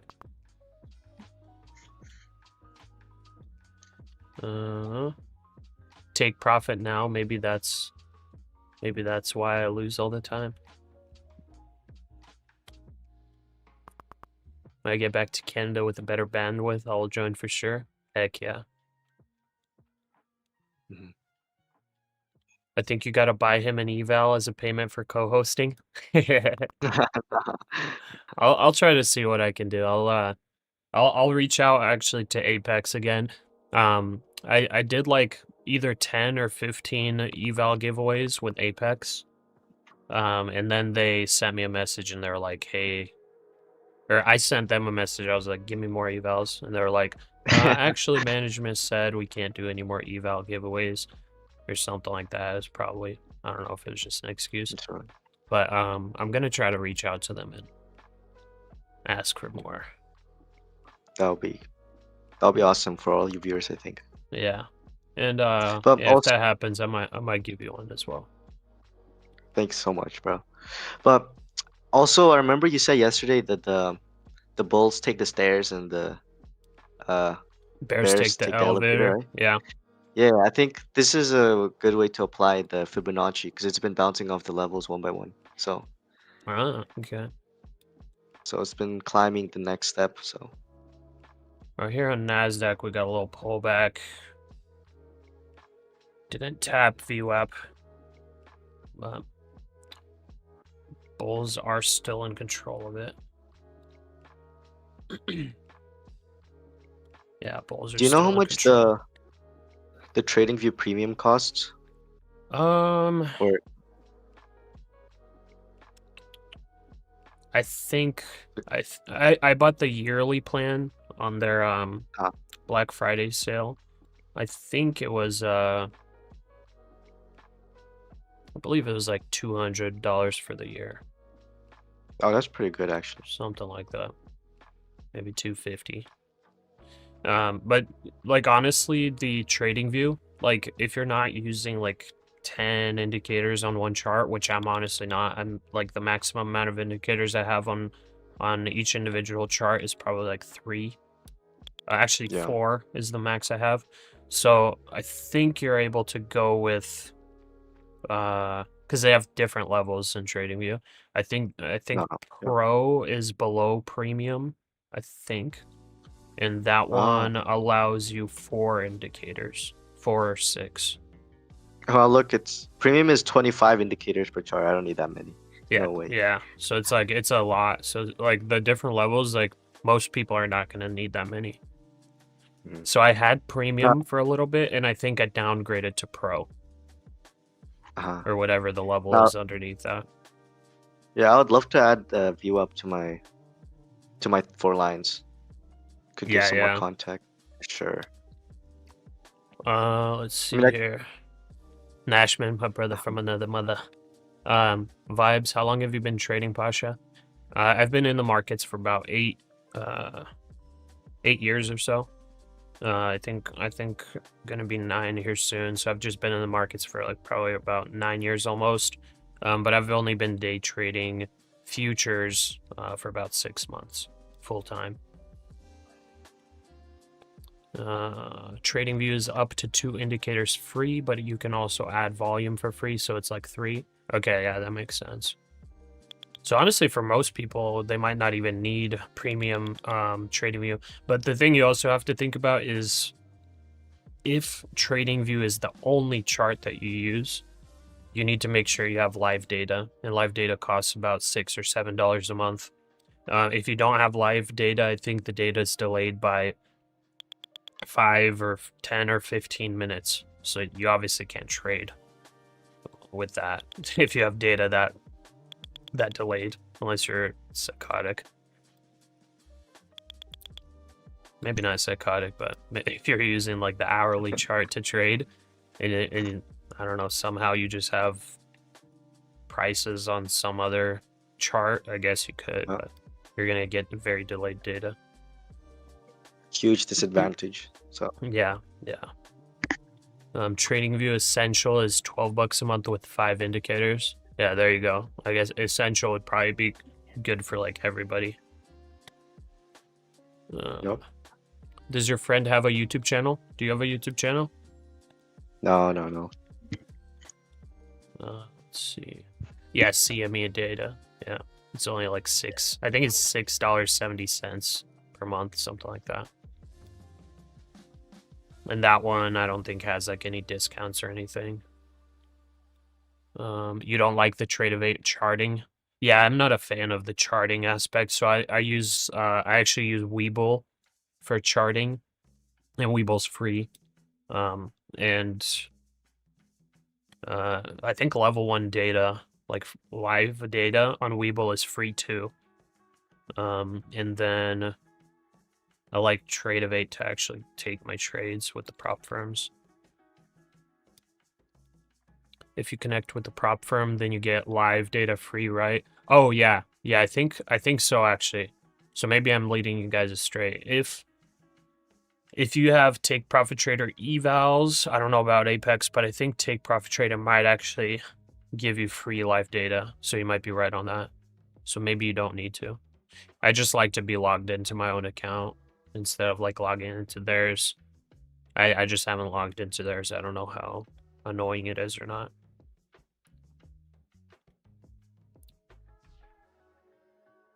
Very expensive right now for you, learning and losing. Yeah, it's part of the process. Yeah, if you want to day trade, you're gonna have to take losses. That's part of the process. Pasha, are you using NinjaTrader? I use Trade-of-8 and not ATM for group trade. I just use Trade-of-8. I don't use NinjaTrader. The gold ticker doesn't need data. Okay, yeah. So I guess if you're just trading gold, I guess you don't need data plan. Calculate $25 with live data. Yeah, Henrietta, I don't.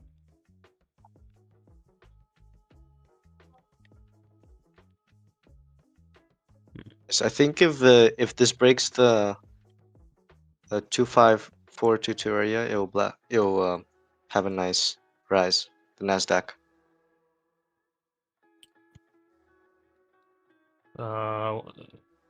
Can you say what price level? The 25422. 25422. I got Oh wait, no, it's different prices. Oh, you're talking about just NDX, the index? Yeah. Or for Gotcha, your shorts okay. will be 25630. If it breaks that, I think yeah, the next support that's is the all the level way up I'm there. looking at because that's the previous wick on the first consolidation. Yeah, 635 was where that wick was. Yep. So I mean, you're in the green if it breaks through that. So Yeah, we're gonna be looking pretty good. I'm happy with this long so far. Nothing's invalidating it for me.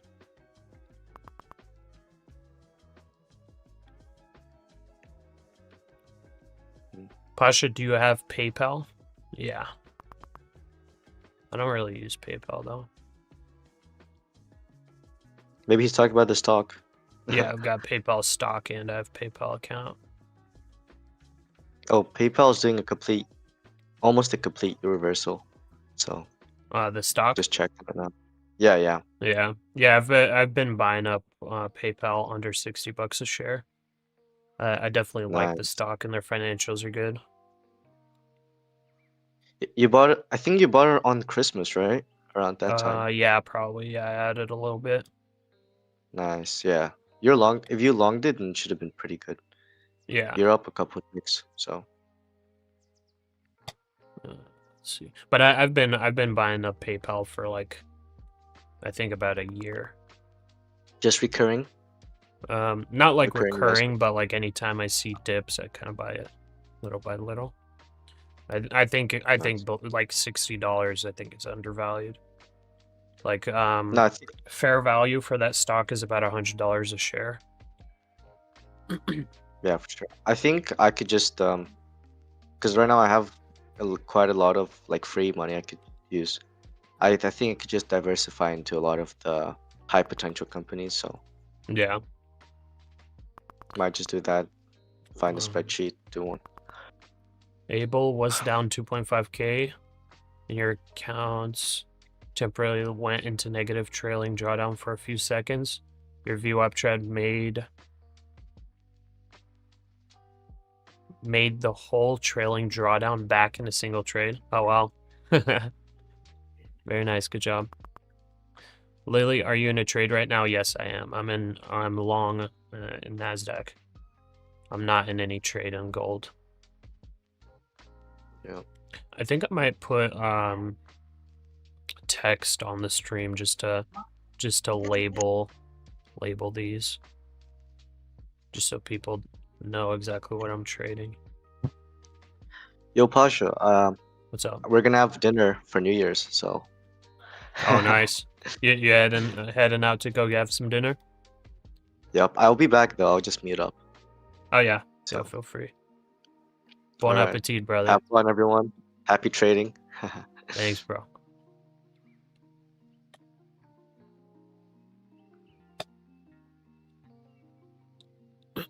Okay. I would like to buy your kid a present. No, you're good. We got the baby got a lot of presents from family and everything. Don't worry about it. I appreciate it, man. Heavily invested in PayPal and Nike, both under 60. Nice. I did like Nike under 60. I took a long on Nike back then, but I cut the position a little early. I don't remember why. I think it was something with its fundamentals. I think I wasn't liking its earnings very much, the recent earnings and outlook. So I cut the Nike position at like maybe 10% profit. But their earnings probably stabilize.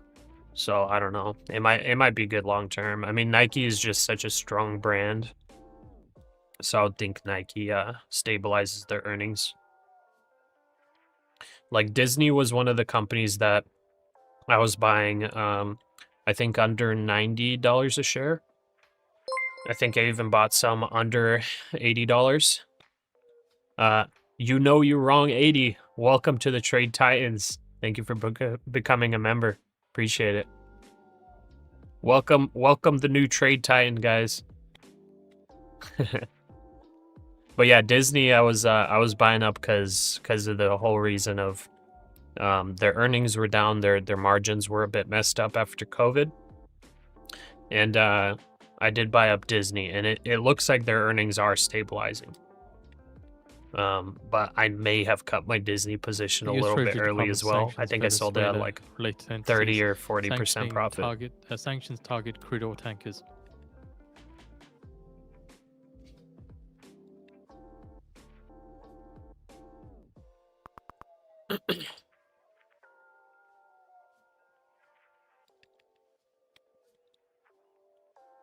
Okay.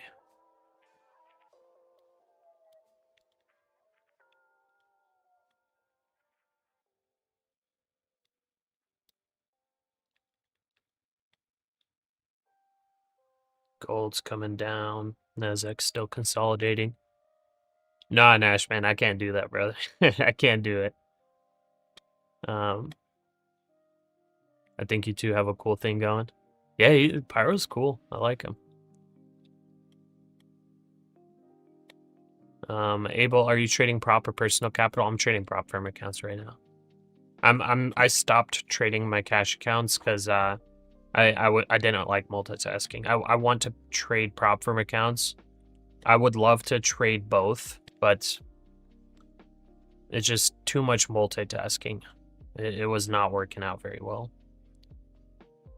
Trading both. Happy New Year, bro. Happy New Year. Thank you. I was thinking influx of cash during holidays. I mean, maybe.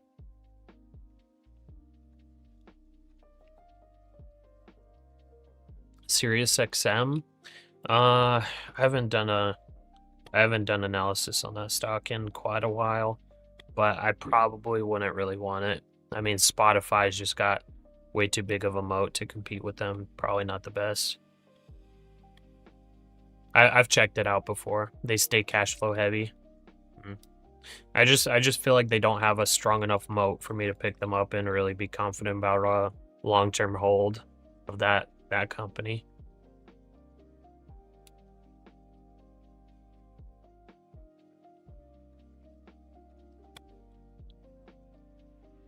ViewApp is a drawing tool on TradingView, not counted as an indicator. Oh, okay. That's pretty cool then. That's another free thing to add than that in volume. If you ever need something, just ask. I appreciate it, Nash.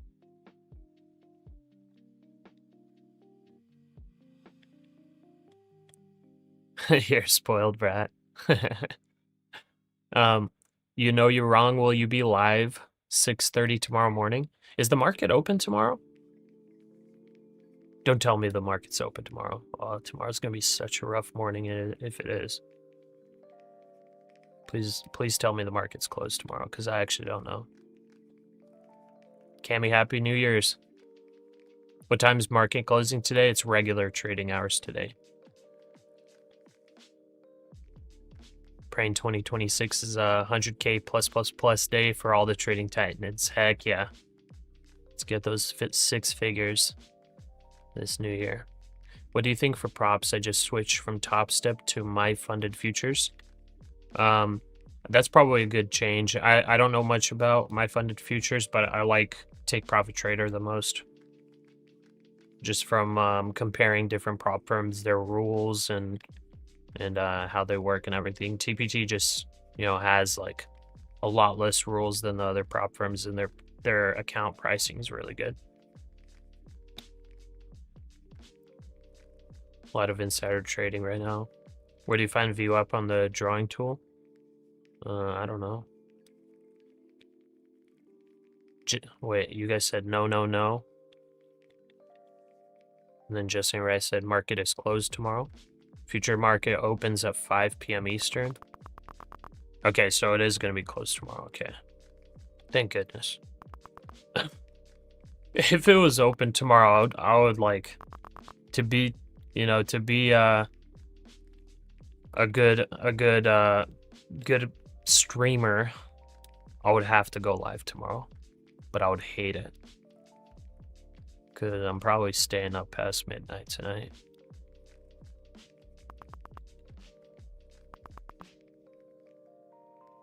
Open back up Friday, okay. Yeah, so we won't have a stream tomorrow. There's potential I may pop on when the futures market opens in the evening. Just to spend a little time with y'all, but we'll see. It all depends if I'm gonna be busy or not. Thoughts on Apex? Just passed an account on Apex because it was 20 bucks. I think Apex is really good. I think it's cost effective. Like the low price for the eval and the activation fee and everything, really good. They just have more rules. More rules, they have payout limits, things like that. But like they're a legit prop firm. You know, they do pay people out. So like I like them because of that. So as of right now, look at this. 25,635 rejection. So this wick over here, rejected. I don't love it. That's the spot where I want to see the breakout. It has failed to break out so far, rejecting right now. We'll see if it can get back up there and break through. Thoughts on where we land by end of day? No idea. I would love to see push up to 700 or to push a 5-day. But who knows, we may not get that. Action's been slow, yeah, a little bit. First time passing an eval, well, congrats. I mean, since it's your first time passing an eval, I'm guessing you may have not been trading too many evals. Or maybe you have and just, you know, got a bit unlucky. But either way, you know, now that you have a funded, try to trade it as conservatively as possible and don't blow it.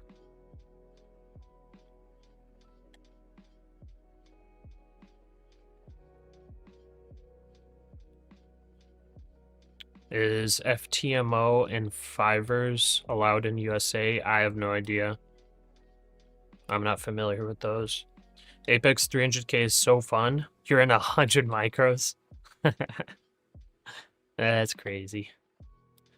But yeah, the profit target on those is 20k, so I guess you definitely have to size up. But yeah, 100 micros, that's nuts.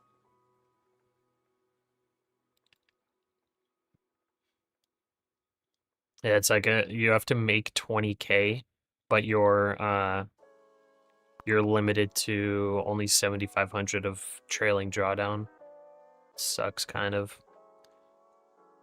You basically have a 3-to-1 profit to risk ratio for those evals. Makes it a bit difficult. With TPT with the 150k account, you know, at least you it's only a 2-to-1, you know, 4,500 drawdown, 9k profit target. It's not as crazy.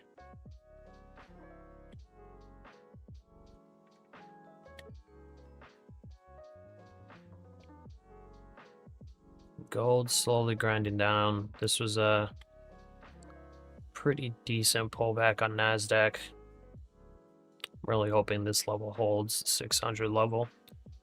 I do not want the NASDAQ to do any more big fakes. Definitely has it in it though, so. For those of y'all that have been trading the NASDAQ for anything more than a couple days, like you've probably noticed that the NASDAQ loves faking people out. So I would not be surprised if the NASDAQ actually sweeps back down into that consolidation range here. It'd be unfortunate. But I'm gonna hold. What are you looking for to make a trade in gold? I'm not really looking for anything in gold right now. I'm looking for, well, I guess I'm looking for potential strength slash support in this level where it's just currently consolidating right now. This could be potentially a bear flag forming too. So if this bear flag starts playing out, you could maybe take a short down into here, capture like 10 points, That's where it really is at, but I want to see some support in here on gold and a push up to this high here.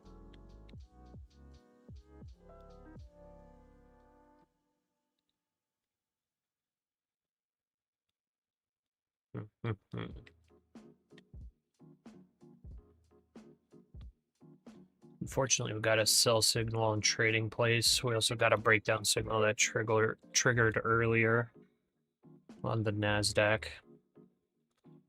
Bit unfortunate. Let's see, it triggered at 597. It really needs to bounce hard here to invalidate the move. If it doesn't bounce hard here, it's not ideal, because the average move would actually be down to like 525, which would be all the way down here, which would be a break of this level. 525 down here. Man, oh man. That is rough.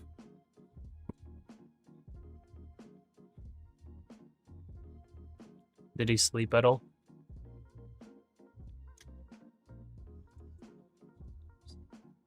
Oh. He might be sleepy now. Kinda looks like it. Okay. Your friend made me a lot of money from gold with all his callouts yesterday. Yeah, yesterday we had some pretty nice moves on gold. Yeah. And yesterday were fast moves too. So right when the callouts happened, you know, the levels were starting to break down. Yeah, yesterday was really nice.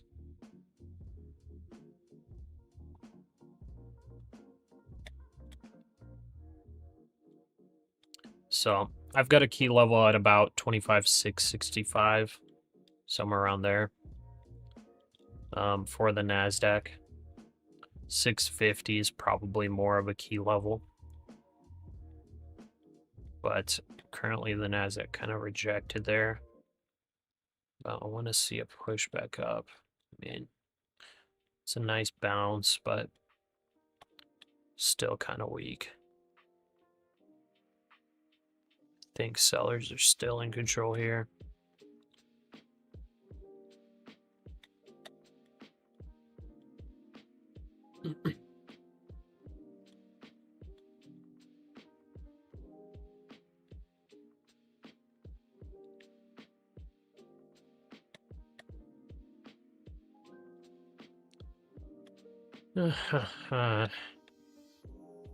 Okay, breakdown signal is invalidated. So that was a good enough bounce for it to be invalidated.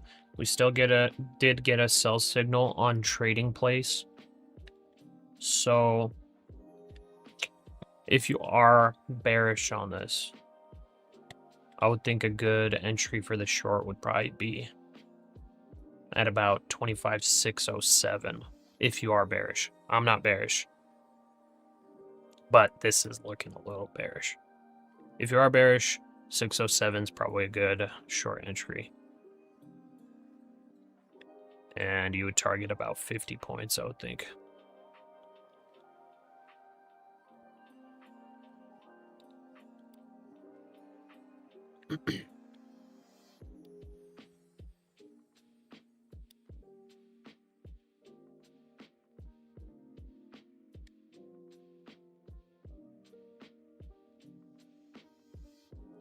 Yesterday, a fat 1 minute candle to the downside on gold paid you 2.1K. Nice. Number one chess pest. This hurts to watch. Take profits at resistance, then wait to enter again. Wiping out 5K, not cool.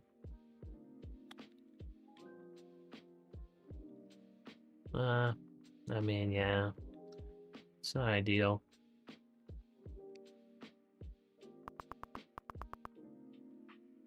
Not ideal. That pop-up didn't even get to that spot where you would want an ideal short entry. It only popped up to 602. Now making a lower low.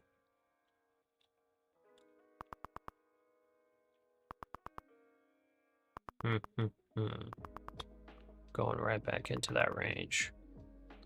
It kind of sucks.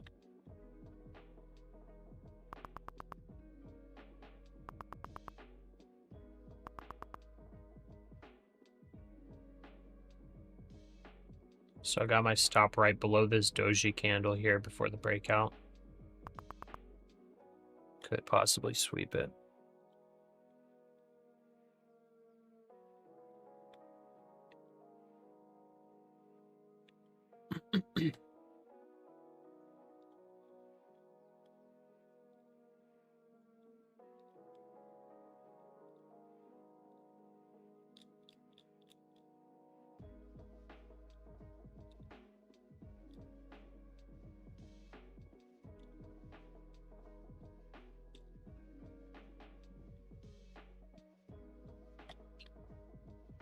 Okay, bouncing there.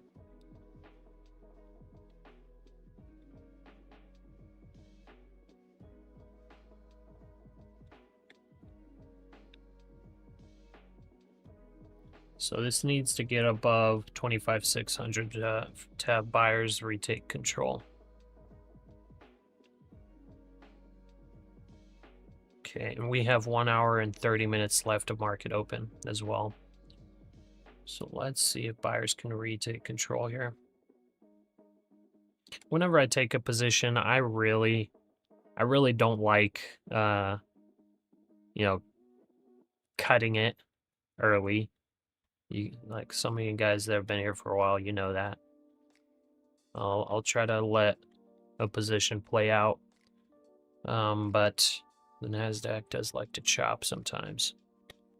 Also, whenever I was talking, I kind of wasn't paying attention at this point when we got this push up here, but I did talk about wanting to take a potential partial close to, I think I said at 25,630. I did not take the partial, so that would have been very ideal for me to take the partial there. You know, looking back now, because I was thinking there would be a pullback somewhere in here. And then I could like re-enter the position size that I took the partial on here, but you know, too little, too late. So gold slowly coming down. NASDAQ as well. Let's see on the 1 minute chart what that volume's looking like. Okay.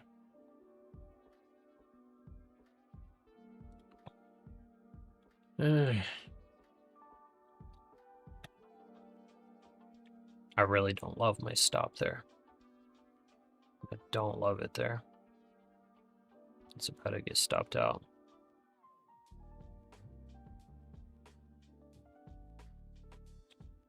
I'm pulling it down. Pulling it down, it'll be closer to break-even trade. Let's see if buyers can hold here and make a higher low.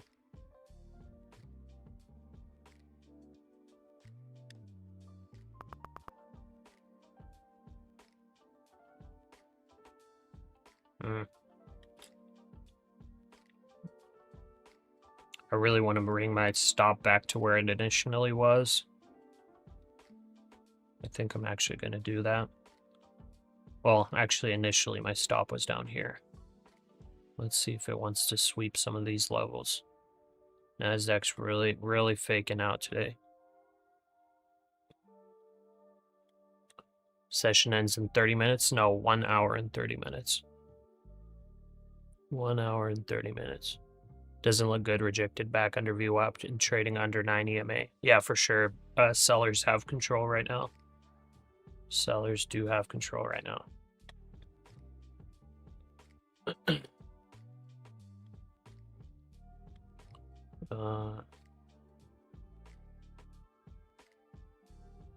June. I think he's having New Year's dinner right now. Bears are trying hard. Oh yeah, bears are trying hard. Let's see on the higher time frames what this looks like.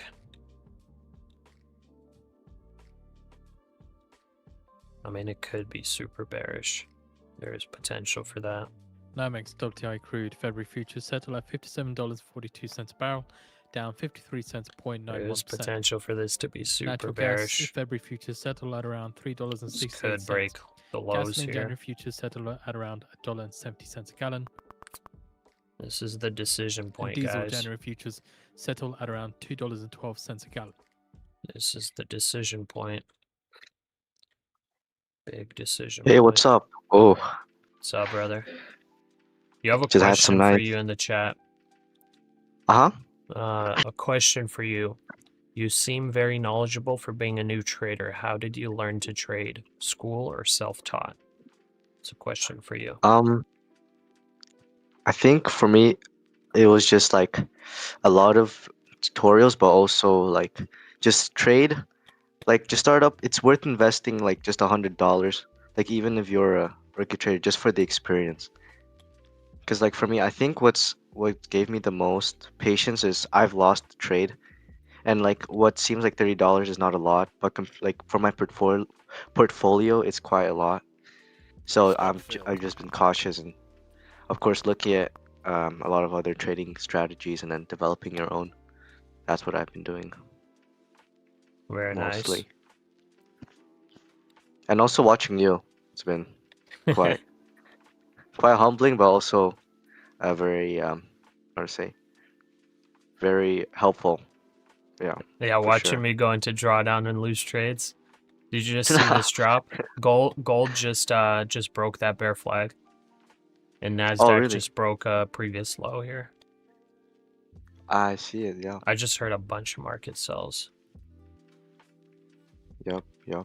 I saw NASDAQ slump down a little bit. Oh, did you sell it like around? I did not sell early. I just sold out at loss here. Oh, okay. I see. Okay. I'm trying to think. What does this do? Here the seller's coming. How low does it go? Because the actual next key level would be about 25,500. So if this breaks this low, 25,500 would be the spot. But I think like objectively without like any emotional input, I think there's still room to make a good trade, to be honest, for either gold or NASDAQ. But You're we'll talking about see. for the short? It could be, yeah. For like gold, it still hasn't hit that the key level that I'm talking about. And it's still on the way to. Yeah, I think the gold long's coming up, and I honestly like longs more on the NASDAQ than shorts, but this is a big sell. Yeah, it's a big one. But I think it's definitely and would be very nice to long gold when it does hit that, what you would call a fair value gap, but yeah, but also more of just area of interest. I'm hearing those sells coming in 550 testing now. It's probably gonna sweep. Sellers are trying to push it now. I can hear them. They're pushing. They're trying to break that intraday low right now. Look at the bounce right on the same exact level. Let's see, it's about to break. Oh wow. There it goes. This is the minute chart? This is the 5-minute. Okay. Oh yeah, it is. Just broke it while blasted through. I think. Yeah, for the 5-minute. Gold's bouncing a little bit. Yeah, this would be a late entry for short on NASDAQ, I think.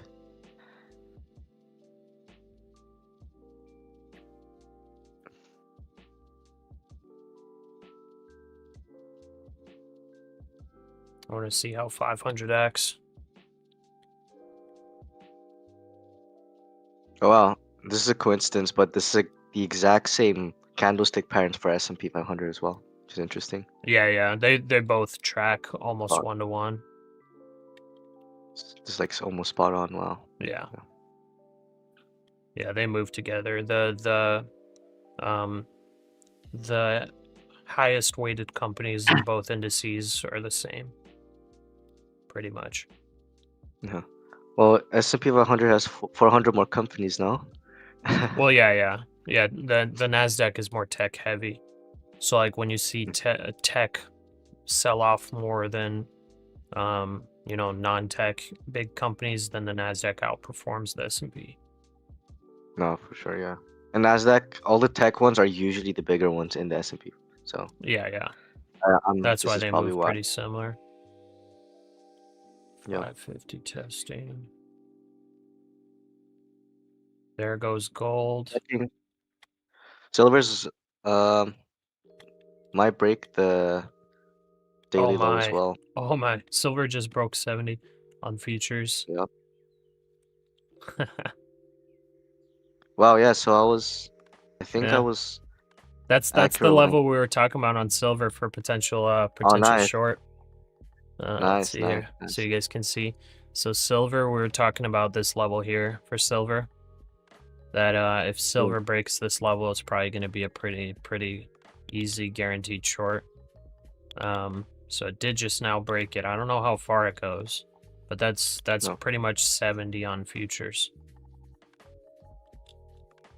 No, I think this is this low risk? Trade? I wouldn't say it's low risk because silver's been so volatile. It's medium. But I medium mean, risk. on the break, at least for some point capture, that was probably pretty low risk trade. Yep. But you would have to have stop orders on the short side to capture that right when it happened. Yeah. So if it breaks that, oh, it did already break it. Okay, I'm gonna There's been re-enter NASDAQ long half position here, and that's a better entry from where I got stopped out. I think I might enter on the potentially on the pullback, but I'm not sure for silver. Okay. Because there you did see the wick that went all the way to 17, all the way back up. So yeah, I want to see it break through that just for third hand confirmation as well. I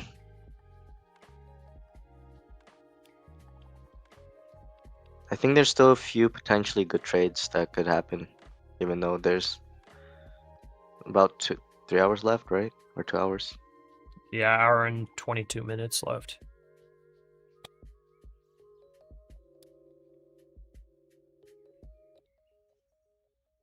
Okay. NASDAQ's coming right back down. Gold.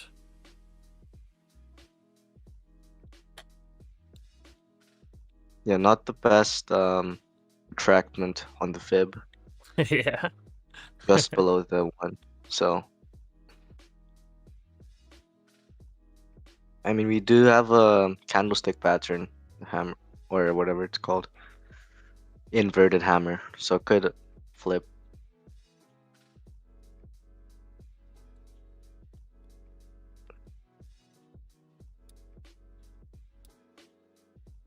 Let's see what happens here. Longs maybe not in play anymore, guys. Anybody looking for longs? They may not be in play right now. Yep.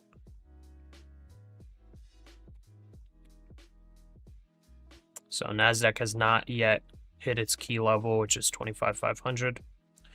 Gold is getting close to a key level for longing. We're looking at huge momentum on silver right now as well. Yeah. Did silver keep dumping? Huge momentum, yep. Okay, yeah, silver's continuing.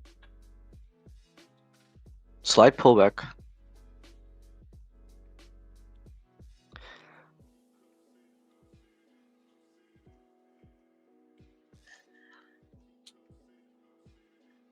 Let's see here. See what you guys have been saying. J-Rod, Pasha just passed 1 eval in 1K on personal account. Nice. Did a chat GPT review of last 3 years on last day, always dumps. Tax loss harvesting main reason. Yeah, I mean, there's tax loss harvesting for sure. But the last day is not always bearish. What's up?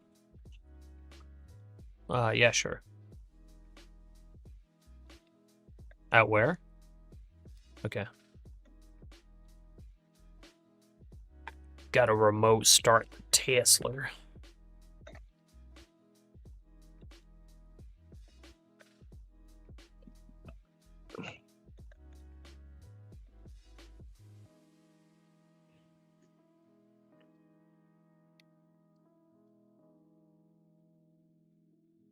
Brent crude futures settle at $60.85 a barrel, down 48 cents at 0.78%. NQ long area, you will not short. Yeah, I wouldn't want to short here because I would think 500 would be the bare minimum, or like the maximum for the pullback, but we'll see. I tried to pop back into a long here with half position. Yeah. At a better average, but it's not exactly a low risk trade. That's pretty risky trade. I think for the this sell off isn't a fake out at all for the NASDAQ. yeah. The thing on the fib, it's the right now where the previous wick ended on the 5-minute. That's where the points, the 78% was. So that could either be the ceiling for the new price, or it could be the push. Okay. But looking at the volume of the red candle, most likely a resistance point.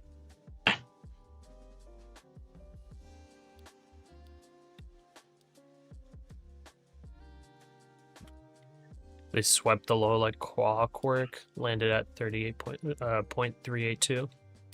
Okay. What's Man, the name Nvidia of also your guest? slumped. It's Pyro. Yes. Hello, everyone.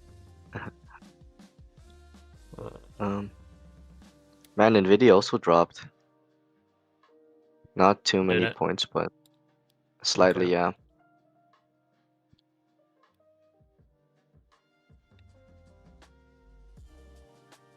Yeah, it broke through the low of the day. So J-Rod, last 3 years, market dumped from 0.4 to 0.6% last day, last 2 hours. Oh, okay. man, bummer. I missed out on the clear head and shoulder pattern on Nvidia. But yeah.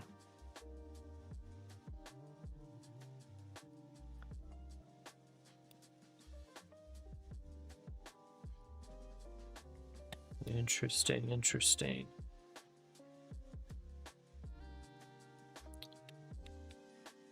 Not the easiest price action to trade today, guys. If you're trading like my strategy, if you're taking 50 points, easy today. I'm a little bit greedy, not gonna lie. I'm a bit greedy when I trade. But I think there's still huge opportunity for the trades to come potentially. Yeah, we got power hour coming up here in 15 minutes, so there's potential of something.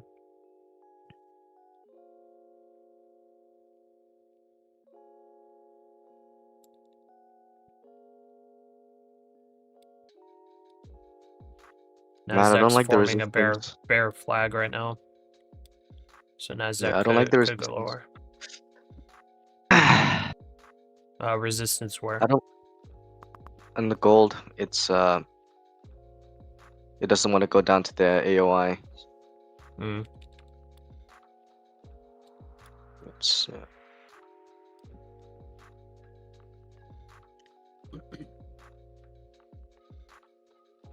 06, can you hear me in the Discord? No, we can't hear you. Okay, let's see. There's a bear flag forming on the NASDAQ on the 1-minute chart.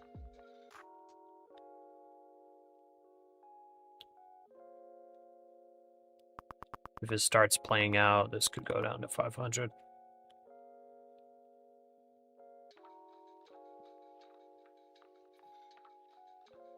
But this is all right. How about now? Oh, wow. a little bit bad quality. Am I loud? Oh, it really argues on it. It's a little bit of distortion there. Yeah. It's right now it's heavily respecting the resistance point from December 19th. Gold? On the NASDAQ. On the NASDAQ. Yeah. It's like spot on, I think. Is it fixed? Yep. Yeah, that's sounds better. good. All right, cool. All right, I bought my first eval last week, Mhm. and I'm $70 away from passing it, and I don't know what to do. Take a breather, pat yourself on the back. Yeah. Take a breather, pat yourself on the back. Don't force any trades. All right. Yeah, don't go big size. Hey, you can go with 1 micro on the NASDAQ whenever you get a setup. Yeah, Fair all you enough. got to do is Yep. capture 35 points with 1 micro on the NASDAQ and you're good. All right. Cool. Are you looking for longs or shorts going into the power hour, or just looking for your setup? Are you talking to me or? I would like longs. Okay, yeah. But who knows what Make a happens big here. sweep. There's a bear flag forming right now, but let's see. Sellers are still in control on the NASDAQ. Buyers are trying to push it here. Let's see here. See what can happen. Yep.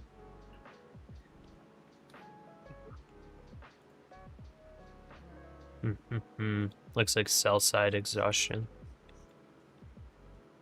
Same from gold.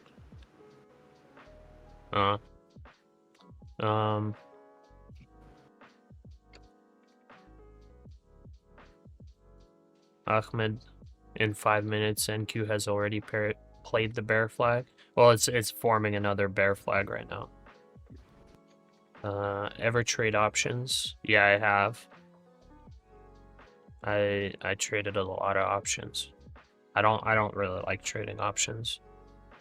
We just had bad experiences. I've had both good and bad experiences with options.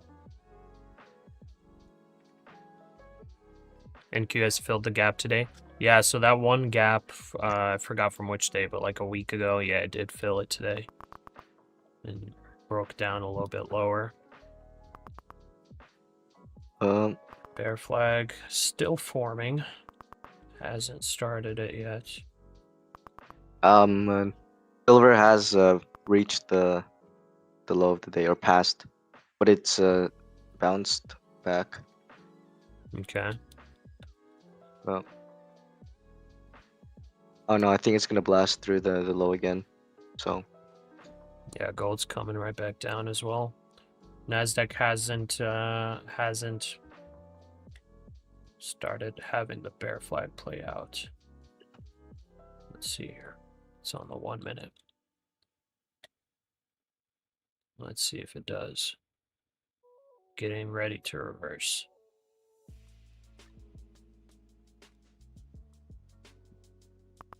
It looks like it wants to. Okay, Order filled. I'm reversing and it bounces right away.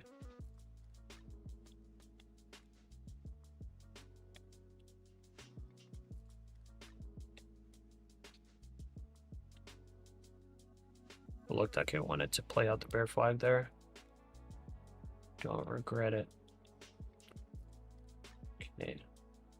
We'll try to take 30 points. If the bear flag plays out here.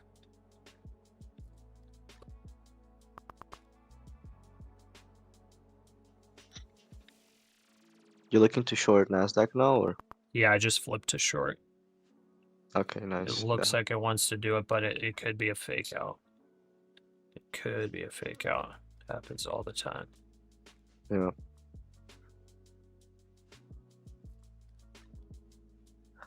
Let's see. Right now, it's at the ceiling of the previous consolidation zone, so it could just start forming that pattern again. Yeah. And also, this is really zoomed out. It is a clear head and shoulder pattern as well, so like heavily zoomed out for the NASDAQ.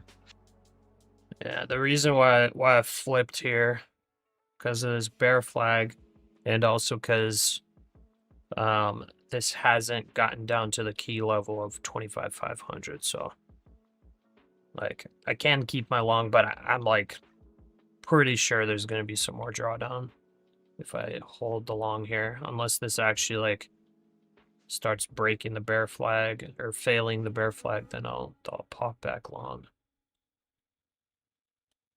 NASDAQ loves to fake people out. It just loves it. It's curling down, but buyers are trying to keep it up. Let's see what happens. But I've come to terms with the fact that I'm not going to pass these evals today, and I may not end the day break even today as well. So I've already come to terms with that. So I prevent myself from taking any emotional trades today. Yeah. Gold is grinding down, so Yeah. still could hit the area of interest.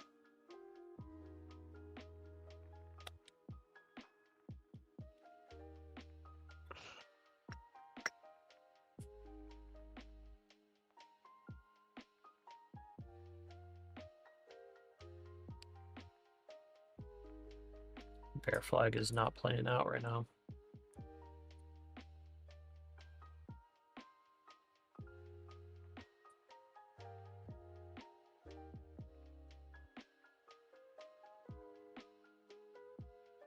Hope you're trading demo. I'm trading evals. Yeah. I've got a lot of drawdown left too. These are evals that I got really close to getting to funded. So I've got quite a bit of drawdown to work with. I tried to take the risk today to pass them today. It didn't work out, but it's no big deal.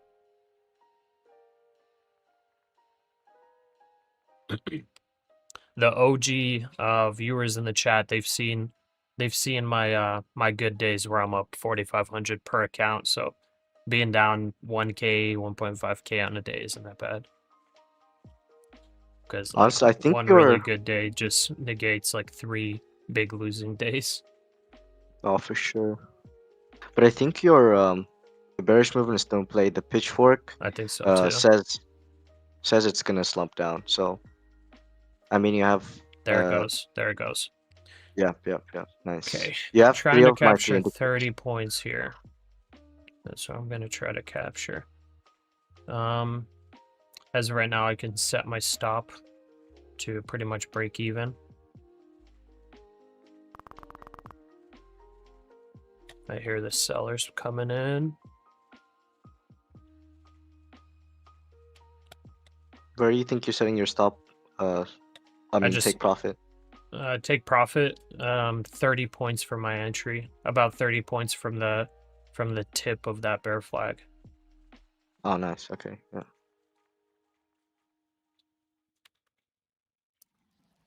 Let's see. Gursin, are you copy trading? Yes, I'm copy trading 5 take profit trader evals. I'm like so locked into this trade that I've my breakfast getting cold here and my coffee getting cold. I'm just like watching this like an eagle. I think it's gonna jump around from where it's heading. I think it's gonna go down maximum of well, it's different for you.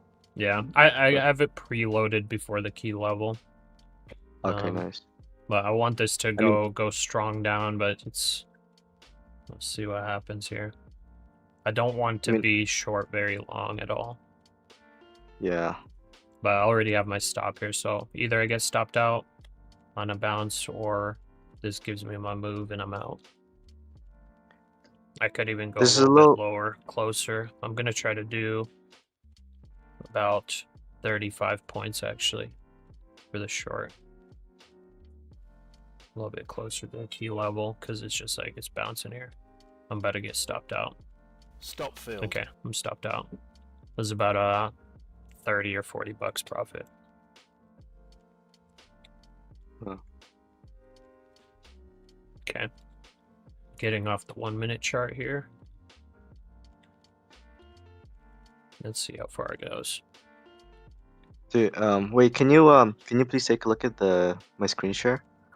Yeah, 1 sec.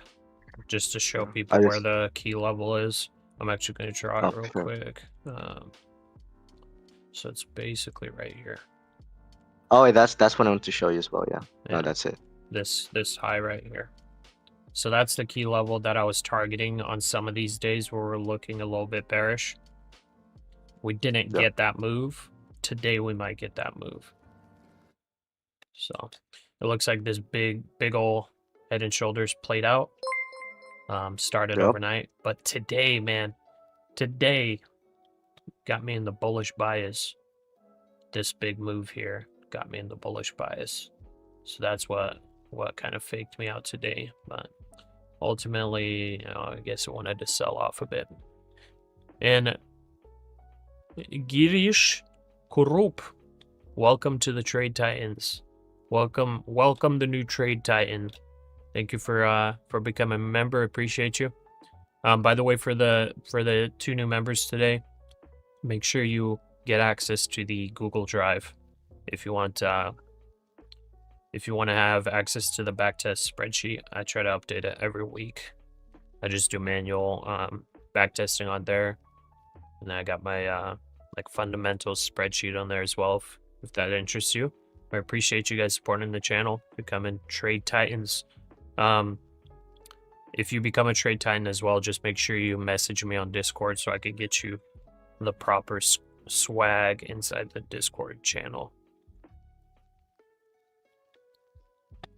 Okay. I mean, that selling is really not... There's not much momentum here after that bear flag break.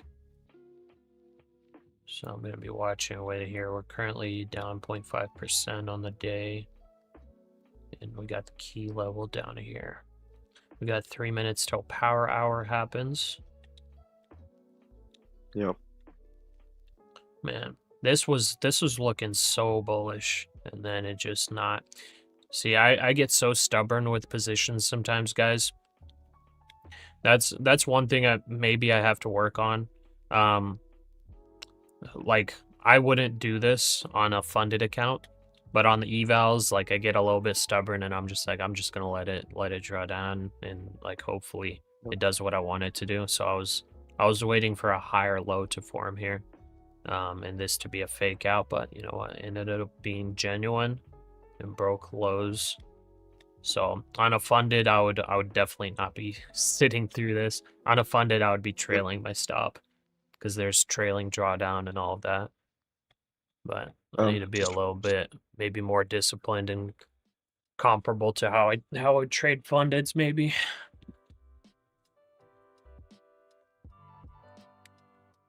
I was about to say silver broke the long wick I was talking about, but it's rejecting it. So Oh, did it? maybe that's the bottom. Yeah. Interesting. It broke, but it's bouncing back up. So.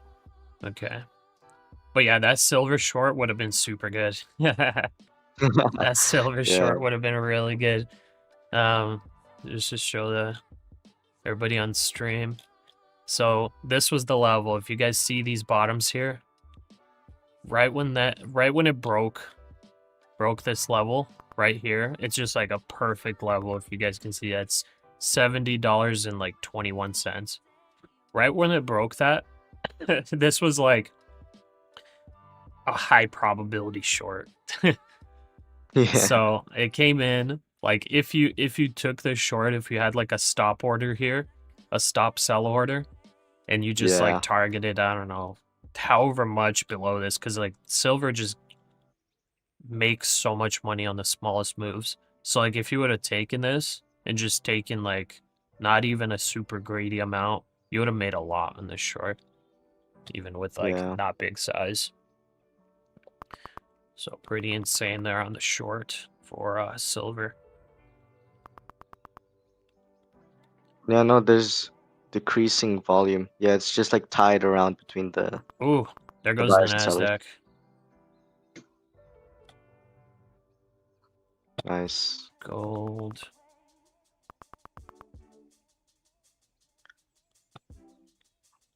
Okay. I think the new support is going to be around. Gursing, you blew up your 5 150k pro accounts on TPT because of one account somehow entering a counter position. Oh, I would be so pissed. I literally had that happen, but it was only evals. I had that happen like 2 weeks ago. Wow. Gursing, what happened to me with the copy trading is whenever you set up the groups, sometimes it doesn't update on all of your stuff. So I would use the chart and I would use the DOM to take trades. So I took my trades on the chart, but then I entered a trade on the DOM to take partials. And the DOM actually wasn't updated. It wasn't set to copy trading. So I ended up accidentally putting what was supposed to be spread across 5 accounts on 1 account, and it ended up becoming a counter position. And I closed it like fast. I closed it like right when I noticed it. But unfortunately, based on like CME rules, they have to liquidate you. It's like it's not even it's not even like a TPT thing. It's CME rules that they have to comply with. Oh wait, Pasha. And that one's so unfortunate. What's up? It's about to hit the AOI. Just Yep. heads up. Yep, gold and NASDAQ. So that gold short would have Setting up. played out there. I would have got my 35 points, gosh dang it. I'm gonna set up the. I was trailing my stop a bit close there. It's coming down. It's actually doing it. Man, that's annoying. I think I got stopped out like almost like right on the level where my stop was. It's so annoying. And then it decided to go. So 25,505. Bouncing. Gold. Right at that level.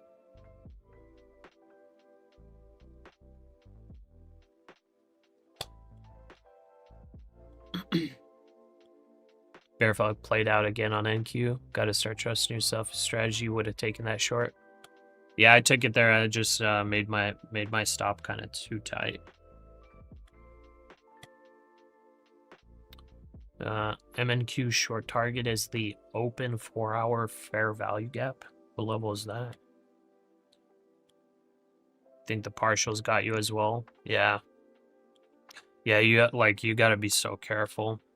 You have to like verify that you're in, like it shouldn't change. It shouldn't change, but I was adjusting my copy trading settings and I adjusted them on my chart, but I didn't do it on the DOM.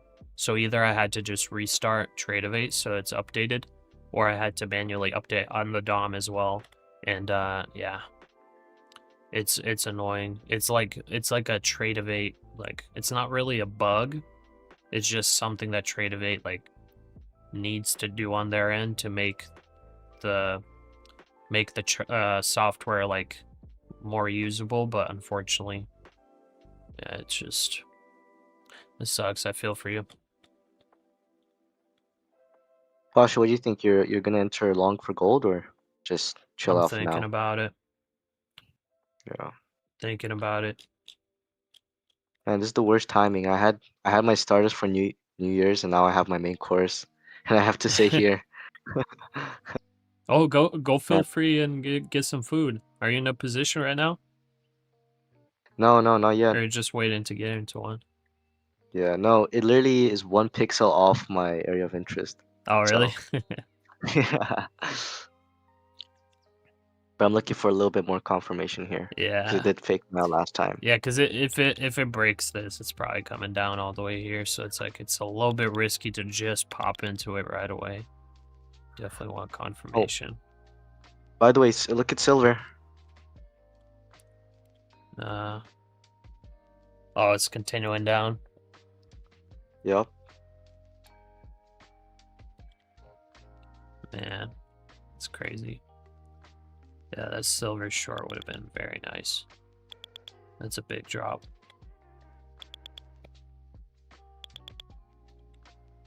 I'm actually hearing market buys now from the NASDAQ.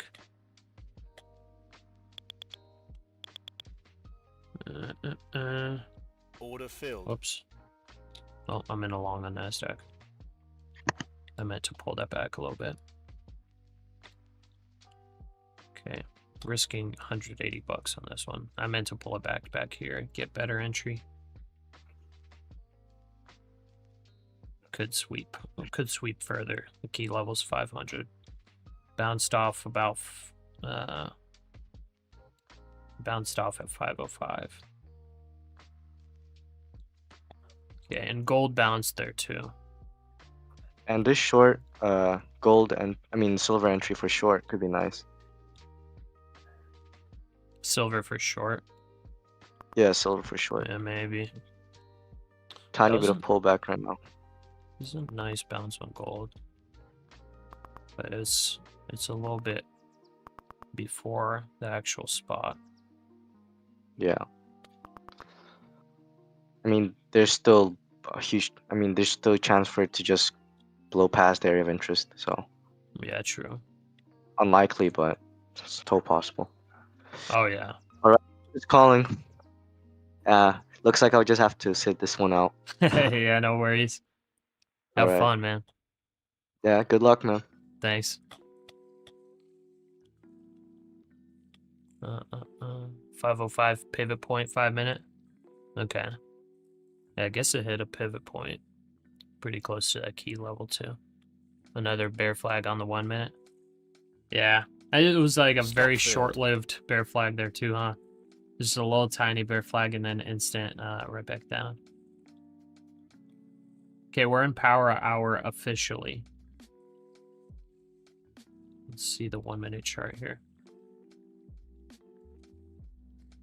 Let's see that 1 minute chart.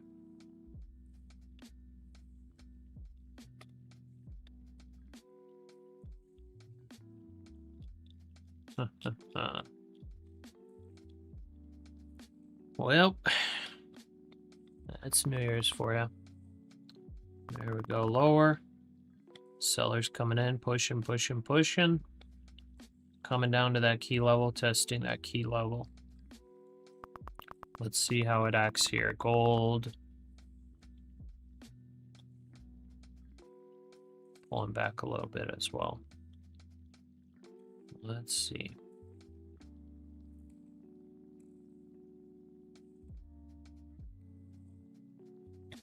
There's a sweep.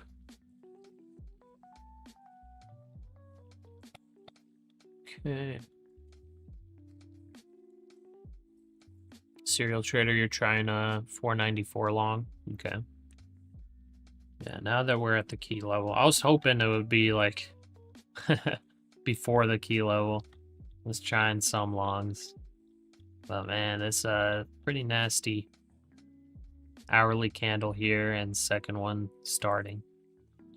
Pretty nasty. But we are now here. We're now here. And what are we gonna do now?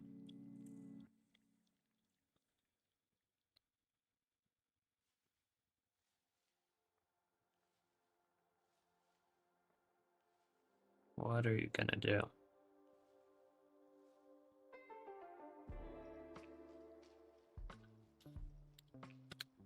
Okay.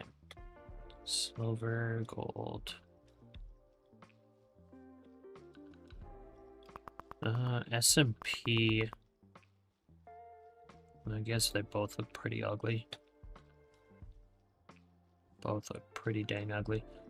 Let's see where moving averages are, guys. So we got the 100 EMA on the 4 hour for S&P here.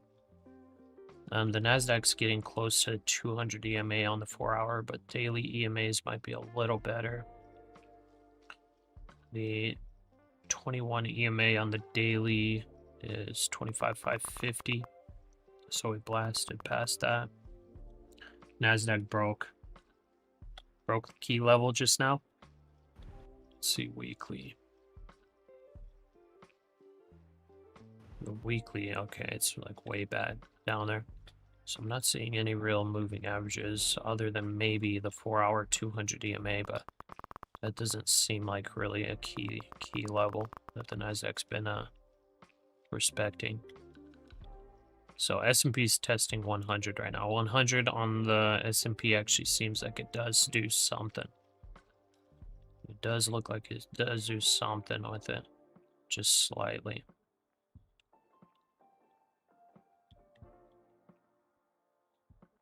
It's also 6,900 on the S&P. So I'm looking for support levels on the S&P and on the NASDAQ to see what we're looking at, because we did just break through that key level. So as far as what's below, I have no idea.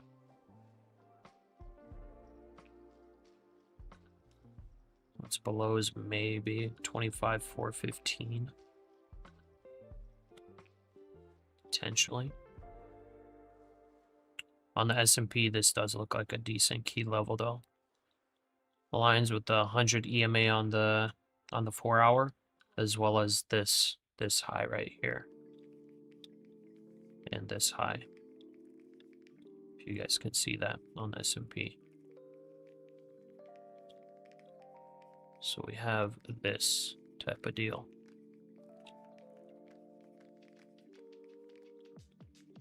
But you don't want to just blindly be holding on for dear life there. Serial trader, you got in at 488. Okay.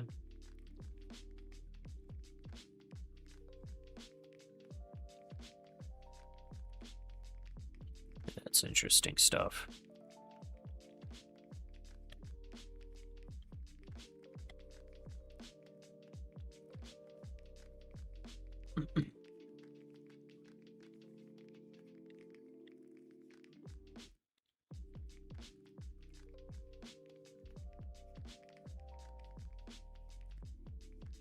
So swept key level.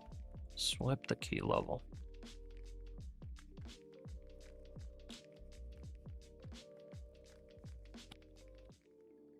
Yeah, this is definitely a power hour that... Ooh, wait, gold is moving. Wait. Whoa. Whoa, I totally missed that. Gold bounced pretty well.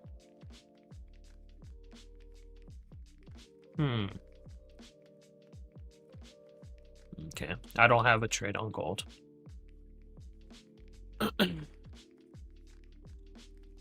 do not have a trade on gold. Gold bounced. It did not get down to this low here, but that's a decent bounce on gold. ES is going to fill the gap. Hold off on longs until then. Where's the gap? Where do you see a gap? Let me see here. What gap are you talking about? Oh, okay, I see what you're talking about. Right there, this gap right here. 894. And it definitely looks like it's working toward it.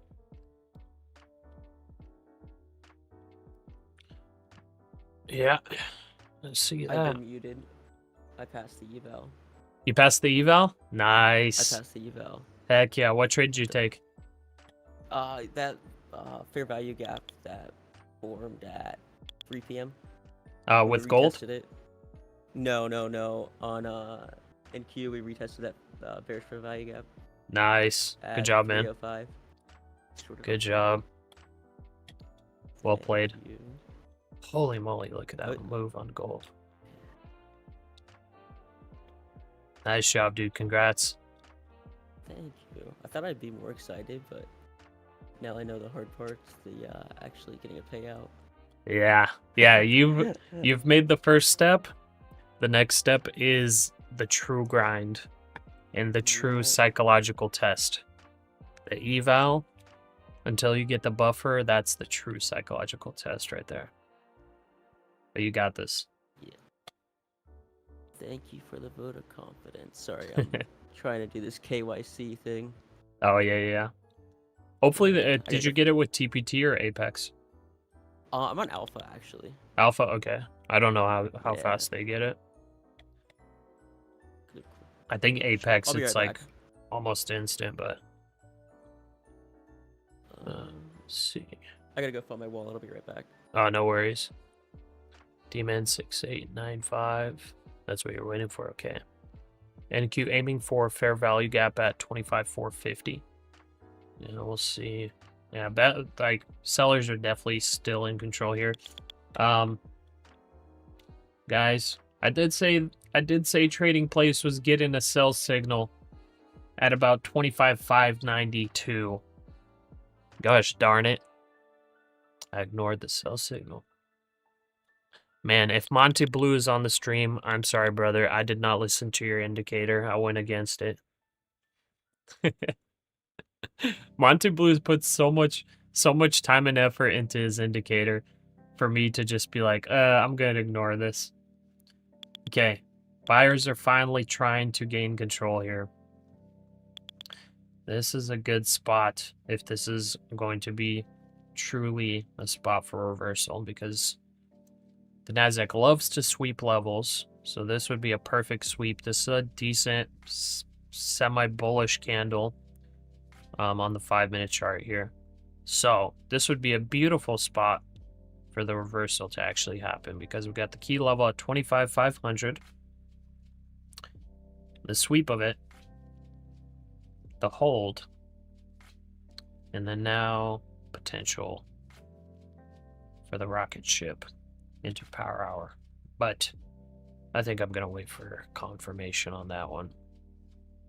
But yeah, this could be a decent squeeze if it is for sure.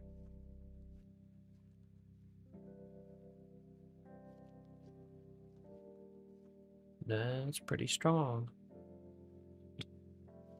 Let's see 1 minute what it looks like.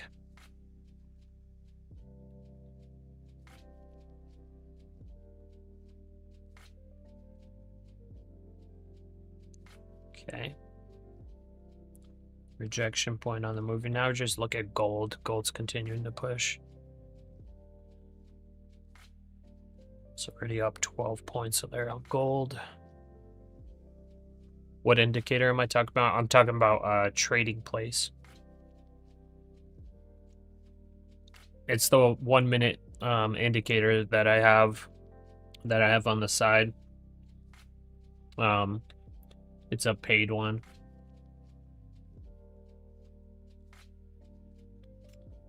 Yeah, if you want to check it out, it's in the description. It's called Trading Place.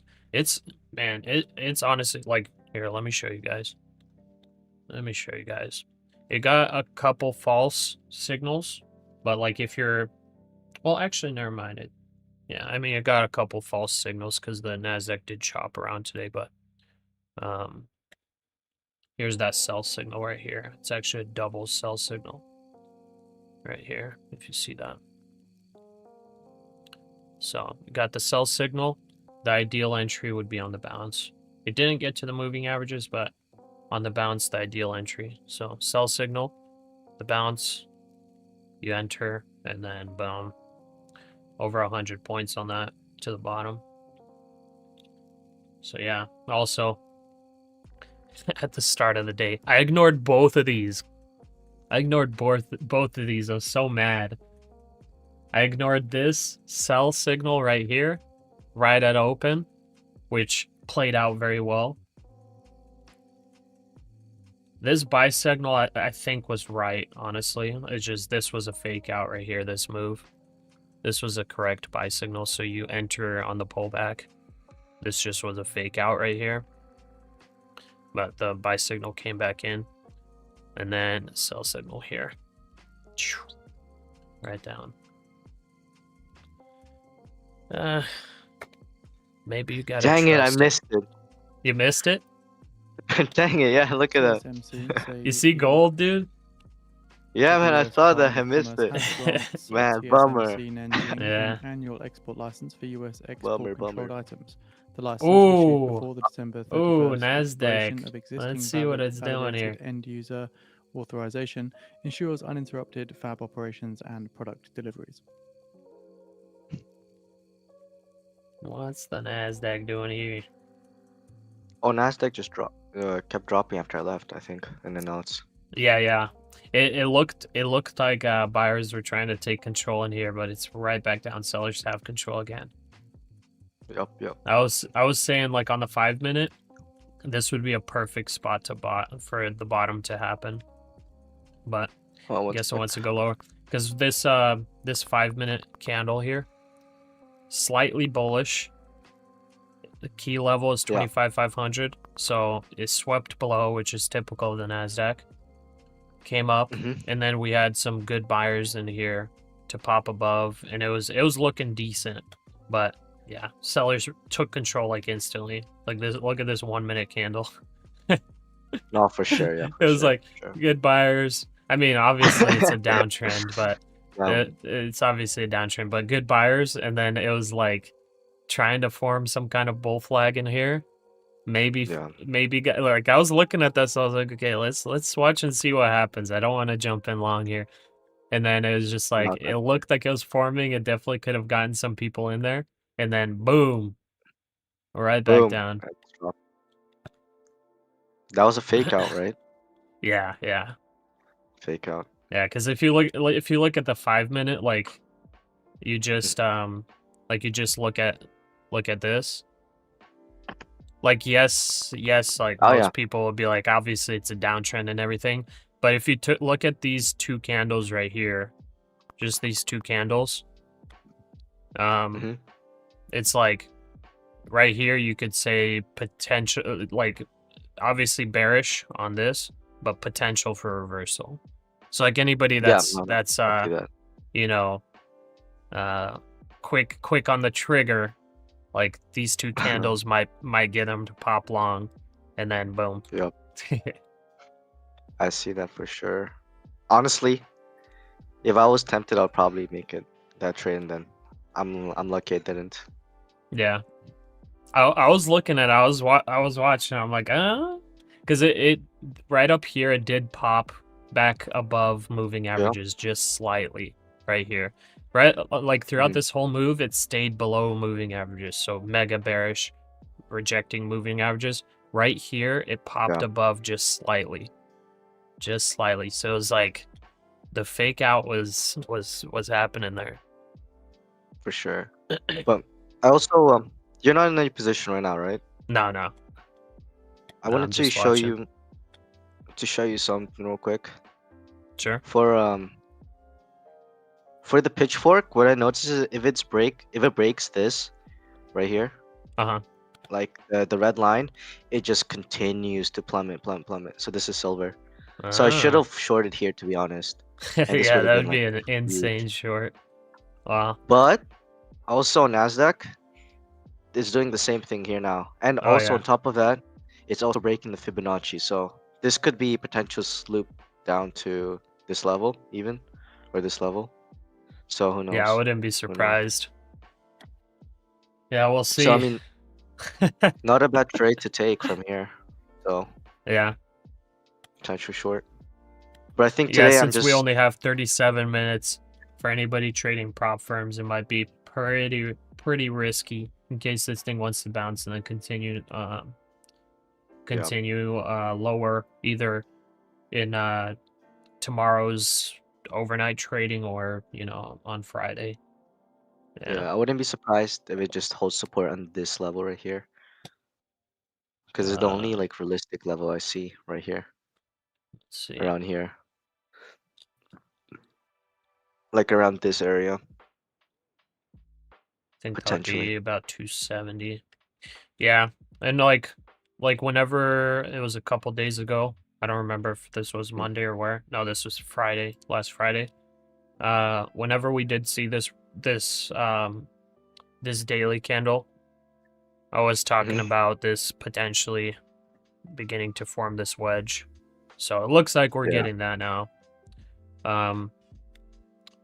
You could potentially draw some trend lines. I know some of y'all in the chat hate trend lines, but some of y'all love them.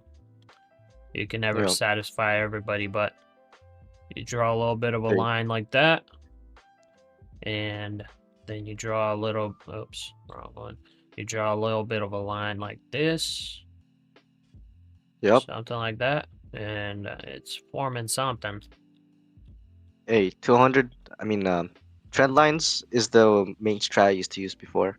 But then on top of, I just layered it, and then it worked out in my favor.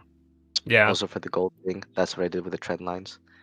So as of right now, with this trend line, it's looking to me like if the next couple of trading days it's a trend down, it's looking like 25,300 approximately could be a touch point of it, and 25,300 is kind of close to here. This is about 25,275. Yeah. This level here. Yeah, 25,300. I mean, looks kind of like the sort of range over here on this big daily red candle. Let's see how the 1 hour looks. So if we pop back over to this, where was it? Were you on the This 1 time minute period? just now, or? No, this is the hourly. Before that was Okay. the daily. Uh-huh. Where is it? Oh, it's All way right, back yeah, I here, see it. actually. Let's see. It's way back here. Here it is. So whenever I forgot what was happening here, something that Trump said or did or whatever. We had this huge move. This was 1 day. This was 1,000 point yeah. drop, I believe. 1,200 point drop. This was an insane day. After this drop, we had this really long consolidation and chop. But Yeah. this chop kind of started around that level. So the 300 or 350 level. That's the tops of these two. It's also slight kind of support area in here. It's about 25,300. So it'll be interesting to see, honestly. 25,300, yeah. I think a few people got faked out by the silver a little bit. Oh, really? A little bit, yeah.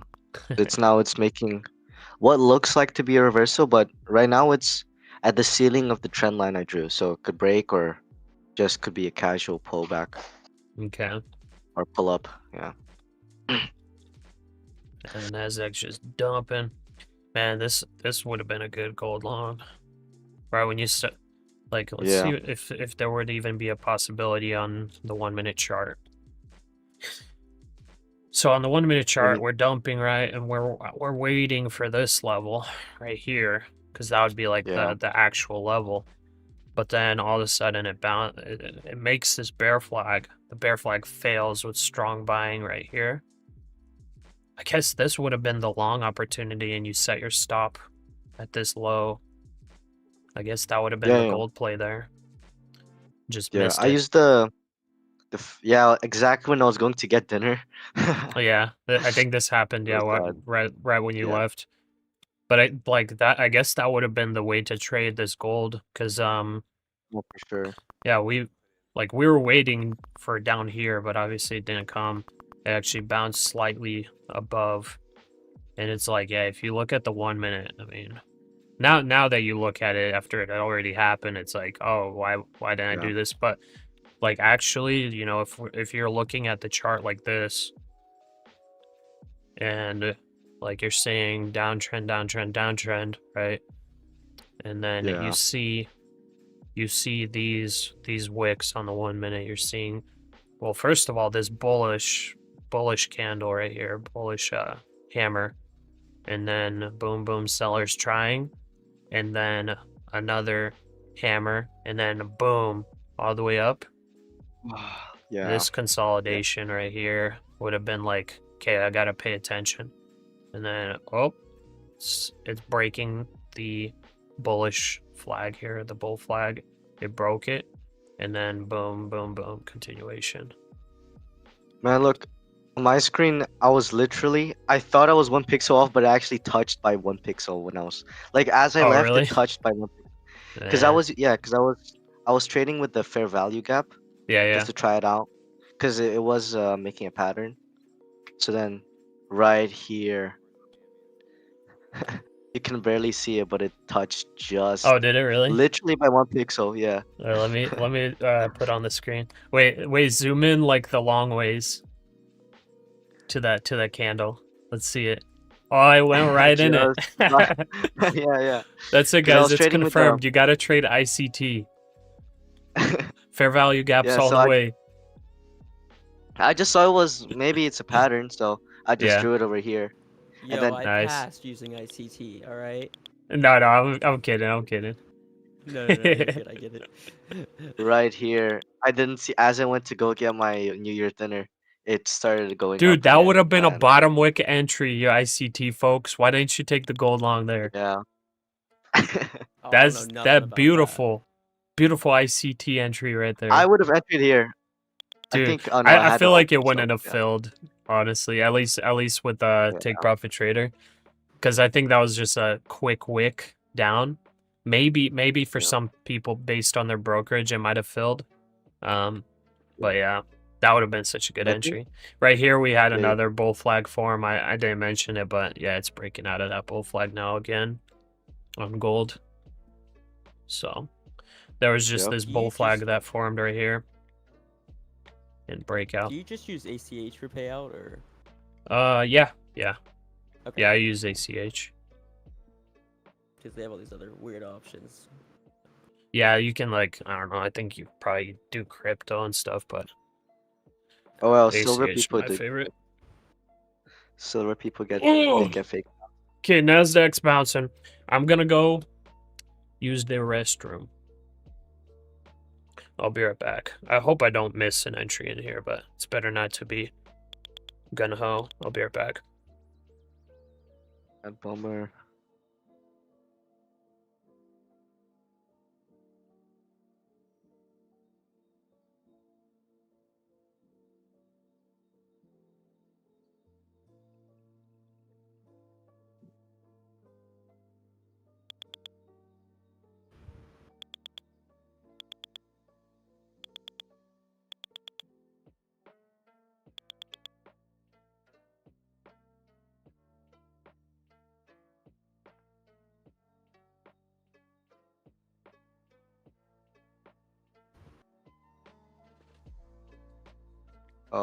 Bro.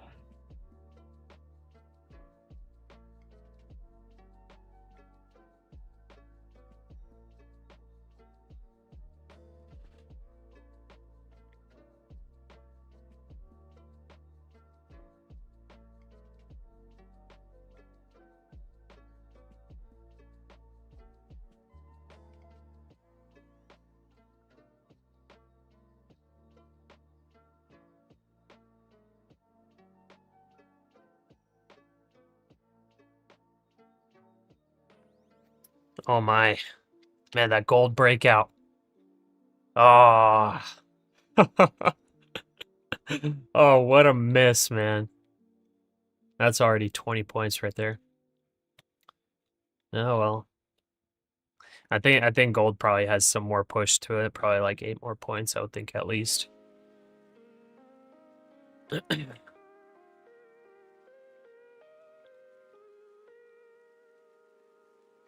Yeah, really. I'm curious to learn about these fair value gaps. It's what makes this a fair value gap here? Is it the push and then the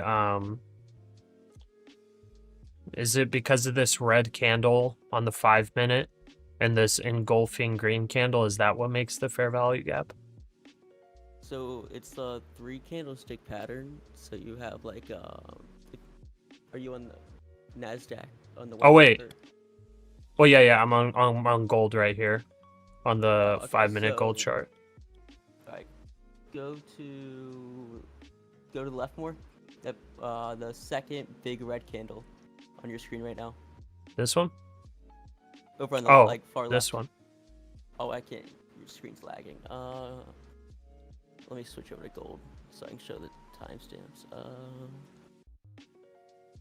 My timestamp's gonna be different from yours, anyways. Are you on the 1-minute chart? No, I'm on the 5. Okay. 5.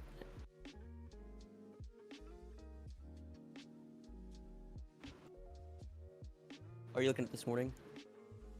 Okay. I see. Alright. Not really, no. This This is this morning up 12:45. here. 12:40. Oh, that's are you UTC -3? Your time zone, so I can line our charts up. Oh crap, I don't even know. Oh, I'm PST. Oh, your PST? Yeah. Alright. By the way, NASDAQ may be potentially forming a long potential here. Buyers are almost in control on NASDAQ. Because if this is like, let's see, if I try to guess. Alright, so the 950 candle,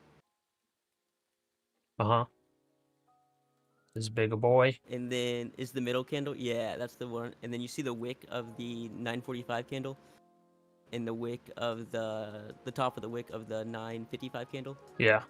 That space in between, where there's like price never really went back up into there, like in those 3 candles. That's what we consider the fair value gap. This right here? Oh, hold on, let me share my screen. Discord.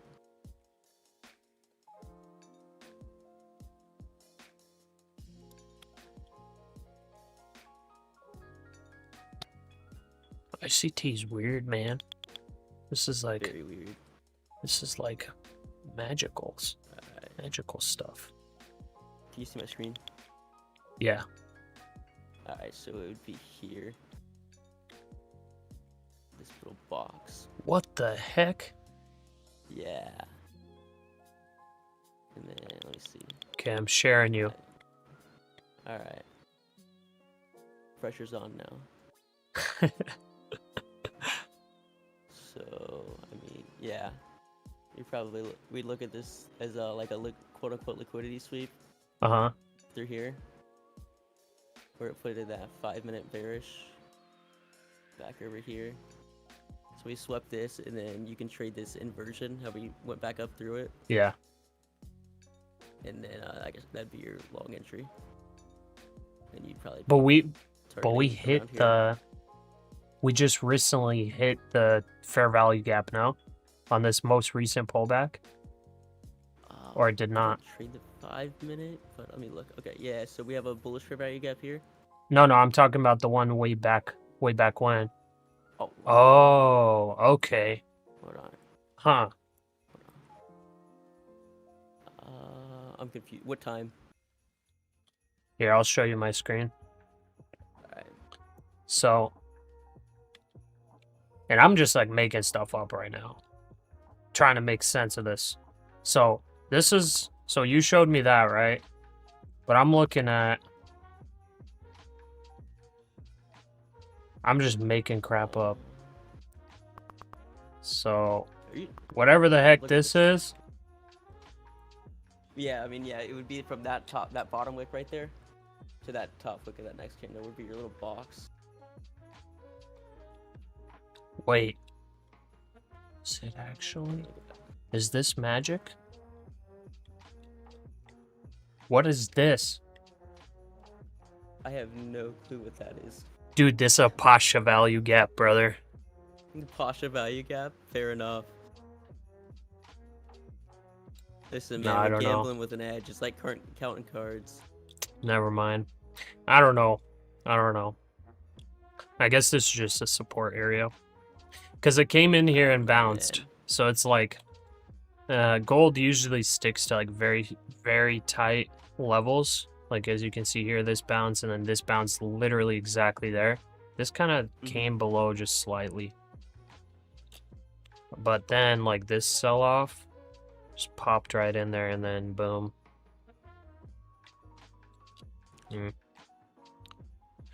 Well, I'll need to do some more ICT research.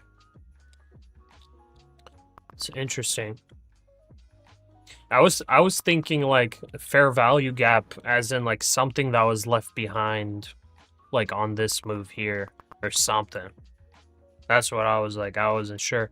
But if it's like something you gotta look at like right in here or wherever, like you have to be actively looking for them. Oh man. That's hard. Using fair value gaps on their own, like their win rate's absolutely terrible. Oh. Oh man, I was muted. Sorry. Wait. Oh. OC6. Can you look at my my chart? Is this right? I'm not sure. Hold on. Or is this wrong? This could be completely We should wrong. call in the actual creator of ICT to confirm. This looks right, Mr. right? ICT, what is happening here? Yeah, that's right.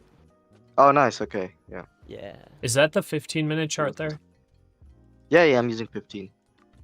So, but this was formed at 6 a.m. So, Yeah. I mean, it might be nice to look at the end of the day if there's any potential for value gaps, I guess, in the closing hours. Because this was very clear. This was a this was I think, pretty clear fair value gap, right? Oh, let's see. Gold. After it gets hit like so many times, I don't trust it as much, especially in like a bullish aspect. But then you have that inversion. So if you look to the left of it more. Oh, sorry. Go back. Right. It's right next to it. Order filled. Oh, so here? you have a bearish fair value gap right there. Here? Yeah, you like see this that one. This one. Yeah. So that one. So if you draw that out. Here, right? To that wick. Yeah, right there. Yep.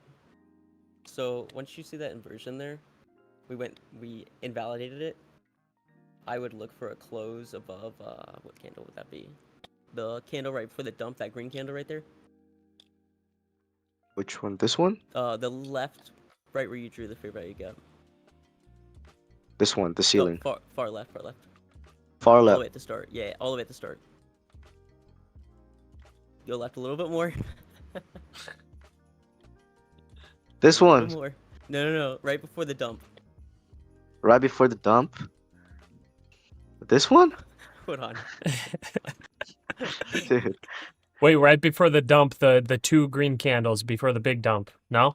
Yeah.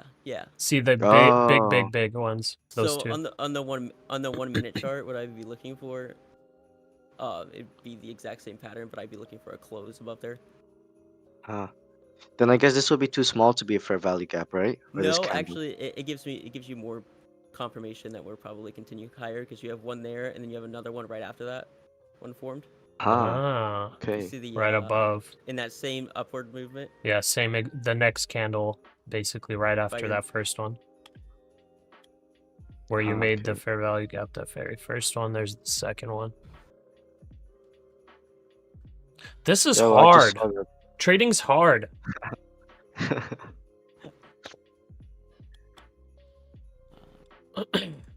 Anyways, I took a gold long. Oh, nice. I took a gold long because it's pushing upwards, so yeah. I hit buy.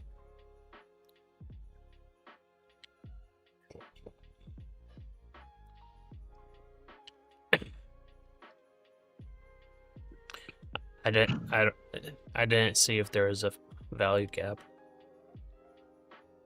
No, I just saw it. I was like, oh, that's cool. Maybe that's where it is. Yeah. Because then in that context, it made sense. I guess it's just a support. I'm also I just hit buy on the NASDAQ. Oh, nice. Let's see.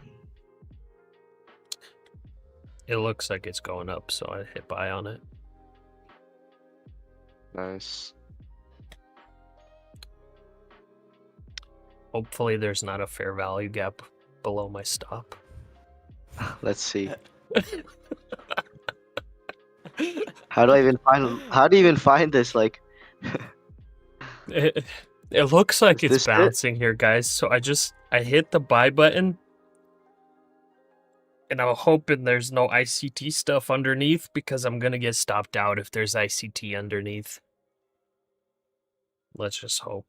okay, If there I is think you're in the ICT clear. underneath, I hope it's not a high win rate because that would suck. Fake value gap. Let's hope it's a fake value gap underneath. Hope. Uh, Oh, I don't know. Maybe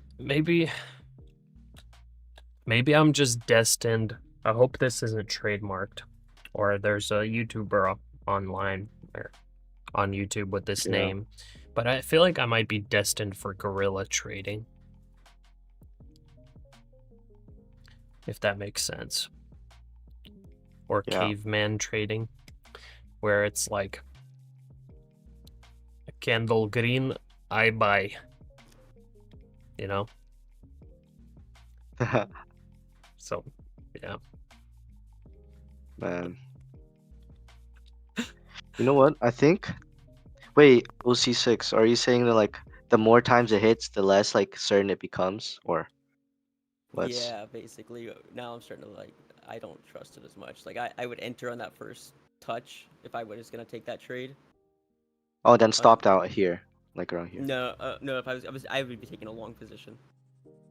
Okay, we Okay. got But 15 like, minutes left. So allegedly, yeah, I came back down and retested that first bullish fair value Wait, gap. I would've taken a allegedly? long. I wouldn't have taken this trade. Like in general, I don't like where the we've already we didn't close above the I mean, swing high. I guess the my other trade from earlier. I was trying to show like I gotta find my entry again because once I passed the eval trade about or trade evade. I mean, I guess Whatever. the best one would have Stop been filled. to enter on the second touch and then wait for it to hit the trend line ceiling. I probably would have, if I did fair value, I probably would have took profit there.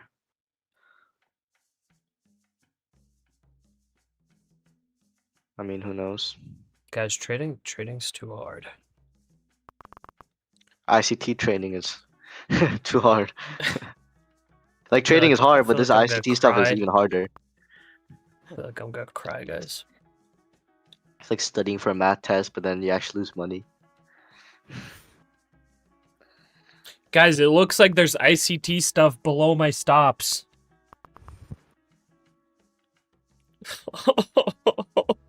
What are you long in? Are you long or short right now? No, I'm along NASDAQ right now. I tried to long gold, but it stopped me out. Yeah, I mean, I would have taken that long at what, 3:31 p.m. for me. Oh, that's the 1 minute chart. So 331. Yeah. Yeah, that would that's be- when I missed. I wasn't paying attention to it. This one back Yeah, here it's would have been the most ideal. Right here. So that'd be 307 Eastern. Or 309 Eastern. 310 Eastern. What time is it for you right now? I'm just 3 hours behind, 12:48. Oh, okay. Well, I'm guessing the fair value touches could act as like a pullback zone, no? Like if it touches it, it's gonna have a small pullback usually. I mean, you could backtest it on like FX replays if you wanted to. We're about to have Because an what I'm MOC seeing here right is- now, guys. We're about to see some volume. We got 1 minute, 10 seconds left. I'm probably gonna get stopped out of my NASDAQ. NASDAQ long.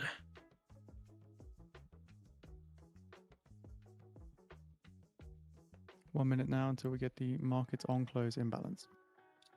Now you have to threaten it with tanks. Ah. What are you doing? What are you doing? It tried to break above the key level, but it rejected 3 times. Stop filled. Damn. Rough. Oh well. So I think we're gonna come down to the top of the 1 hour bullish fair value gap that we had at 25,490 or 4. Was that 59? That's my target before I start looking for longs. 459. Oh, gotcha. Okay. So that's Wait, do you guys that's know this what- huge candle mean- here. Yeah, so if you look at 10 seconds. there's the big displacement and that big candle that went up, and then I look at the bottom of the red wick there, Yeah. the red candle, and then the little Markets green on candle close that went as imbalance. a little wick. S&P 500 sell side 1.6 So, billion. like- NASDAQ There. 100 sell Like side this? 36 million. Dow 30 sell side 234 million. This Mag is it. 7 sell side And 106 then million. drag it down more. So go back to the left. Oh, catch back up. Oh, my iPod's is struggling over here. Yeah, so you have it right there, and then grab the bottom of it, that box, Uh-huh. and drag it down. Where the heck is my bottom of the box? Well, like this? Like the bottom left corner of it, box that you drew. Like to make it, yeah. Now drag it down more.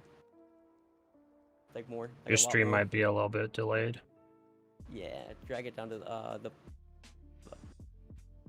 5 a.m. candle. Oh, all the way down there. Yeah. Like right here to the top of that. Yeah. Dude, that's a mega value gap. Yeah, I mean, What the yeah, heck? we're expecting price to fill that general area.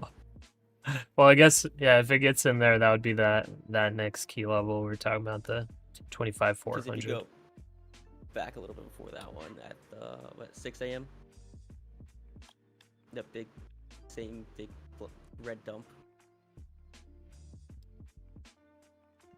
Right here. Can you share screen in Discord? I honestly don't even know how to. Here, I'll share mine. You have 2 monitors, you can just pull it up on the other one. Yeah, yeah.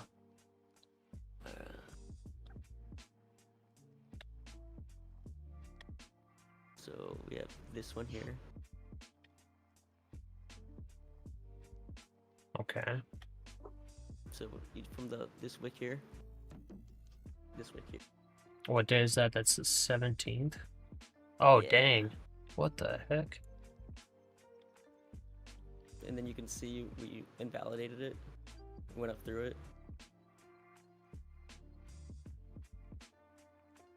You'd probably be looking for longs after this 1 hour candle. You'd be looking for longs like in here. Yeah, yeah. That was the 18th. Yeah. Okay. For longs in there, but right now I'm just kind of looking at this zone here. Oh, so this one didn't even test. Okay, that makes sense. No, we have. That's what I'm saying. I'm waiting on price to return to that general Okay. area. That makes sense. Yeah. Ah, okay. Interesting. Oh, look at the gold coming right back down. Yeah, gold is getting rejected. It's Oh yeah, it's choppy. my pitchfork.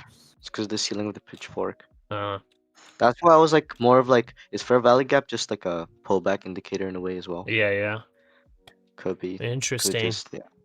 Nashman, it is the they them gap. I mean, I guess fair value gaps have like a credibility then. I guess in I mean, in this way. Context. That's so weird. You might would you consider Might be that like a nice. support area at 24.59? Is it like a level you'd consider? Which level? 459. Let me see. 459. No. No. Oh, actually, yeah, I guess. Yeah. I would be looking at lows on this day, yeah.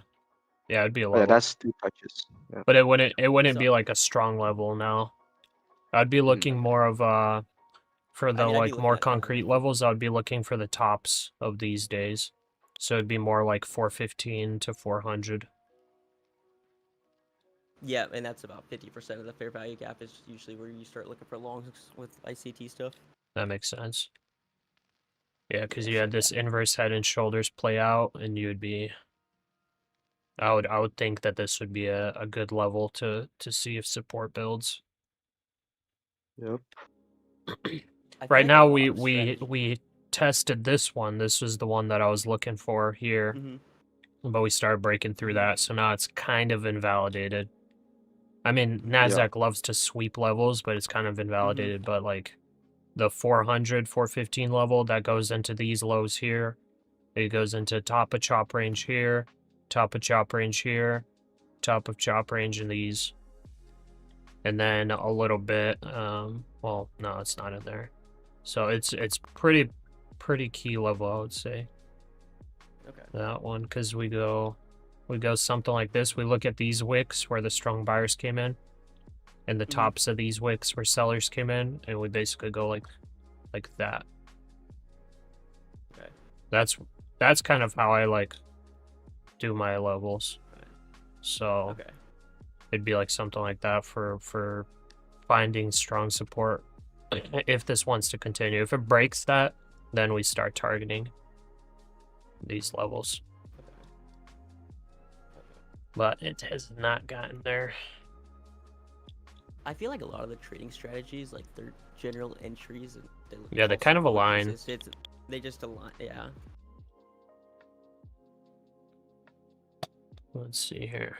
Trump on Truth Social says we are removing the National Guard from Chicago, Los Angeles, and Portland. Removing National Guard from Los Angeles. You think possibly a head and shoulder pattern could be here? Pasha? What, on the 1 minute? On the 15-minute actually. It's drawing the on shoulder NASDAQ and the or head. where? On gold.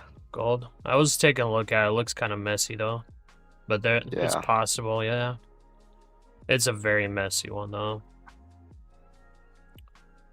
I would honestly like. validate I this. wouldn't really consider this a head and shoulders because it's just like Trump it's on not Truth Social goes on to clean. say, But with like, regards to there's removing the obviously National like a Guard from level Chicago, here. LA, and Portland, says we will come back, perhaps in a Yeah, much I mean, different if this There's was a just a level normal here. when chart, crime begins to soar again. if this was a normal chart, I would just disregard it. But there's also the pitchfork thing, the lines, Yeah. and also the trend line. So could be. Yeah, I mean, honestly, the the lowest wick here, this one right here on the, I guess that was earlier today. That was early morning today. I would say if that level breaks, you could probably safely short like 20 sure. points at least. I would probably say like, I would probably say like short. How should I do it? I feel Yeah, if like it I goes should draw underneath more. But I feel like if like that level would break, I feel like a short like for this much would probably be like almost guaranteed. Basically right till the tops of these wicks here. So that'd be For sure, 296. So it'd be 314 to 296. Yeah, I think if it goes underneath the area of interest, it could be a short. There goes NASDAQ going more. Okay, we're in the last 2 minutes of the market. We got a lot of people signing off. Sorry that I've been missing so many messages, guys. Like realistically, if we're gonna have more and more viewers, I'm gonna have to miss, a lot more messages, because it's like it's hard to keep up. But I'll try to like go through and respond to as many as I can. Cody, unfortunately, the main ICT guy apparently can't trade and is much better at talking about it than doing it. Yeah, I wonder, like, it seems like his idea might be legit, but unfortunately everybody's susceptible to emotions, so he might just not have very good emotional regulation. He might have like created it and then he's just like breaking his own rules or something. Who knows? I don't know. I don't know enough to say anything. NASDAQ's coming down, continuing. I guess this retest of the key level would have been a good short. Good risk to reward because it's just dumping for this last minute right now. Yep.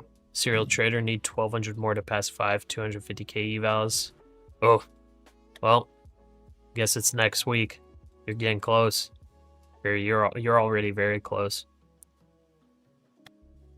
Last few days Honestly, trading in NASDAQ QGC have been really hard, it seems, or I just suck at trading. No, the last few days have been pretty difficult, honestly. They have been. Like I thrive when the market is easy to trade. As long as like on the hard days I don't lose my pants, I make back all my losses and plus some on the easy days.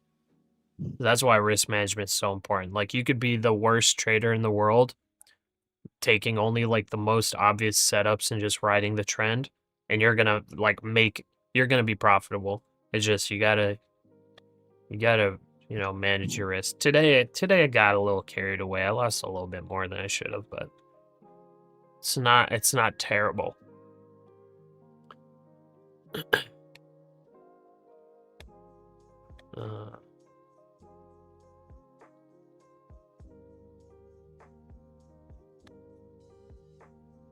How are we shorting with 3 minutes left? I'm not shorting.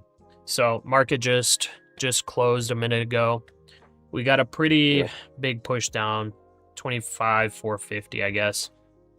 We got after hours trading for 1 more hour till the market closes. And then it sounded like market's reopening at 6 p.m. Eastern tomorrow. So we should be able to maybe get online tomorrow. So if I'm gonna be free, I'll pop on stream tomorrow for some futures trading, some overnight futures trading, but not guaranteed. I might take a little rest tomorrow, but we'll be back on Friday. So I'm gonna pop off Discord. We'll do our outro. Yep. Thank you guys for joining, by the way, on the Discord. Thank you It's so fun much, talking man. with y'all. We'll keep doing it like this if you guys want to pop in. All right. For sure, man. Sounds good. Let's run that outro. Y'all already know. Because there are people today that have made massive green profits. You guys don't need any motivation. The guys that are nice and green today, I'm just gonna ignore y'all. I'll give you a thumbs up, okay? There. If you're green, here you go. That. Because I'm a little bit salty, and the ones that are red today are salty as well. We're jealous of you guys that were actually able to trade well today and didn't get a bullish bias like I did after this big move. But I'll say good job as well. You did good. You did good. Yeah, you kind of had to go with straight technicals, not get locked into your ideas. You did well today if you're green, okay?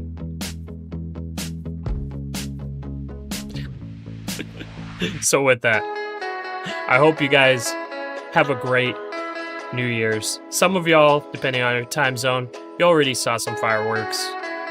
It might be a new year for you today already. So I hope you have a great day off. But for those of you guys that are nice and red, blown some accounts, nice and red right before New Year's, my goodness, isn't that terrible? But do not fret, because it is going to be okay. It's going to be okay. Because trading, if you trade every single day, you're going to see red. I saw red today. A lot of us saw red today. There's no reason to sit there and worry about it, okay? Don't let it ruin your evening, your night, your day. There's no reason to let it ruin anything, because it's just part of trading. Some of us are going to be red, some of us are going to be green, and that's just part of it. As long as we learn something from it, adapt, and manage our risk, we're going to make it out. Appreciate all you guys.